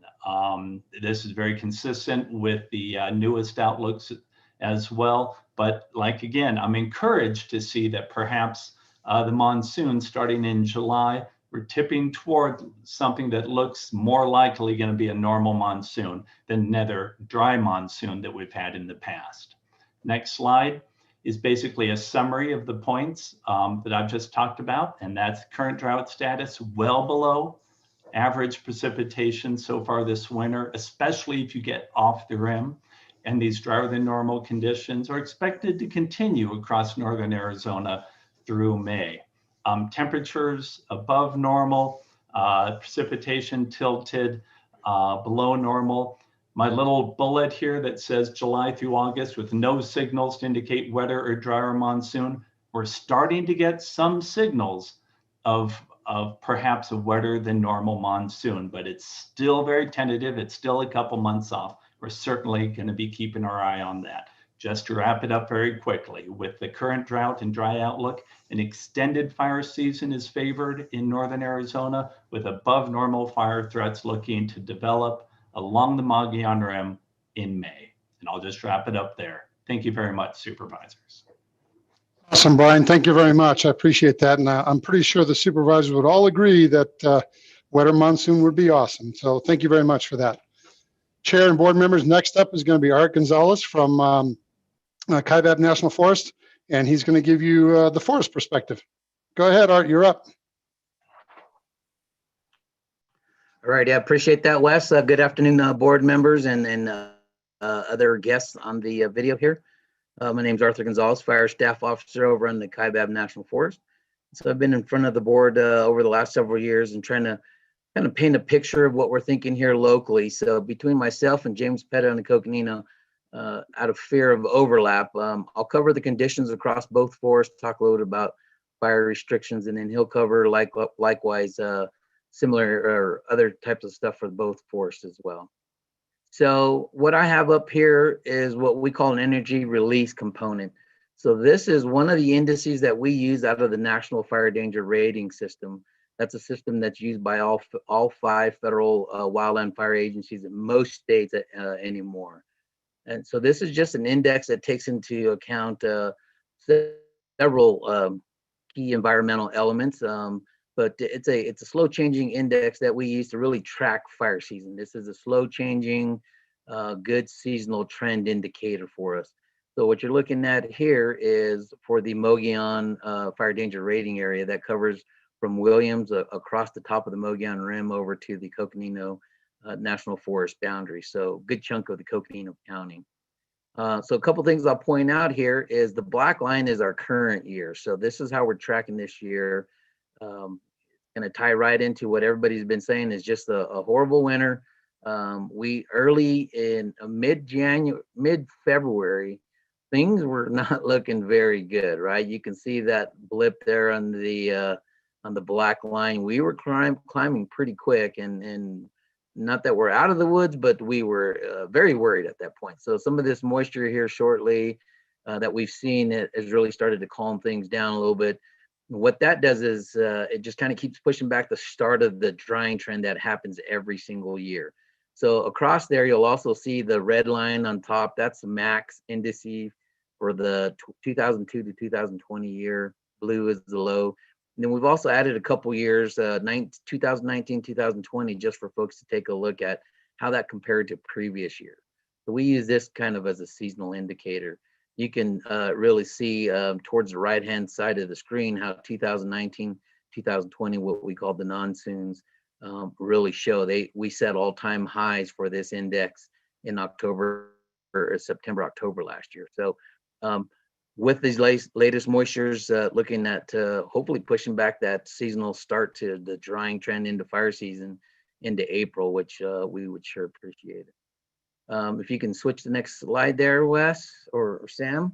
So this is the same information. This is the South Rim, Grand Canyon National Park, Tucson area. It's a little drier, so you can see that black line sits a little higher in values on the left-hand side, that ERC level. But similar situation, drying. We had some moisture that dropped the line down there into the middle part of March. We just expect that to continue to increase over the years. But this will be that central part of Coconino County. Next slide. And then the northern half of the county, different environment up there, much wetter. So you can see the values a lot lower. That's the North Rim, Grand Canyon, the Kaibab Plateau up there. So higher elevation, a little better. The one thing about this is it takes longer to really start that drying trend, but it's also the furthest reach of the monsoonal flow. So they tend to stay drier longer. And since it's the furthest extent, they tend to get more lightning before significant precip. So definitely something a little different on the county. Next slide. So something else that we track, and Brian alluded to that, so I won't go into the details, but we really track precip. So this is out of a couple different stations, the Green Base, which is off Pittman Valley, and the Tucson RAWS station, Remote Automated Weather Station. So the key thing that I'm going to point out here is look at all that red. So 14 of the last 17 previous months have been below average for precip in those 2 locations. And so we really, like Brian mentioned earlier, at this point, our key message going into the spring with all of our partners and stakeholders is we're just not going to see enough moisture to come out of deficit, right? There's not going to be a storm that's going to bring us out of deficit. Our only hope at this point is that we get these well-timed storms like we're seeing today that just continue to delay and stall this drying trend that'll take us into the peak of fire season. So we've got a lot of work to do. I know there's a lot of High hopes for a good monsoon season. I hate to be the realistic person here, though. We'll probably have 3 tough months before we get to see that materialize. Next slide. So with that outlook that you've heard is there's we still have that high potential for entering some type of fire restriction or area closures this year. If we can continue to see this spring moisture, which is key in Northern Arizona, I did fail to mention that point on the previous slide. It's we've had bad winters before. If we can get some spring moisture, we just get a system that comes through every now and then. That can really shorten the length of our drying trend or fire season. So without that kind of moisture, we'll likely have to have the discussions around potential fire restrictions. So our process will look similar to this year. So we'll begin a weekly call with the Northern Arizona Board, and that hosts all of the federal agencies and a lot of the local agencies. So sheriff, fire departments, police departments, the state of Arizona. We'll do a weekly call, and on that weekly call, we'll just kind of describe the conditions, what folks are thinking, so we can develop an understanding of where folks are at in relations to restrictions and closures. So then as we get closer to honing in on the conditions, which that chart I showed earlier is just one of the things we consider. We also consider a whole host of other impacts: social, economic, political impacts, concerns, opportunities. So a lot of things that we weigh in there. We'll start really honing in on dates and breaking out those conversations into real specific agency to agency discussions, so that we kind of understand that where we all sit, what we're thinking, and to the extent possible, try to coordinate to the implementation dates. We really try to work hard in understanding the impacts and weighing those things. It's like a fire. We never say there's a perfect fire out there. What we're looking for is trying to outweigh the potential benefits against the potential impact. So we understand, going into restrictions impacts the tourism around here, local economies, but it also might unintentionally put extra workload on our partners. I know we've had discussions with the police department and sheriff's office. When we go into restrictions, they get a lot of phone calls. So we try to weigh a lot of that stuff. COVID will continue to weigh that into the discussion. It's not as significant as it was last year. So we don't intend to have a statewide campfire ban like we went into last year in 2020 because of COVID concerns. So we don't see that coming at us.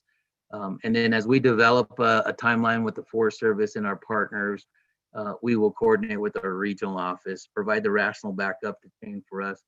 And their questions will be: have we coordinated with our partners? Have we communicated the impacts? Have we weighed the benefits against the impacts, so that they have a good understanding? Should there be any issues or concerns, they'll be well informed on how to help us answer some of those questions. So just one last slide here for me is there was a question around work that'll be done. So this is our 5-year prescribed fire plan across the county. So from the Kaibab National Forest perspective.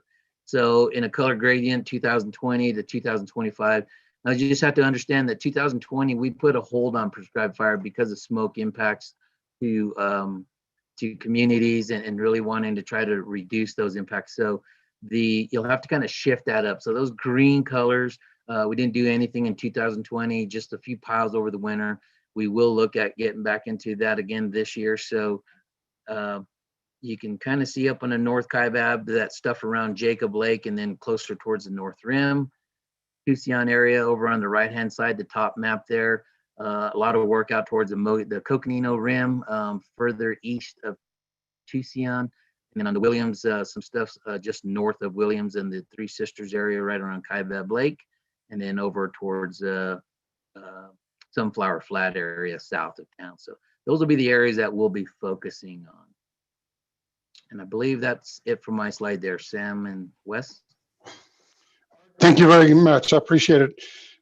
Chair and board members, we're also going to be adding County Parks and Recs to those Monday fire coordination calls. They have their own fire concerns and restrictions. They have a lot of land they're responsible for.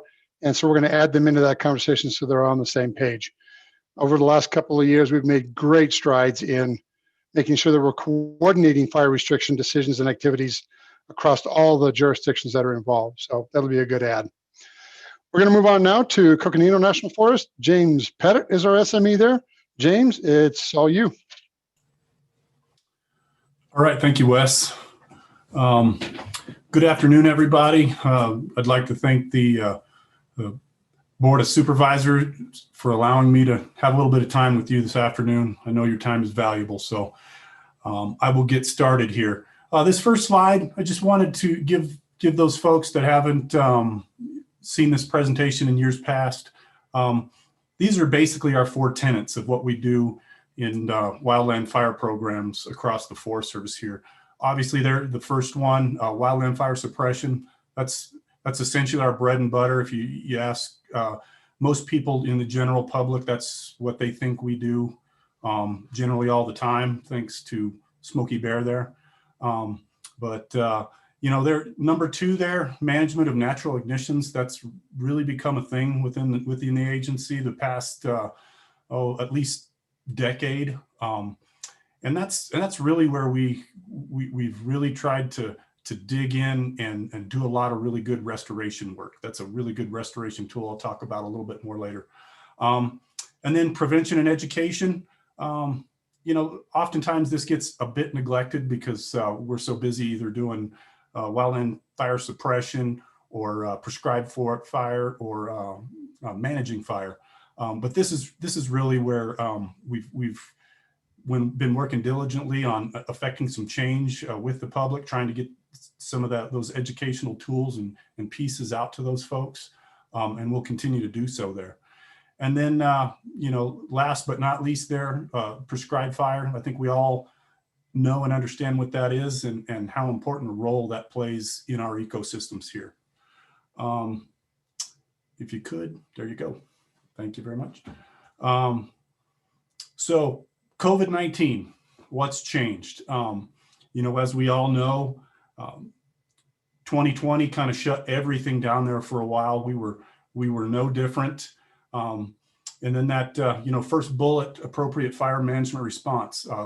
Last year in 2020, we came out with a national policy that essentially instituted aggressive initial attack and full suppression across all starts, regardless of whether they were human or natural caused. So in 2021, we're walking that back just a little bit, back to where we were prior to COVID. You know, and the biggest stipulation in there, human caused starts, we're always going to aggressively initial attack. Those will always be full suppression. But the natural ignitions is where the change is coming from, or reverting back to where we were. And we will try to utilize those natural ignitions to our benefit, use them as tools for restoration work. They're a really effective tool. It's more to what Mother Nature basically used long before we were here. And it's a fantastic tool that we really try to integrate. You'll see this most post monsoons around here, you know, after we've got a good wetting rains, and then use that late fall to really dig in on those managed fires. But that's the big issue. We'll evaluate all of those lightning starts for that purpose. The other one there, restarting our prescribed burn programs. There again, that was all on a tactical pause last year due to COVID. We've since lifted that pause. We've started as an agency, started doing prescribed burns again. There's been some of the forests that have done a few broadcast burns. Up here in northern Arizona, it's all been pile burning. And, you know, so far we've burned a couple thousand acres of piles. As we progress here through the spring, we'll try to look for opportunities to institute our broadcast scale burning as we go along here. But that's going to be a change for us, just trying to get that program stood back up to where we were before that.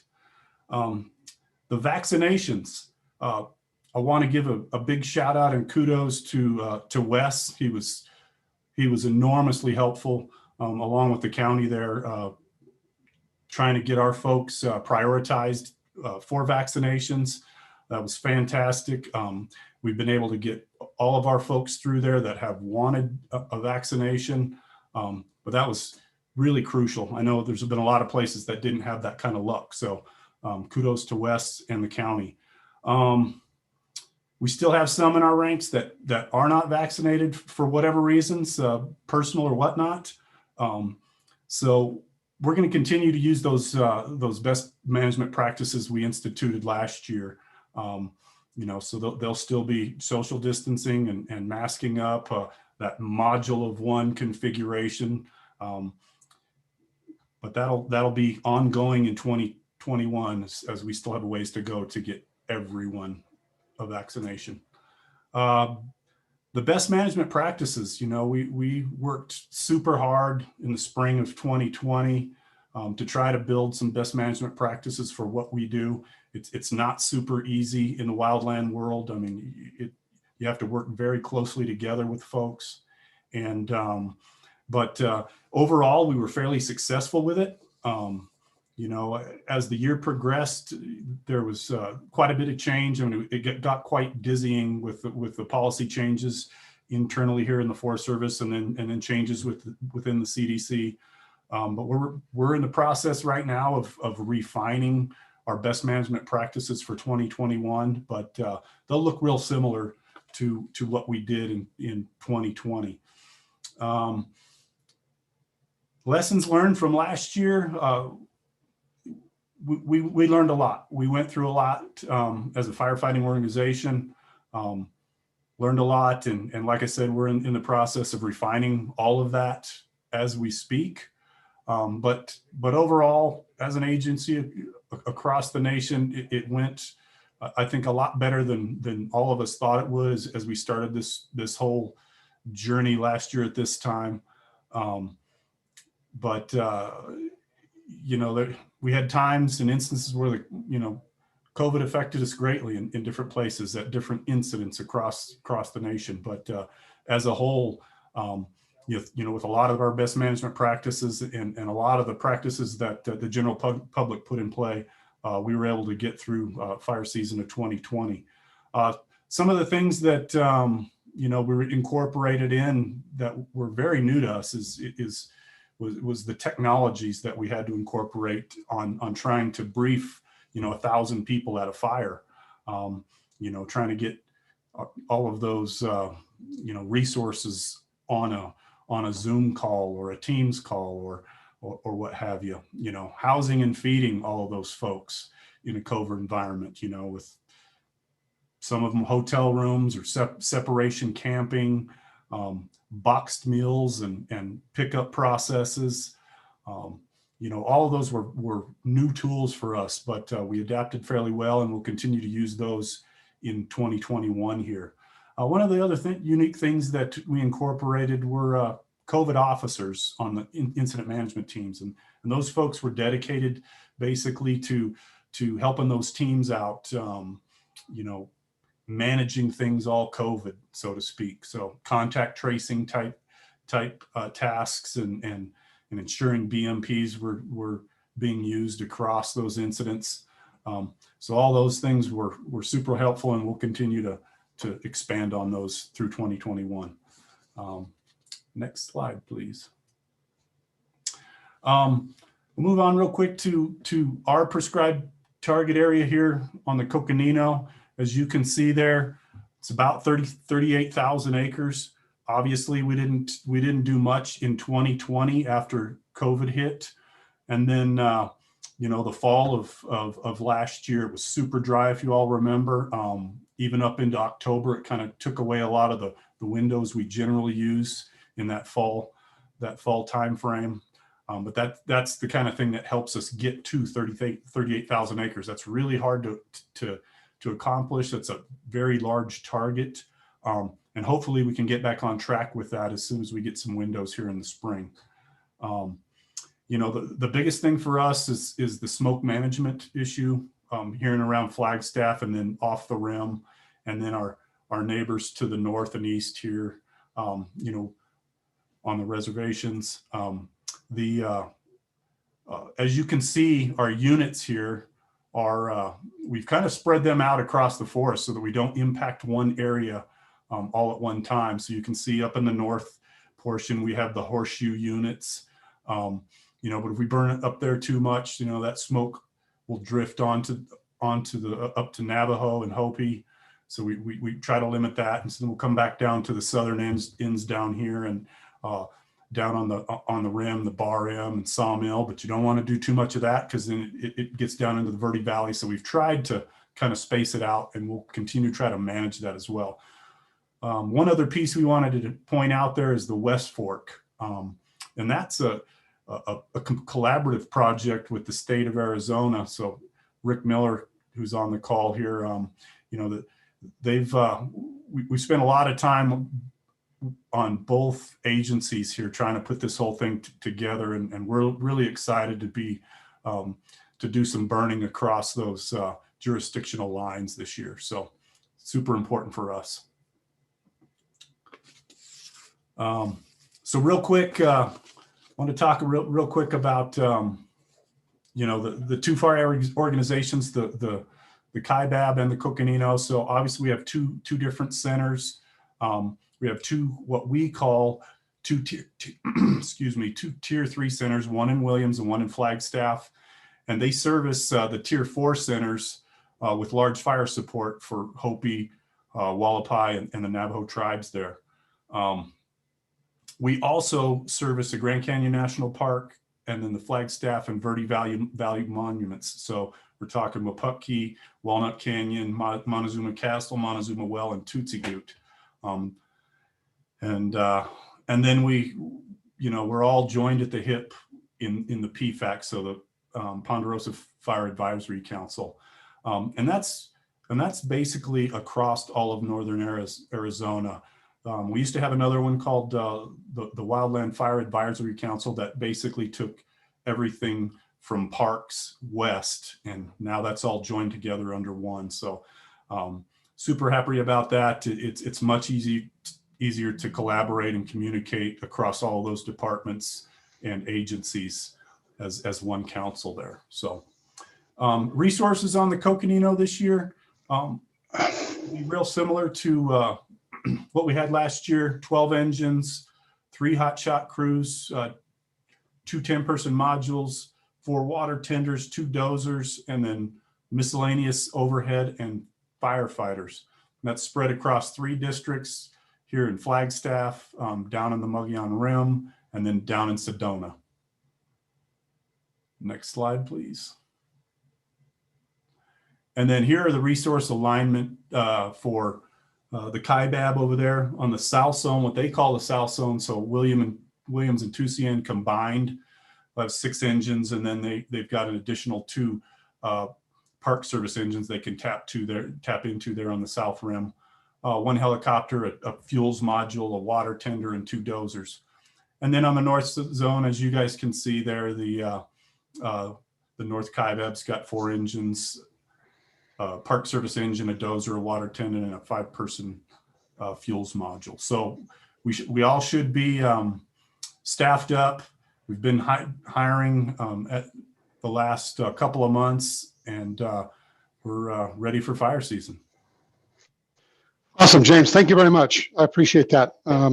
Very comprehensive. We're going to continue moving kind of at a quick pace here. We're going to move next now to Arizona Department of Forestry and Fire Management. Rick Miller. And Rick, I would just ask you if you can to keep the pace up and kind of hit your high points, sir. Thank you very much. Rick, it's yours. You bet. Thanks, Wes. Good afternoon, all, and thanks for sharing your day. Once again, Rick Miller from the Arizona Department of Forestry and Fire Management. Real quick, I'm going to keep this to audio only. I've been having some streaming problems as of late with video, so you don't get to see my face today. You know, everything for my district, the Northern District, is in alignment with what's been presented by Art and James and the Weather Service as far as what the outlook looks like for the summer. So I'm not going to go over that for Northern Arizona. I will just start into my little slides. as you guys know, or if you don't know, the Arizona Department of Forestry and Fire Management is a very small department. We do not have a whole lot of internal fire response capabilities or resources. So we get a lot of our capability, the Department of Corrections and through cooperators. So I'll start first with the status of our DOC crews. Typically, state of Arizona staffs 12 Department of Corrections fire crews. Last year with COVID, we were able to only get out 5 for one fire, and then they were locked down for the rest of the year. Currently, right now, they are still in lockdown, although discussions and believe that we're going to be able to staff a handful of those crews within maybe a month to a month and a half. So we're looking at having maybe 5 to 6 DOC crews available for us this coming fire season.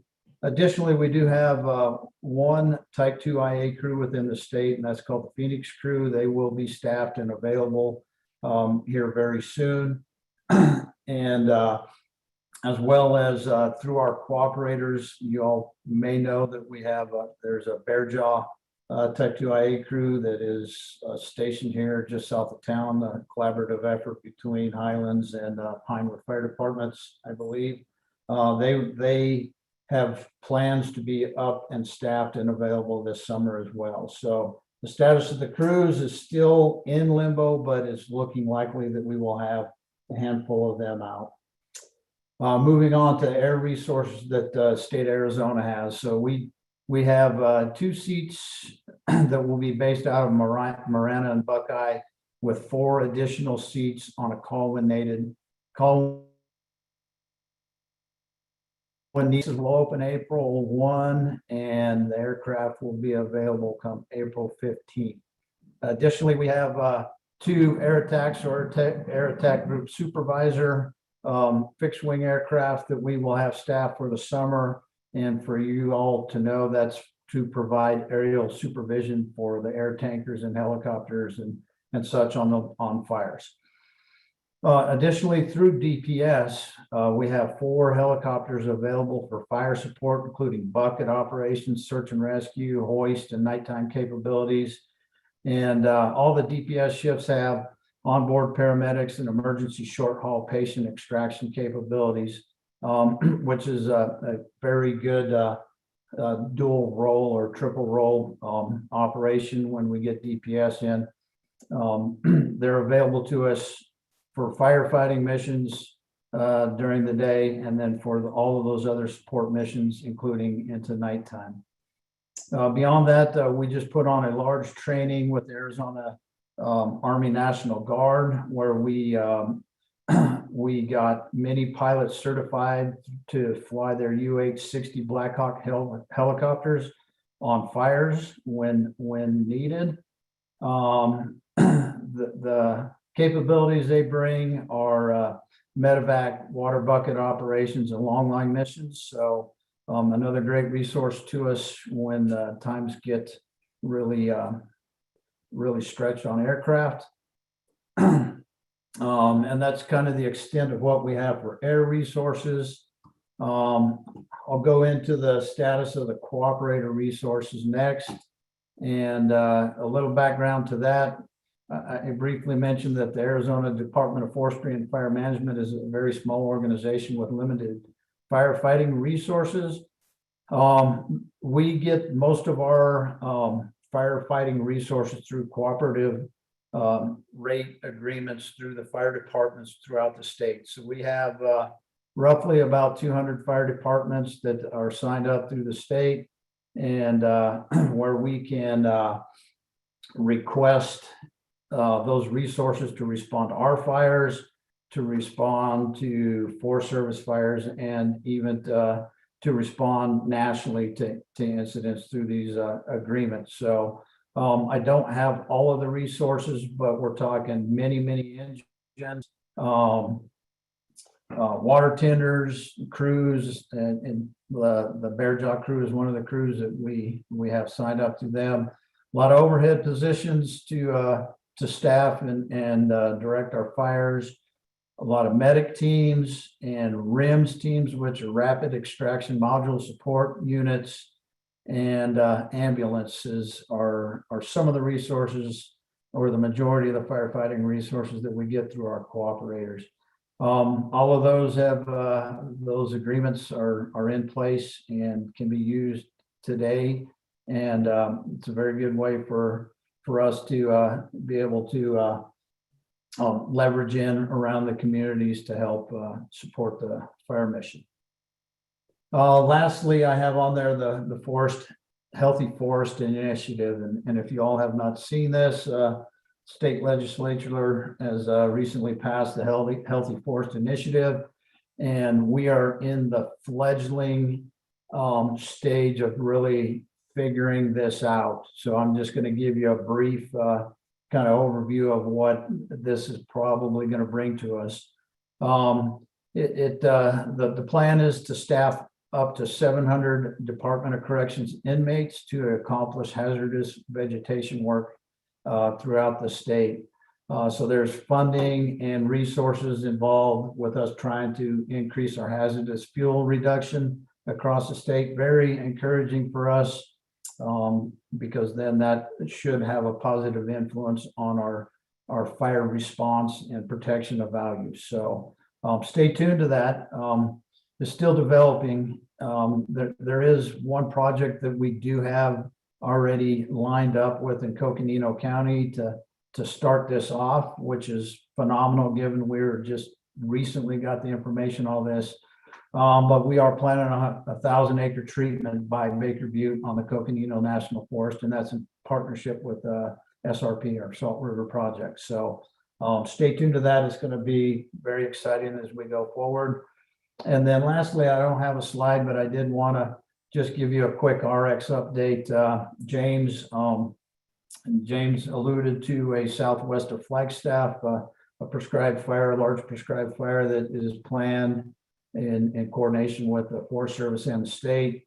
That one's on our board. That's a high priority. And then as well, we have one other about 800-acre block that we want to burn or planning to burn southwest of the Naval Observatory, just west of town, very strategically located to protect values at risk.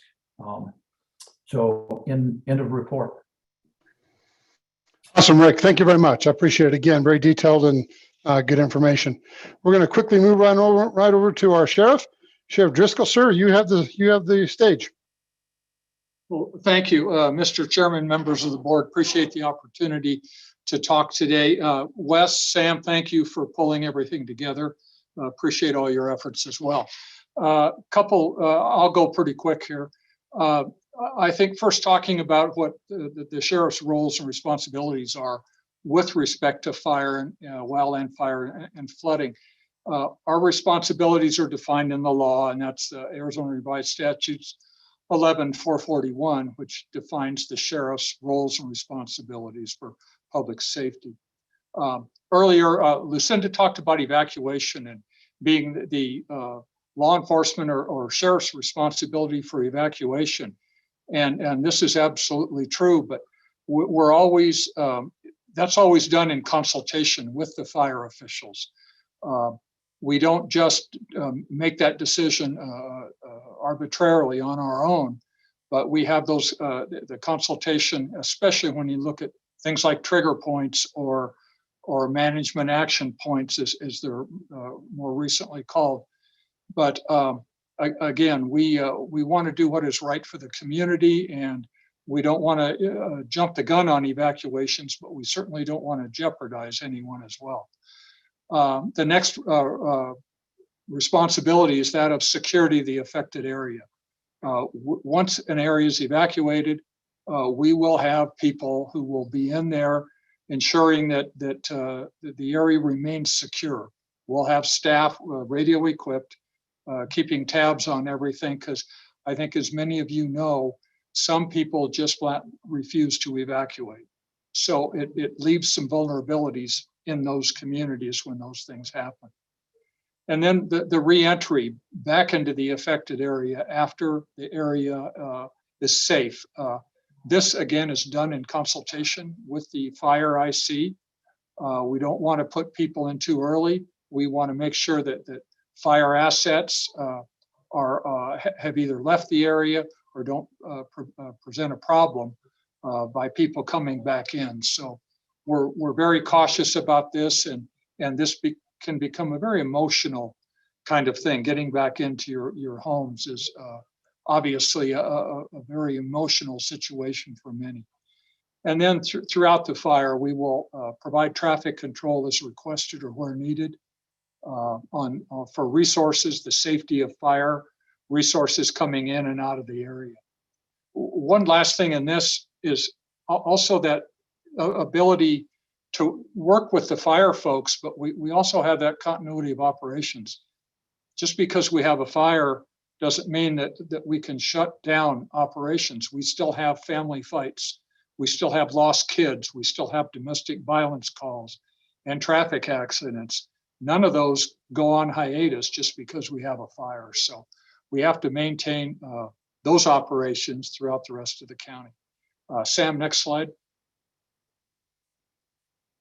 Our roles in law enforcement, our responsibility and role as it relates to the incident command is that we generally will work with the incident command, the fire folks, in the operations section and within a law enforcement branch or a law enforcement division.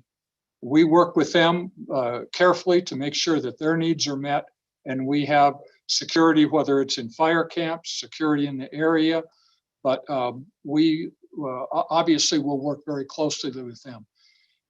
In a large enough fire, we'll also have an agency representative who's assigned with the command folks, with the incident command folks, who will keep people abreast and have the ability to make decisions on behalf of the Sheriff's Department. The resources that we have available include our personnel, all the sworn deputies that we have within the agency. We have a rather large search and rescue group, I think many of you know about. We have about 135 within that right now. And then our community emergency response teams, our CERT teams. And we have about 130 of them as well.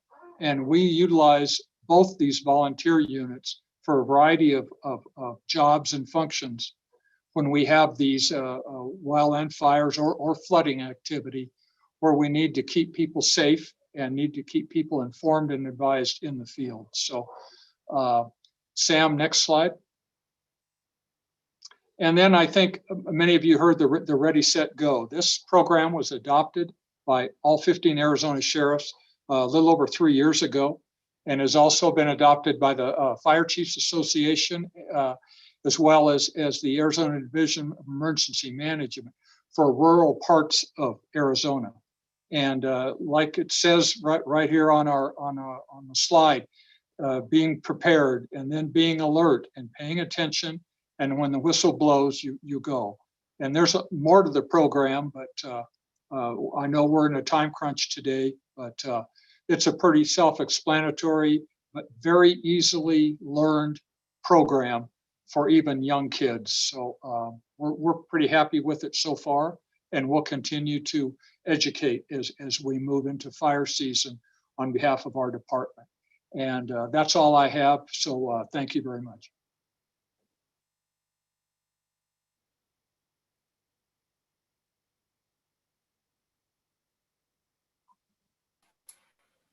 You're muted, Wes. Sheriff Driscoll, thank you very much for your time, sir. We know your time is valuable. We appreciate your support. Chair and supervisors, if you're in agreement, I'll move into my section, which is the last one, and we'll move quite quickly. Sam, next slide. Wildfire ordinance. As you all are aware, and with the new board members that were not present when this was passed, the new ordinance was in effect in early January. It made several really valuable changes to what was the historic, very successful ordinance. It clarified that the activities in the ordinance really deal with outdoor activities. For example, you can have a fire in your fireplace in your house. We clarified that. The county attorney was key in working on some of the language. Zone exceptions. We now have the ability to identify a zone within our county where we could consider lifting fire restrictions. In other words, we wouldn't lift the entire county, we'd lift for an area. That would be in close consultation with the fire districts, with the Forest Service, whoever might need to be in that conversation. Really important addition. We're now looking at a couple of other pieces on how this ordinance interacts with our ranching operations around the county. And we're working with the county attorney for some interpretation of the ordinance, and also looking to work with the fire districts in the permitting process. And then lastly, we're also looking at adding some language. Vice Chair Fowler and Supervisor Begay asked for some language back when it was passed in January, making reference to some of the cultural and ceremonial events that take place. So we're working on that language. Draft language has been created and is under review by county leadership and the county attorney's office. Next slide, Sam. Emergency Operations Center. So one of the things that's really important here is that we are prepared. We have put together organizational charts. We put together the physical facility, and we are prepared to respond if we do have an event. Hopefully we don't, but if we do, a lot of groundwork has been done, so we are ready to go. And I'll close very quickly with, there is a class that's offered. It is really geared toward executives and elected officials. It's put on by FEMA. It's called an ICS 402, and it's really an overview of the ICS system. It's about 4 hours long, so it is a little bit of time, but it covers 4 classes and gives you some understanding of the language that you will hear if we in fact have an activation of the EOC. You will hear some of this language. I have a flyer that I'd be glad to provide the board, and EM staff can help get you registered into that system if need be. So that's all I have. Chair, your desire for questions and comments, sir. All right. Well, as always, a comprehensive presentation, and definitely thank you to everybody, Brian, Art, James, Rick, Sharp, Jim, and Wes, and Sam. And I know there are a lot more people behind all of you working, but really appreciate your presentations. And we have an opportunity, we're okay on time, a little bit over, but we can make up for it in our other items. The questions by the board. Oh, we have Lucinda up there. Did you want to add something, Lucinda? No, I just be available to help answer any questions. Okay, thank you. Fantastic, great. Okay, so just explain, you know, I would ask Wes to explain, you know, when we might even be thinking about the application of our ordinance associated with, you know, the initial phase of declaration and campfire bans. That we're backing off the campfire bans from COVID, and yet we've had such, you know, dry times, you know, record droughts at this point. You know, it is a concern, obviously. We know we get wind in the spring. So if you could respond to that, that would be very helpful. Yes, sir. Thank you, Chair, Vice Chair, and board members for that question. I wish I could give you some more definitive, sir, but I'll be real honest, it's a moving target. So as we heard the Forest Service, Coco and Kaibab, and the state talk about the indices, the weather patterns, there's just a number of things that enter into that equation. I personally hope we don't have to get to fire restrictions, but I don't think that's realistic. I think with the application of the new ordinance and the development of the new ordinance, we can more accurately focus application of the ordinance. There is nothing that says we have to now apply the ordinance in totality across the county. So there's a number of different things that have been improved. But Chair, I really can't give you a hard and fast on that. I'm hoping to delay it as long as we can, but really in the interest of caution, when we have a collective decision on our Monday fire calls, which will begin here, probably not too far into the future, we'll get that information to you and the rest of the board as soon as we can, sir. I'm sorry, I wish I had a better targeted answer for you. Yeah, and probably just to follow up with that, we've seen the benefit of the bans as they've occurred during these seasons. It did help with the expansion of the boundaries of fire bans around the larger population complex around Flagstaff and the Coconino. That came into place a couple of years ago, so that does help out. But it is, we'll be looking at those seasons with trepidation. When we get into windy and it's dry and we don't have them going, it begs the question. And then we see the fire, we see our big fires that take out certain areas. We lean more towards caution these days, I think. Yeah, really appreciate all the work. Understanding that bringing the fires back, the prescribed fires, really appreciate it. Definitely a tool needed out there. I harken back to, I came here in '82 working on prescribed burning research in Chimney Springs with Rocky Mountain Forest and Range Experimental Station. And so seeing how far it's come over the time, definitely know the need for the tool, which also speaks to what we do with flood control, trying to work together in partnership with our other partners, but especially with the Coconino, with the CIVAB in terms of areas that we focus on, especially with our flood control district. So appreciate the partnership there with everybody.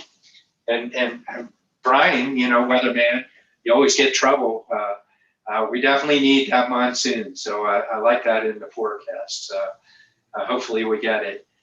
Turn to board members, very important. We do emergency response when we get these disasters. It's an element for all of you all to, this is the first stage of taking a look at what's coming up, but any questions they might have. And I'm looking at Supervisor Horstman. Go ahead, Patrice. Yes, and first of all, thank you all. It was extremely informative, great overview. Appreciate all of your time and input. Is very, very informative. And Wes, I would like the information on the IES classes. I know it's lengthy, but hopefully you can do it in stages. And it sounds like it would be very valuable for me as a new board member to get up to speed on that. So I'd like to get that information. And also very happy to hear about the prescribed burns starting again. As Chairman Ryan said, that is an important tool for us in forest health and forest management. Hopefully, and I think you do a great job, but just a reminder, let us know so we can get the word out to our communities and our districts and let the community know what's going on. So thank you again for your time, your information, and Wes, look forward to getting the information from you. Thank you. Others? Looks like Supervisor Vasquez. Go ahead, Geronimo. Hi, everyone. I just want to say thank you for all the work, and the presentation is very clear cut. And it's very comforting to know that there's a good plan in place, and in the event that we need it in some kind of emergency. Hopefully we won't, but most likely we will. So it's comforting to know that there is a good plan in place. And so thank you for all your efforts in putting that together. All right. And Vice Chair Fowler, I saw you. Oh, there you are. Keep popping up in different locations here. I'm popping up again. There you go. I want to just thank everyone again. We have this presentation every year, and every year we're part of the team. We are the communication arm a lot of times out to the community. And if there is a sign of fire or smoke out in the region, we're the first phone call many times, and we're the ones that are calling you and texting you, emailing you, and you're providing that information. So I want to just thank you for your partnership and always providing this information and outlook. Let's hope that we have a good season. When you talk about prescribed burns, it is so important that these are, heads up are given way ahead of time, which you try to do. Make sure that it is, the right across usually the smoke is going right across Navajo Nation, as it was mentioned. Because of that, we put out some purple air monitors out there, and we're going to have to check to see if they're making sure we make those contacts. I want to thank the state of Arizona for air quality for working with me, and we really put those up, tried to put them up all across Navajo Nation, not just within our region. The other is that this year we're still in a pandemic, and we're not sure when the COVID patients will be, when we're not going to have patients with these illnesses anymore. And then we're learning from the news, and I don't know where it is, there's these prolonged COVID effects on people's lungs. So for that reason, we need to really make sure that we are very conscientious about providing that information out to our public. And so that communication and where direction that is going is going to be very important from all directions, because even California fire smoke covered completely us here. And then at one time, China was walking by up in the air, and that was really surprising. Where's that coming from? It's from China. So, we have different events that do happen, and we're really, we try to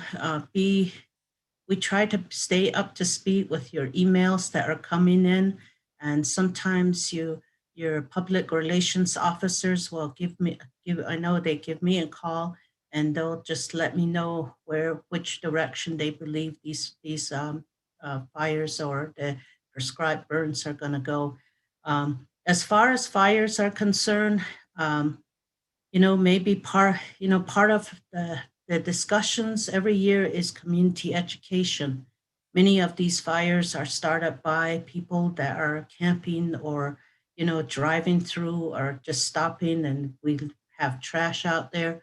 I believe the sheriff had reported, like early on in the pandemic, that they found, open fires, campfires that people left.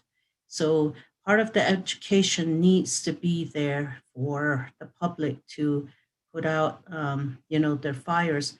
Maybe we need to work with ADOT with those over the highway signs and ask people to, if they go into forests, to put out their fires and really teach people. If you're not an outdoors person, you don't know how to handle fire. It is difficult, or you just don't know. It's just like, people hiking in their flip-flops in the middle, and no water in the middle of the heat. And we have to tell them the temperature of the heat here, but the sand is this temperature, and they get blisters on their feet. So, we have to really gauge the public when it comes to any kind of information that we provide. So I'm really happy to hear that there is COVID officers. I was wondering how our public health will engage with the if they need to, with the force, with the fire crews that are coming through. I know in last year, the North Rim, the North Rim, North Kaibab fire that was happening out there, that was during this COVID, when there was a lot of social distancing that was happening there. So I'm sure it's costing more. And that's part of I'm hoping that the National Forest Service and just this prevention, and during this fire season and last, that you'll be able to get some of this American Rescue Plan funds to be able to get to you. If you don't, I think that is for us to take on as an advocacy because you are the ones that are on the front line. You have to take care of all the teams that are coming through. And if you are, if you see that that is not happening, I think our Board of Supervisors needs to put that on our agenda and meeting with our congressional delegation. We have a new Secretary of Interior.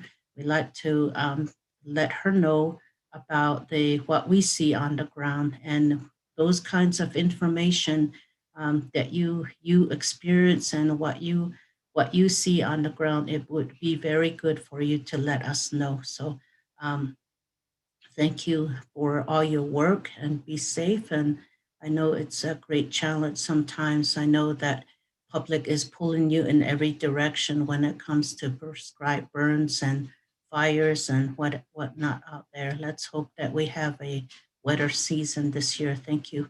Thank you, Wes, for everything you're doing, and Lucinda for organizing this meeting. Thank you so much. Appreciate it. All right, thank you, Vice Chair. Just a comment for the sake of the board. Really, the IES classes that Wes mentioned and Patrice was bringing up, really, really good. We all have different roles. Sometimes it's kind of awkward in emergency management. How do you use elected officials?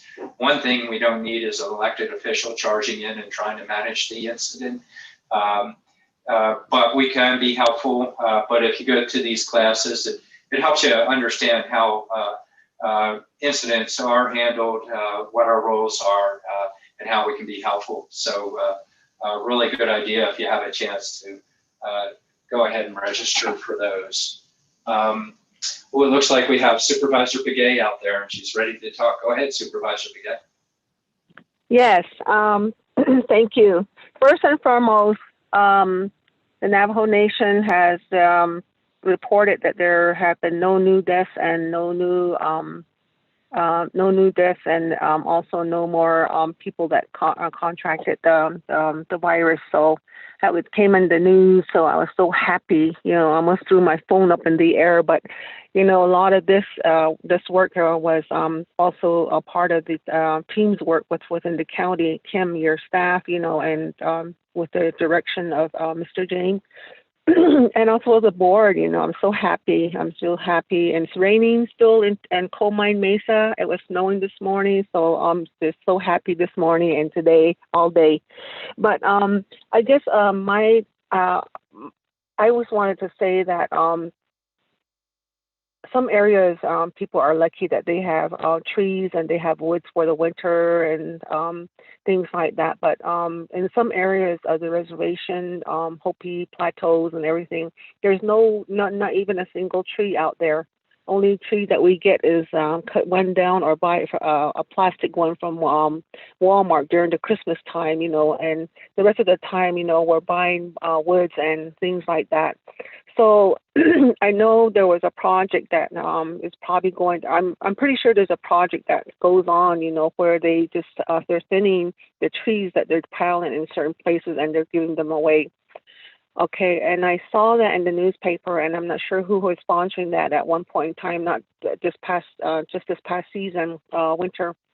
And a lot of our families do not have rides, especially the elderly. They don't have vehicles to go out there to get their woods and stuff like that. So it's really something that I'm really I feel for the families because they don't have vehicles, to go out there. And if they do, it's probably a car. So anyway, I just wanted to throw that out there, but I'll do more research on that. But that's one area I want to talk about. And also the IES classes, I think it's very beneficial, for especially us new board members, anything that can help us because we're learning every day. And our time is, spent, most of the day and into the evenings and some weekends. Past weekend, I had a chapter, it wasn't a meeting, but it was a walkthrough of an area that the chapter house. I had to be brought in the modulars and stuff like that. So get involved with a lot of these things, and of course the roads, that's that we did travel on. But I just wanted to talk about services, and it's very important that to also the cultural aspect of it and traditional ways of of things that we do, as even with the forest, and then of course it's important that we maintain the smokes, and the prescribed burns and stuff like that. So I'm really glad that everyone's on top of everything right now, and it makes me happy, as a board member and the constituents, I try to do as much as I can to inform them, because I'm getting calls from all over, north and south. And I come to find out that north of Cow Springs all the way down to just driving, it's like 250 miles one way. And so it's a big area, and there's a lot of issues that we have to address and stuff like that. But I just wanted to say thank you to Wes and everyone else that did the presentation today. Everything is so informative, and we get a lot of knowledge put into our head. And I sometimes lay awake at night and think and try and put things together, and things like that. And I have to get up and put my questions down again. And next day I find out, ask questions again. So it's a learning process, and something that is going to really help us make a good decision on behalf of everybody within the Coconino County, within Coconino County. So I thank you to my colleagues again, and then Lucinda, thank you very much for your leadership also. And I'm so proud of. I always say I'm so proud of all the department heads that are running around, and they're treating, making sure that everything is being met in the right way, and that they're people listen to one another, and that's good. It's a good working relationship that I've seen, and there's a lot of guidance too. So I just want to say thank you to everyone, and that's the only comment I would like to make. Thank you so much. All right. Well, thank you, Judy. And actually, I think this is bringing us to the end of the presentation. Wes or Lucinda, any final comments here? No, sir, that's all I have. I will forward the information on the class. As soon as this conversation is over, I'll put it in all of your inboxes. Excellent. Fantastic. Lucinda?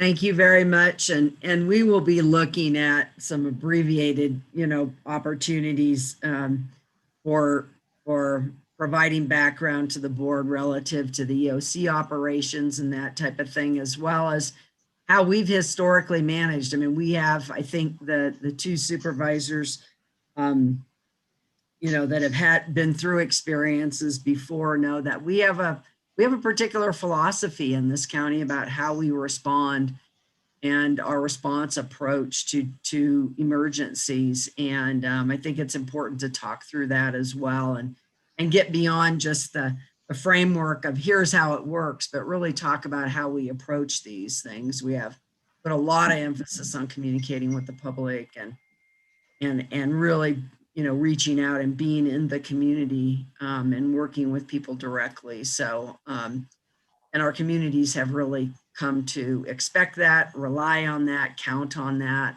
I have to always share this because it had such an impact on me that when we had the Schultz fire and then floods, and Senator McCain, and Joanne will certainly remember this, that we had Senator McCain came to do a visit.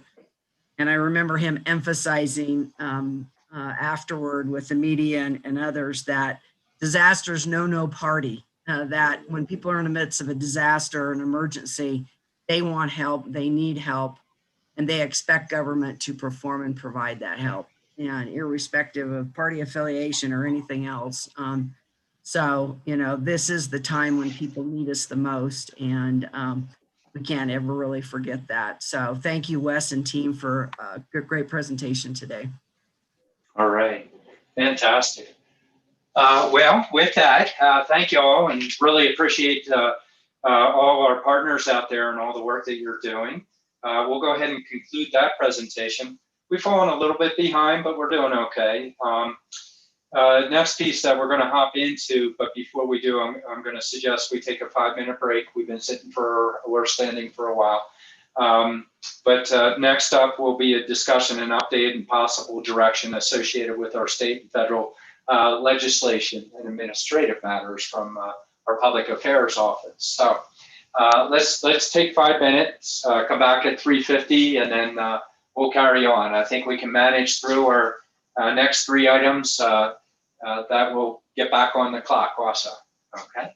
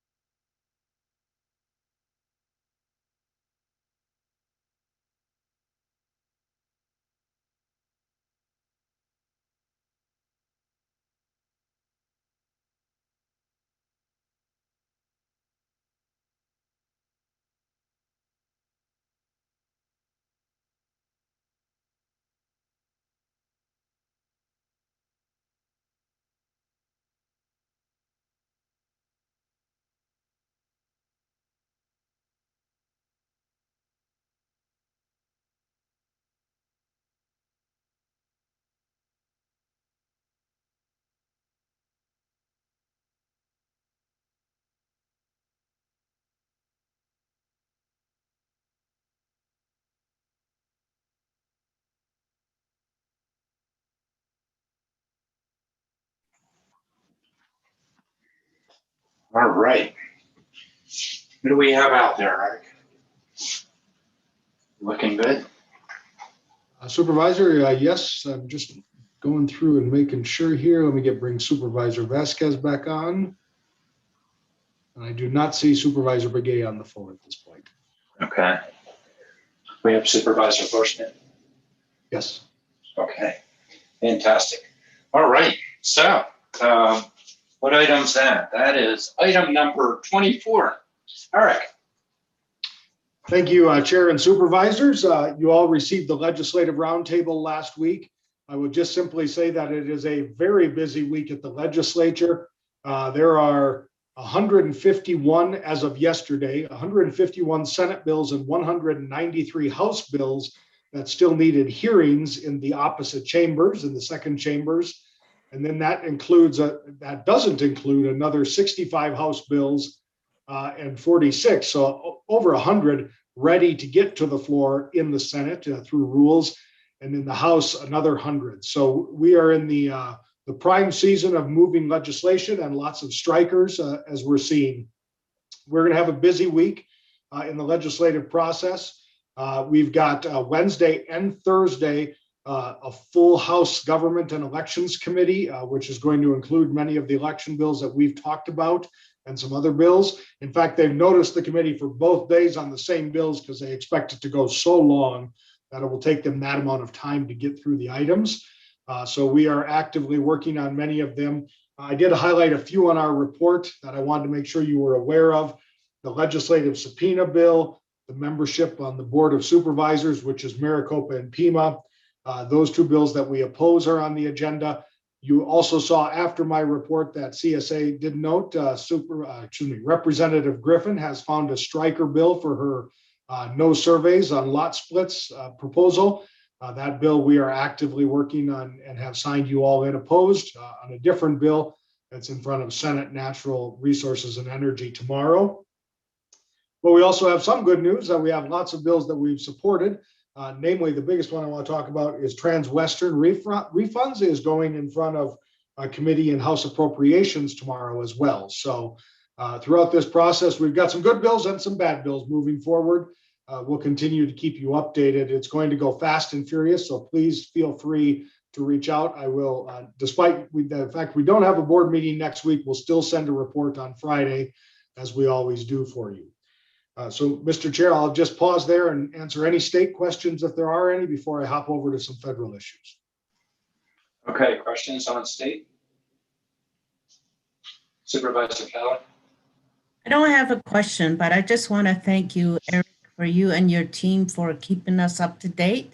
All the emails that comes in and a summary of all the bills and keeping us engaged and with everything that's happening at the state. I really appreciate that. So thank you so much. Not just the bill, but just the governor's office and just the climate out there. And it's very helpful because we're down at the state walking those hallways, and with this pandemic, we're not able to do that. And a lot of those meetings happen in Zoom.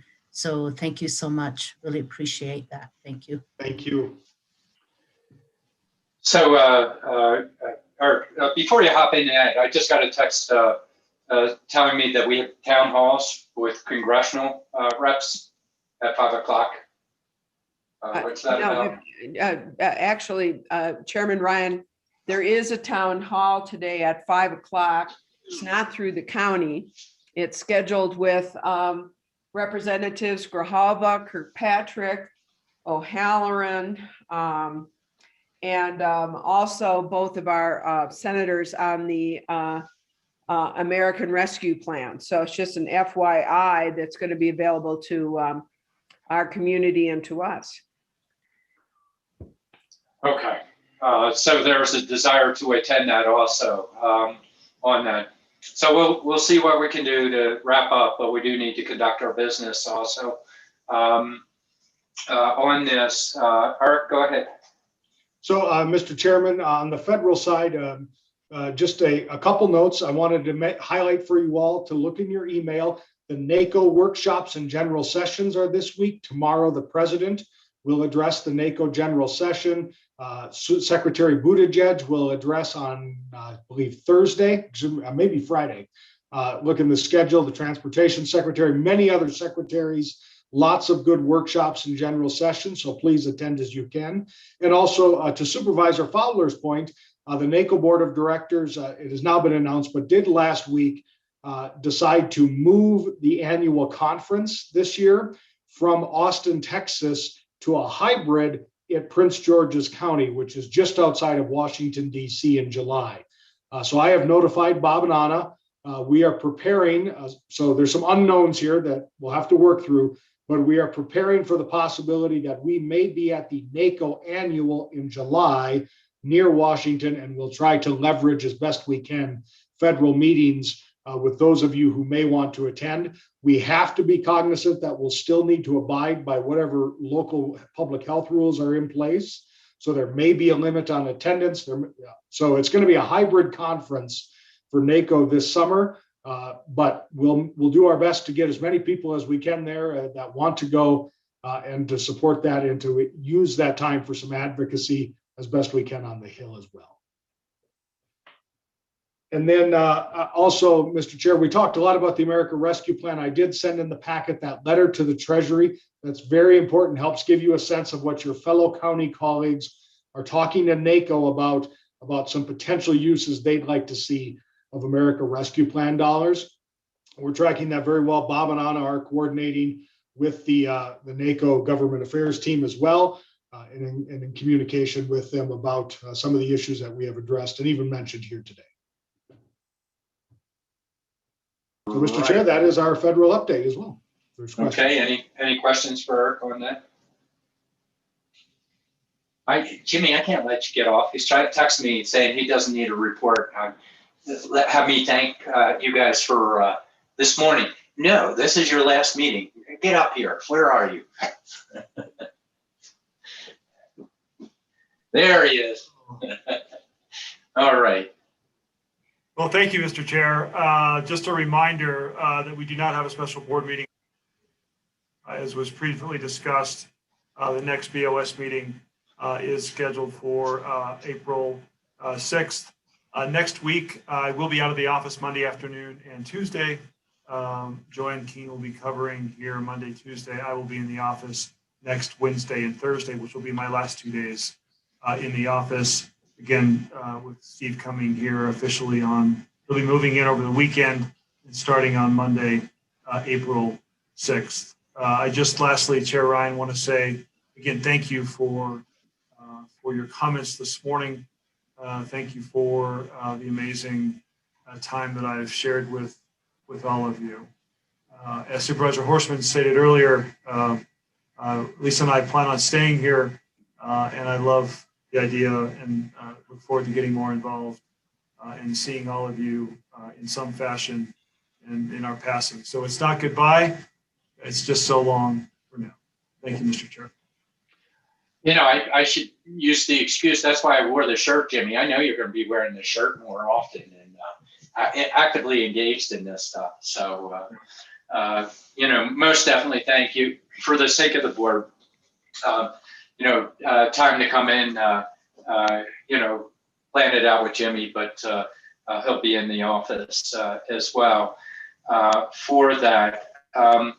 You know, I'm going to go through roundtable pretty quick, but I'll start out with the just a few notes on chair's report. Very important that we do get roundtable in for the sake of the board. Everybody's saying, hey, we need to meet, we need to talk. That's part of roundtable. We do it on a weekly basis or when we have meetings so that we can give a report back on what we're doing, activities in our district, what we're doing with our boards, and or give updates. A couple of things real quickly on the chair's report. You know, Jimmy and Steve have been coordinating well. I'm sure they've been updating you. If not, because you've been busy, really have been, and they're working out the transition quite well.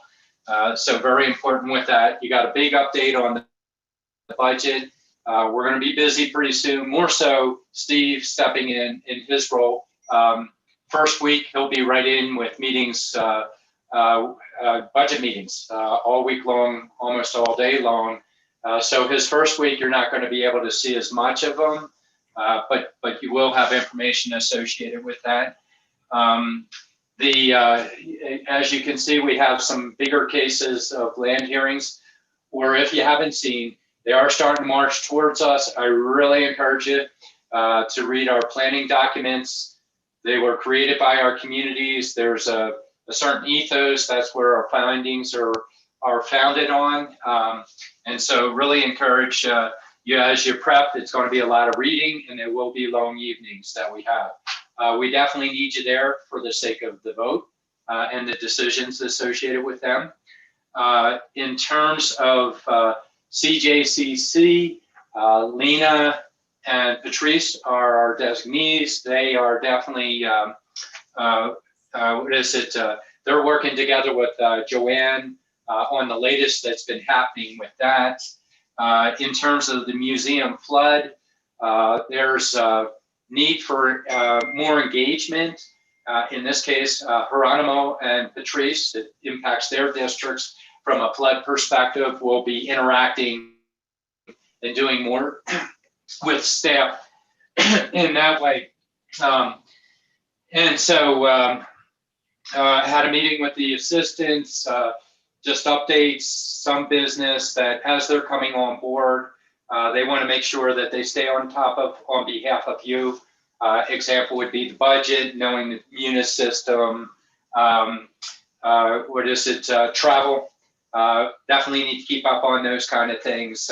Really good meeting with Lindsay. I hear that went on for a while afterwards, that they had a really good exchange of how and when they can cooperate with each other. Obviously, they report to each supervisor, but the more they work as a team, the more they help each other and can share experiences on how to deal with certain circumstances.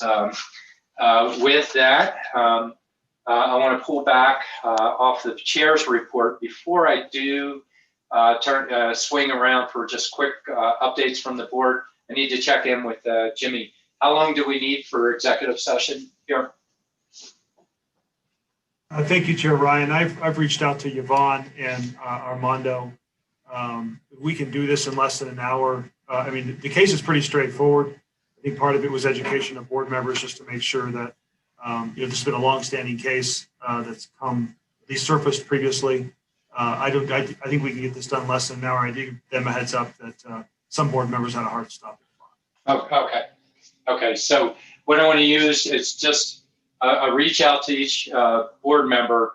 If there's something important that you need to bring up associated with your district, unfortunately, because we're condensing our time, again, we can't give a full report, but even so, I'll start with Vice Chair Fowler.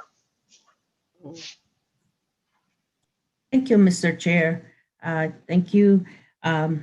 This is from our district report where, as I mentioned earlier, we started our tax season. We are now doing taxes from my office, and I want to thank the Community Service Director, Michelle. She's been really great working with us and our county manager to set up this tax services. As you all know, this is about our fifth year that my office has, all of us have been trained to prepare taxes. And that's what we are doing right now, is preparing taxes for people. And it's all, it's not in person because of just the situation that we're in. We are also working with the Page Regional Health Department and with a drop-off box there.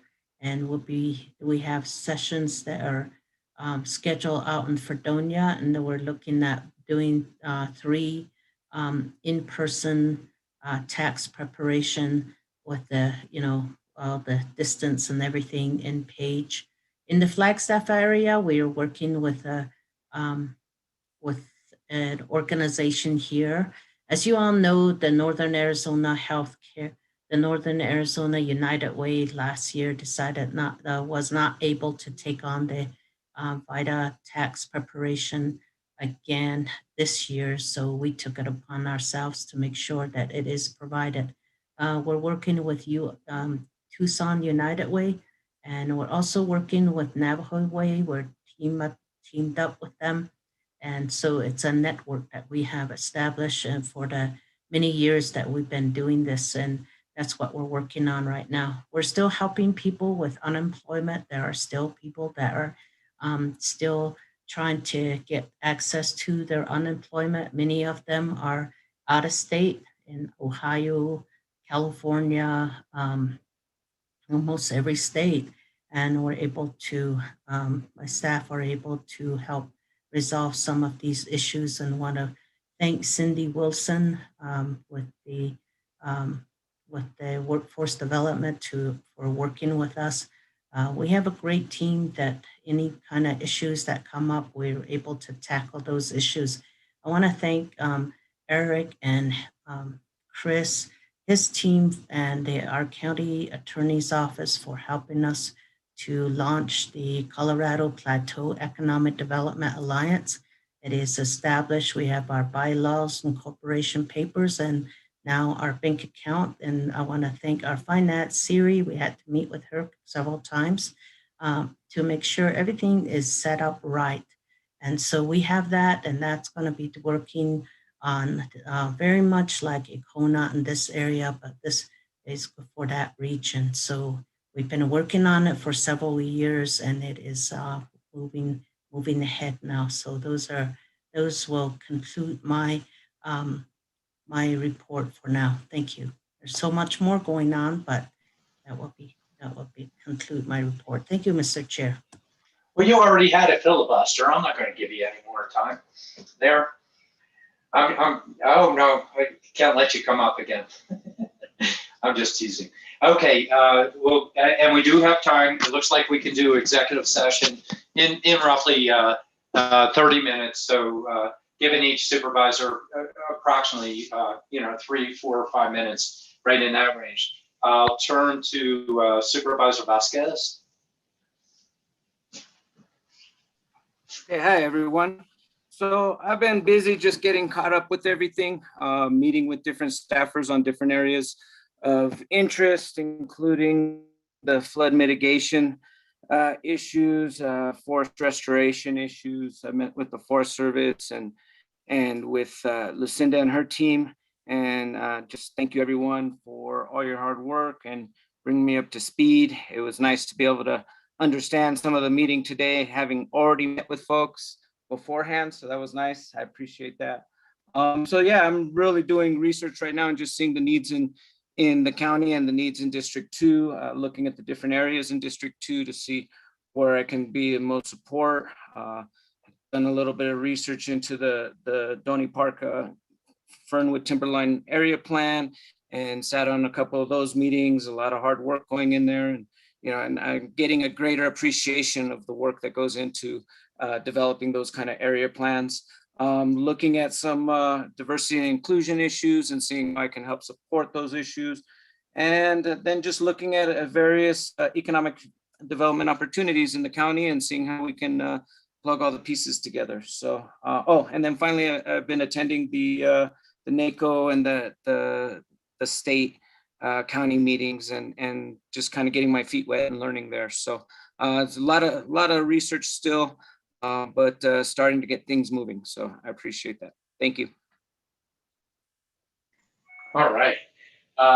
Supervisor Horstman, District 1. All right. Well, I'll do it quickly. So it has been busy here in District 1. I did early on get up to the Grand Canyon and met with the new, not so new anymore, superintendent. Did some community outreach up there with the closed closet, and which is basically available to those in the community in the library, which is wonderful for, and the pantry. The pantry, which is also a food pantry, which is outside of the former Grand Canyon jail, which is interesting, and got to meet with the new victim witness representative from Coconino County Victim Witnesses Services. So it was nice to get up there and meet some folks in the community. I also have been busy here working with Lucinda and her crew on the phase 2 of the museum fire mitigation efforts there behind Mount Eldon Estates. We did a Zoom meeting for the Mount Eldon community to basically update them on where we are in terms of phase 2.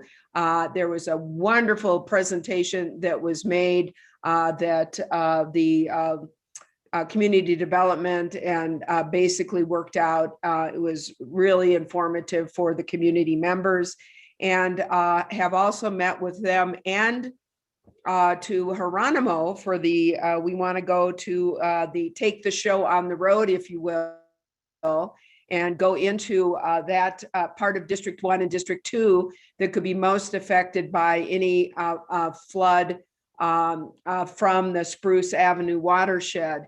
So we're looking at sometime here in early spring, so soon, going out into the communities, hopefully using one of the Mountain Lion buses like was done previously during the museum fire to basically provide information, maps, give people information on where we are in terms of our flood mitigation efforts.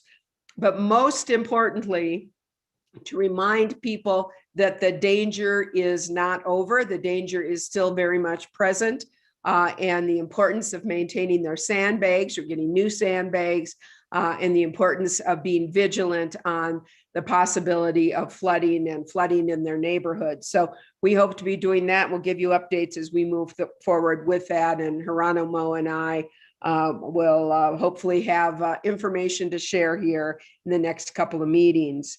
I have also, as many of you, been on the phone talking with our representatives, Senator Kelly, Representative Grijalva, Representative Kirkpatrick, and I know many of you talked to the other representatives to remind them we're here, we need their help, we need their support, thanking them for the Great American Act.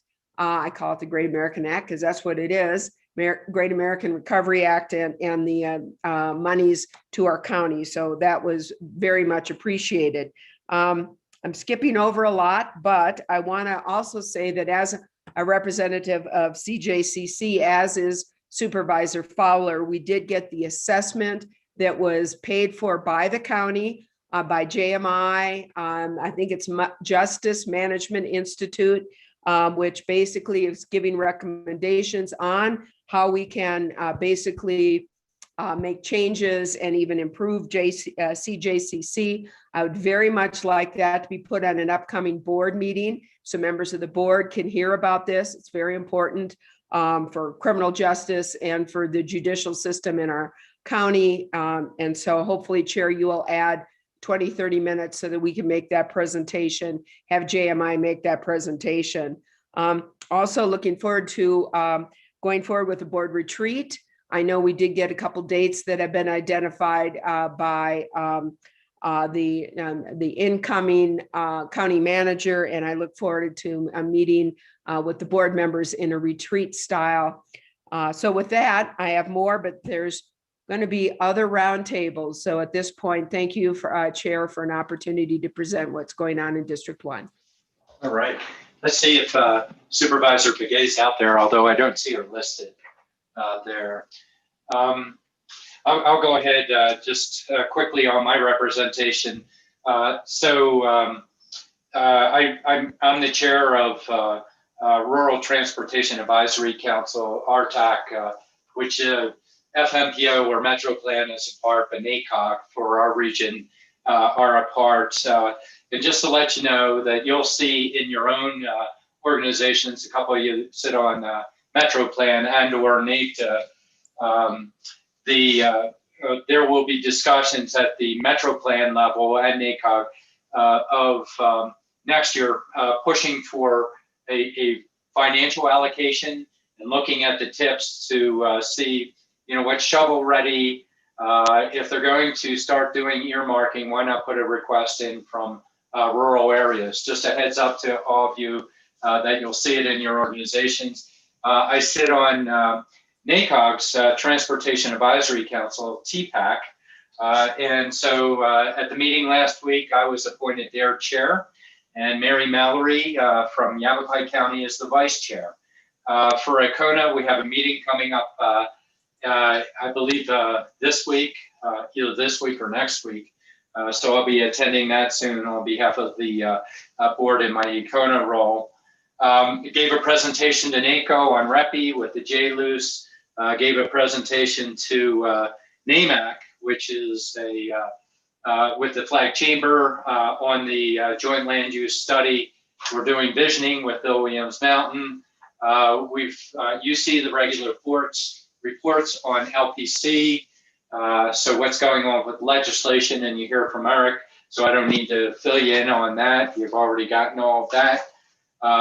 Just a note that Myrna Goldstein, District 3 Merit Selection Nominating Committee recommendee, just received her Senate Judiciary confirmation and Senate confirmation.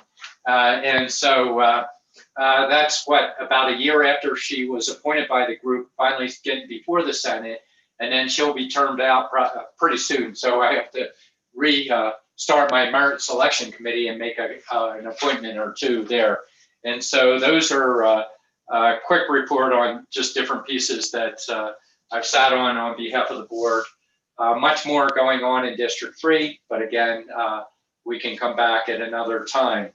So with that, that should give us enough time to look at our last item that we have. That's item number 27. That's consideration and possible action to approve a settlement via a stipulated judgment associated with Poca Diablo. At this point, I'll turn to our attorney.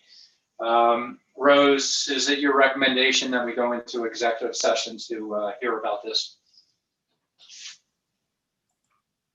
Yes, Chair Ryan, that is my recommendation. Okay, I need a motion to do so.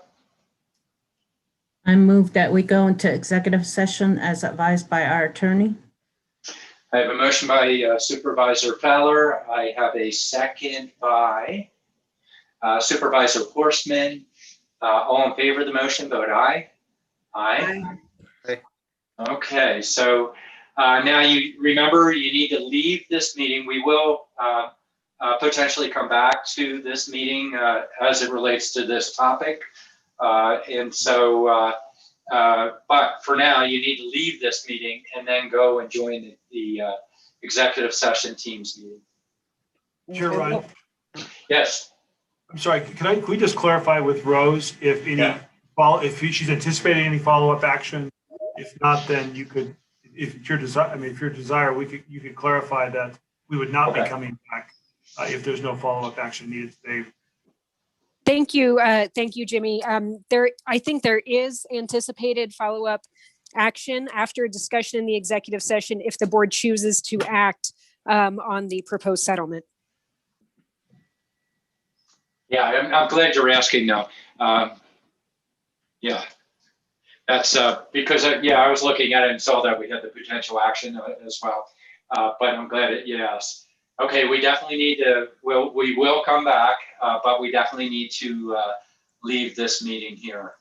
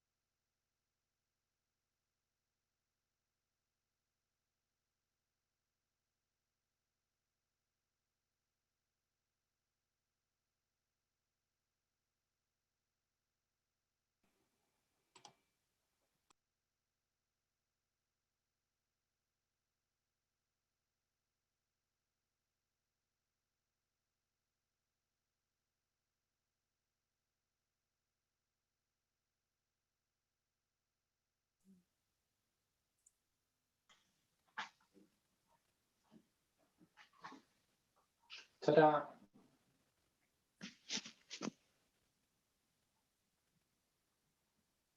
All right. Need to bring the board back in. Don't know if we have Eric out there. I'm sure we have Lindsay out there. Supervisor, you have all four members. You do not have Supervisor McGee. Yeah, she dropped off. I think she joined the Teams meeting when we went into roundtable. So she probably waited there and thought we were over with at that point. Let's see. So at this point, we've just come out of executive session and goodness, we are on item 27. So the board has an opportunity to take a motion associated with this recommendation. Supervisor Horstman. Yes, Mr. Chair. At this point, I would like to make a motion to approve the settlement via stipulated judgment in the ACM BLH Poco Diablo 1 Holding Company LLC v. Coconino County case. I have a motion. I need a second. I'll second. I have a second by Supervisor, motion by Supervisor Horstman, a second by Supervisor Vasquez. All in favor of the motion, vote aye. Aye. Aye. Any opposed, not opposed, motion carries unanimously of those present. And so, very long day. Bear with me at this point. I'm punch drunk, guys. So really appreciate all the hard work of all staff and everybody. Before I adjourn it, just really quickly, Jimmy Jane, thank you so much. You're going to be around some more. We have a chance to interact with you, but publicly, once again, thank you, Jimmy. Really appreciate everything. And Thank you, Ryan. Yeah, thank you. That's right. Thank you, Jimmy. And then, Thank you. and then I wore my shirt not only for Jimmy, but because we're the national champs in cross country. Go That's right. Jacks. All right. You. So with that, I'll go ahead and adjourn the meeting and wish everybody a wonderful week here. Thank you. Enjoy the snow. Thank you. Thank you, everyone. Bye-bye.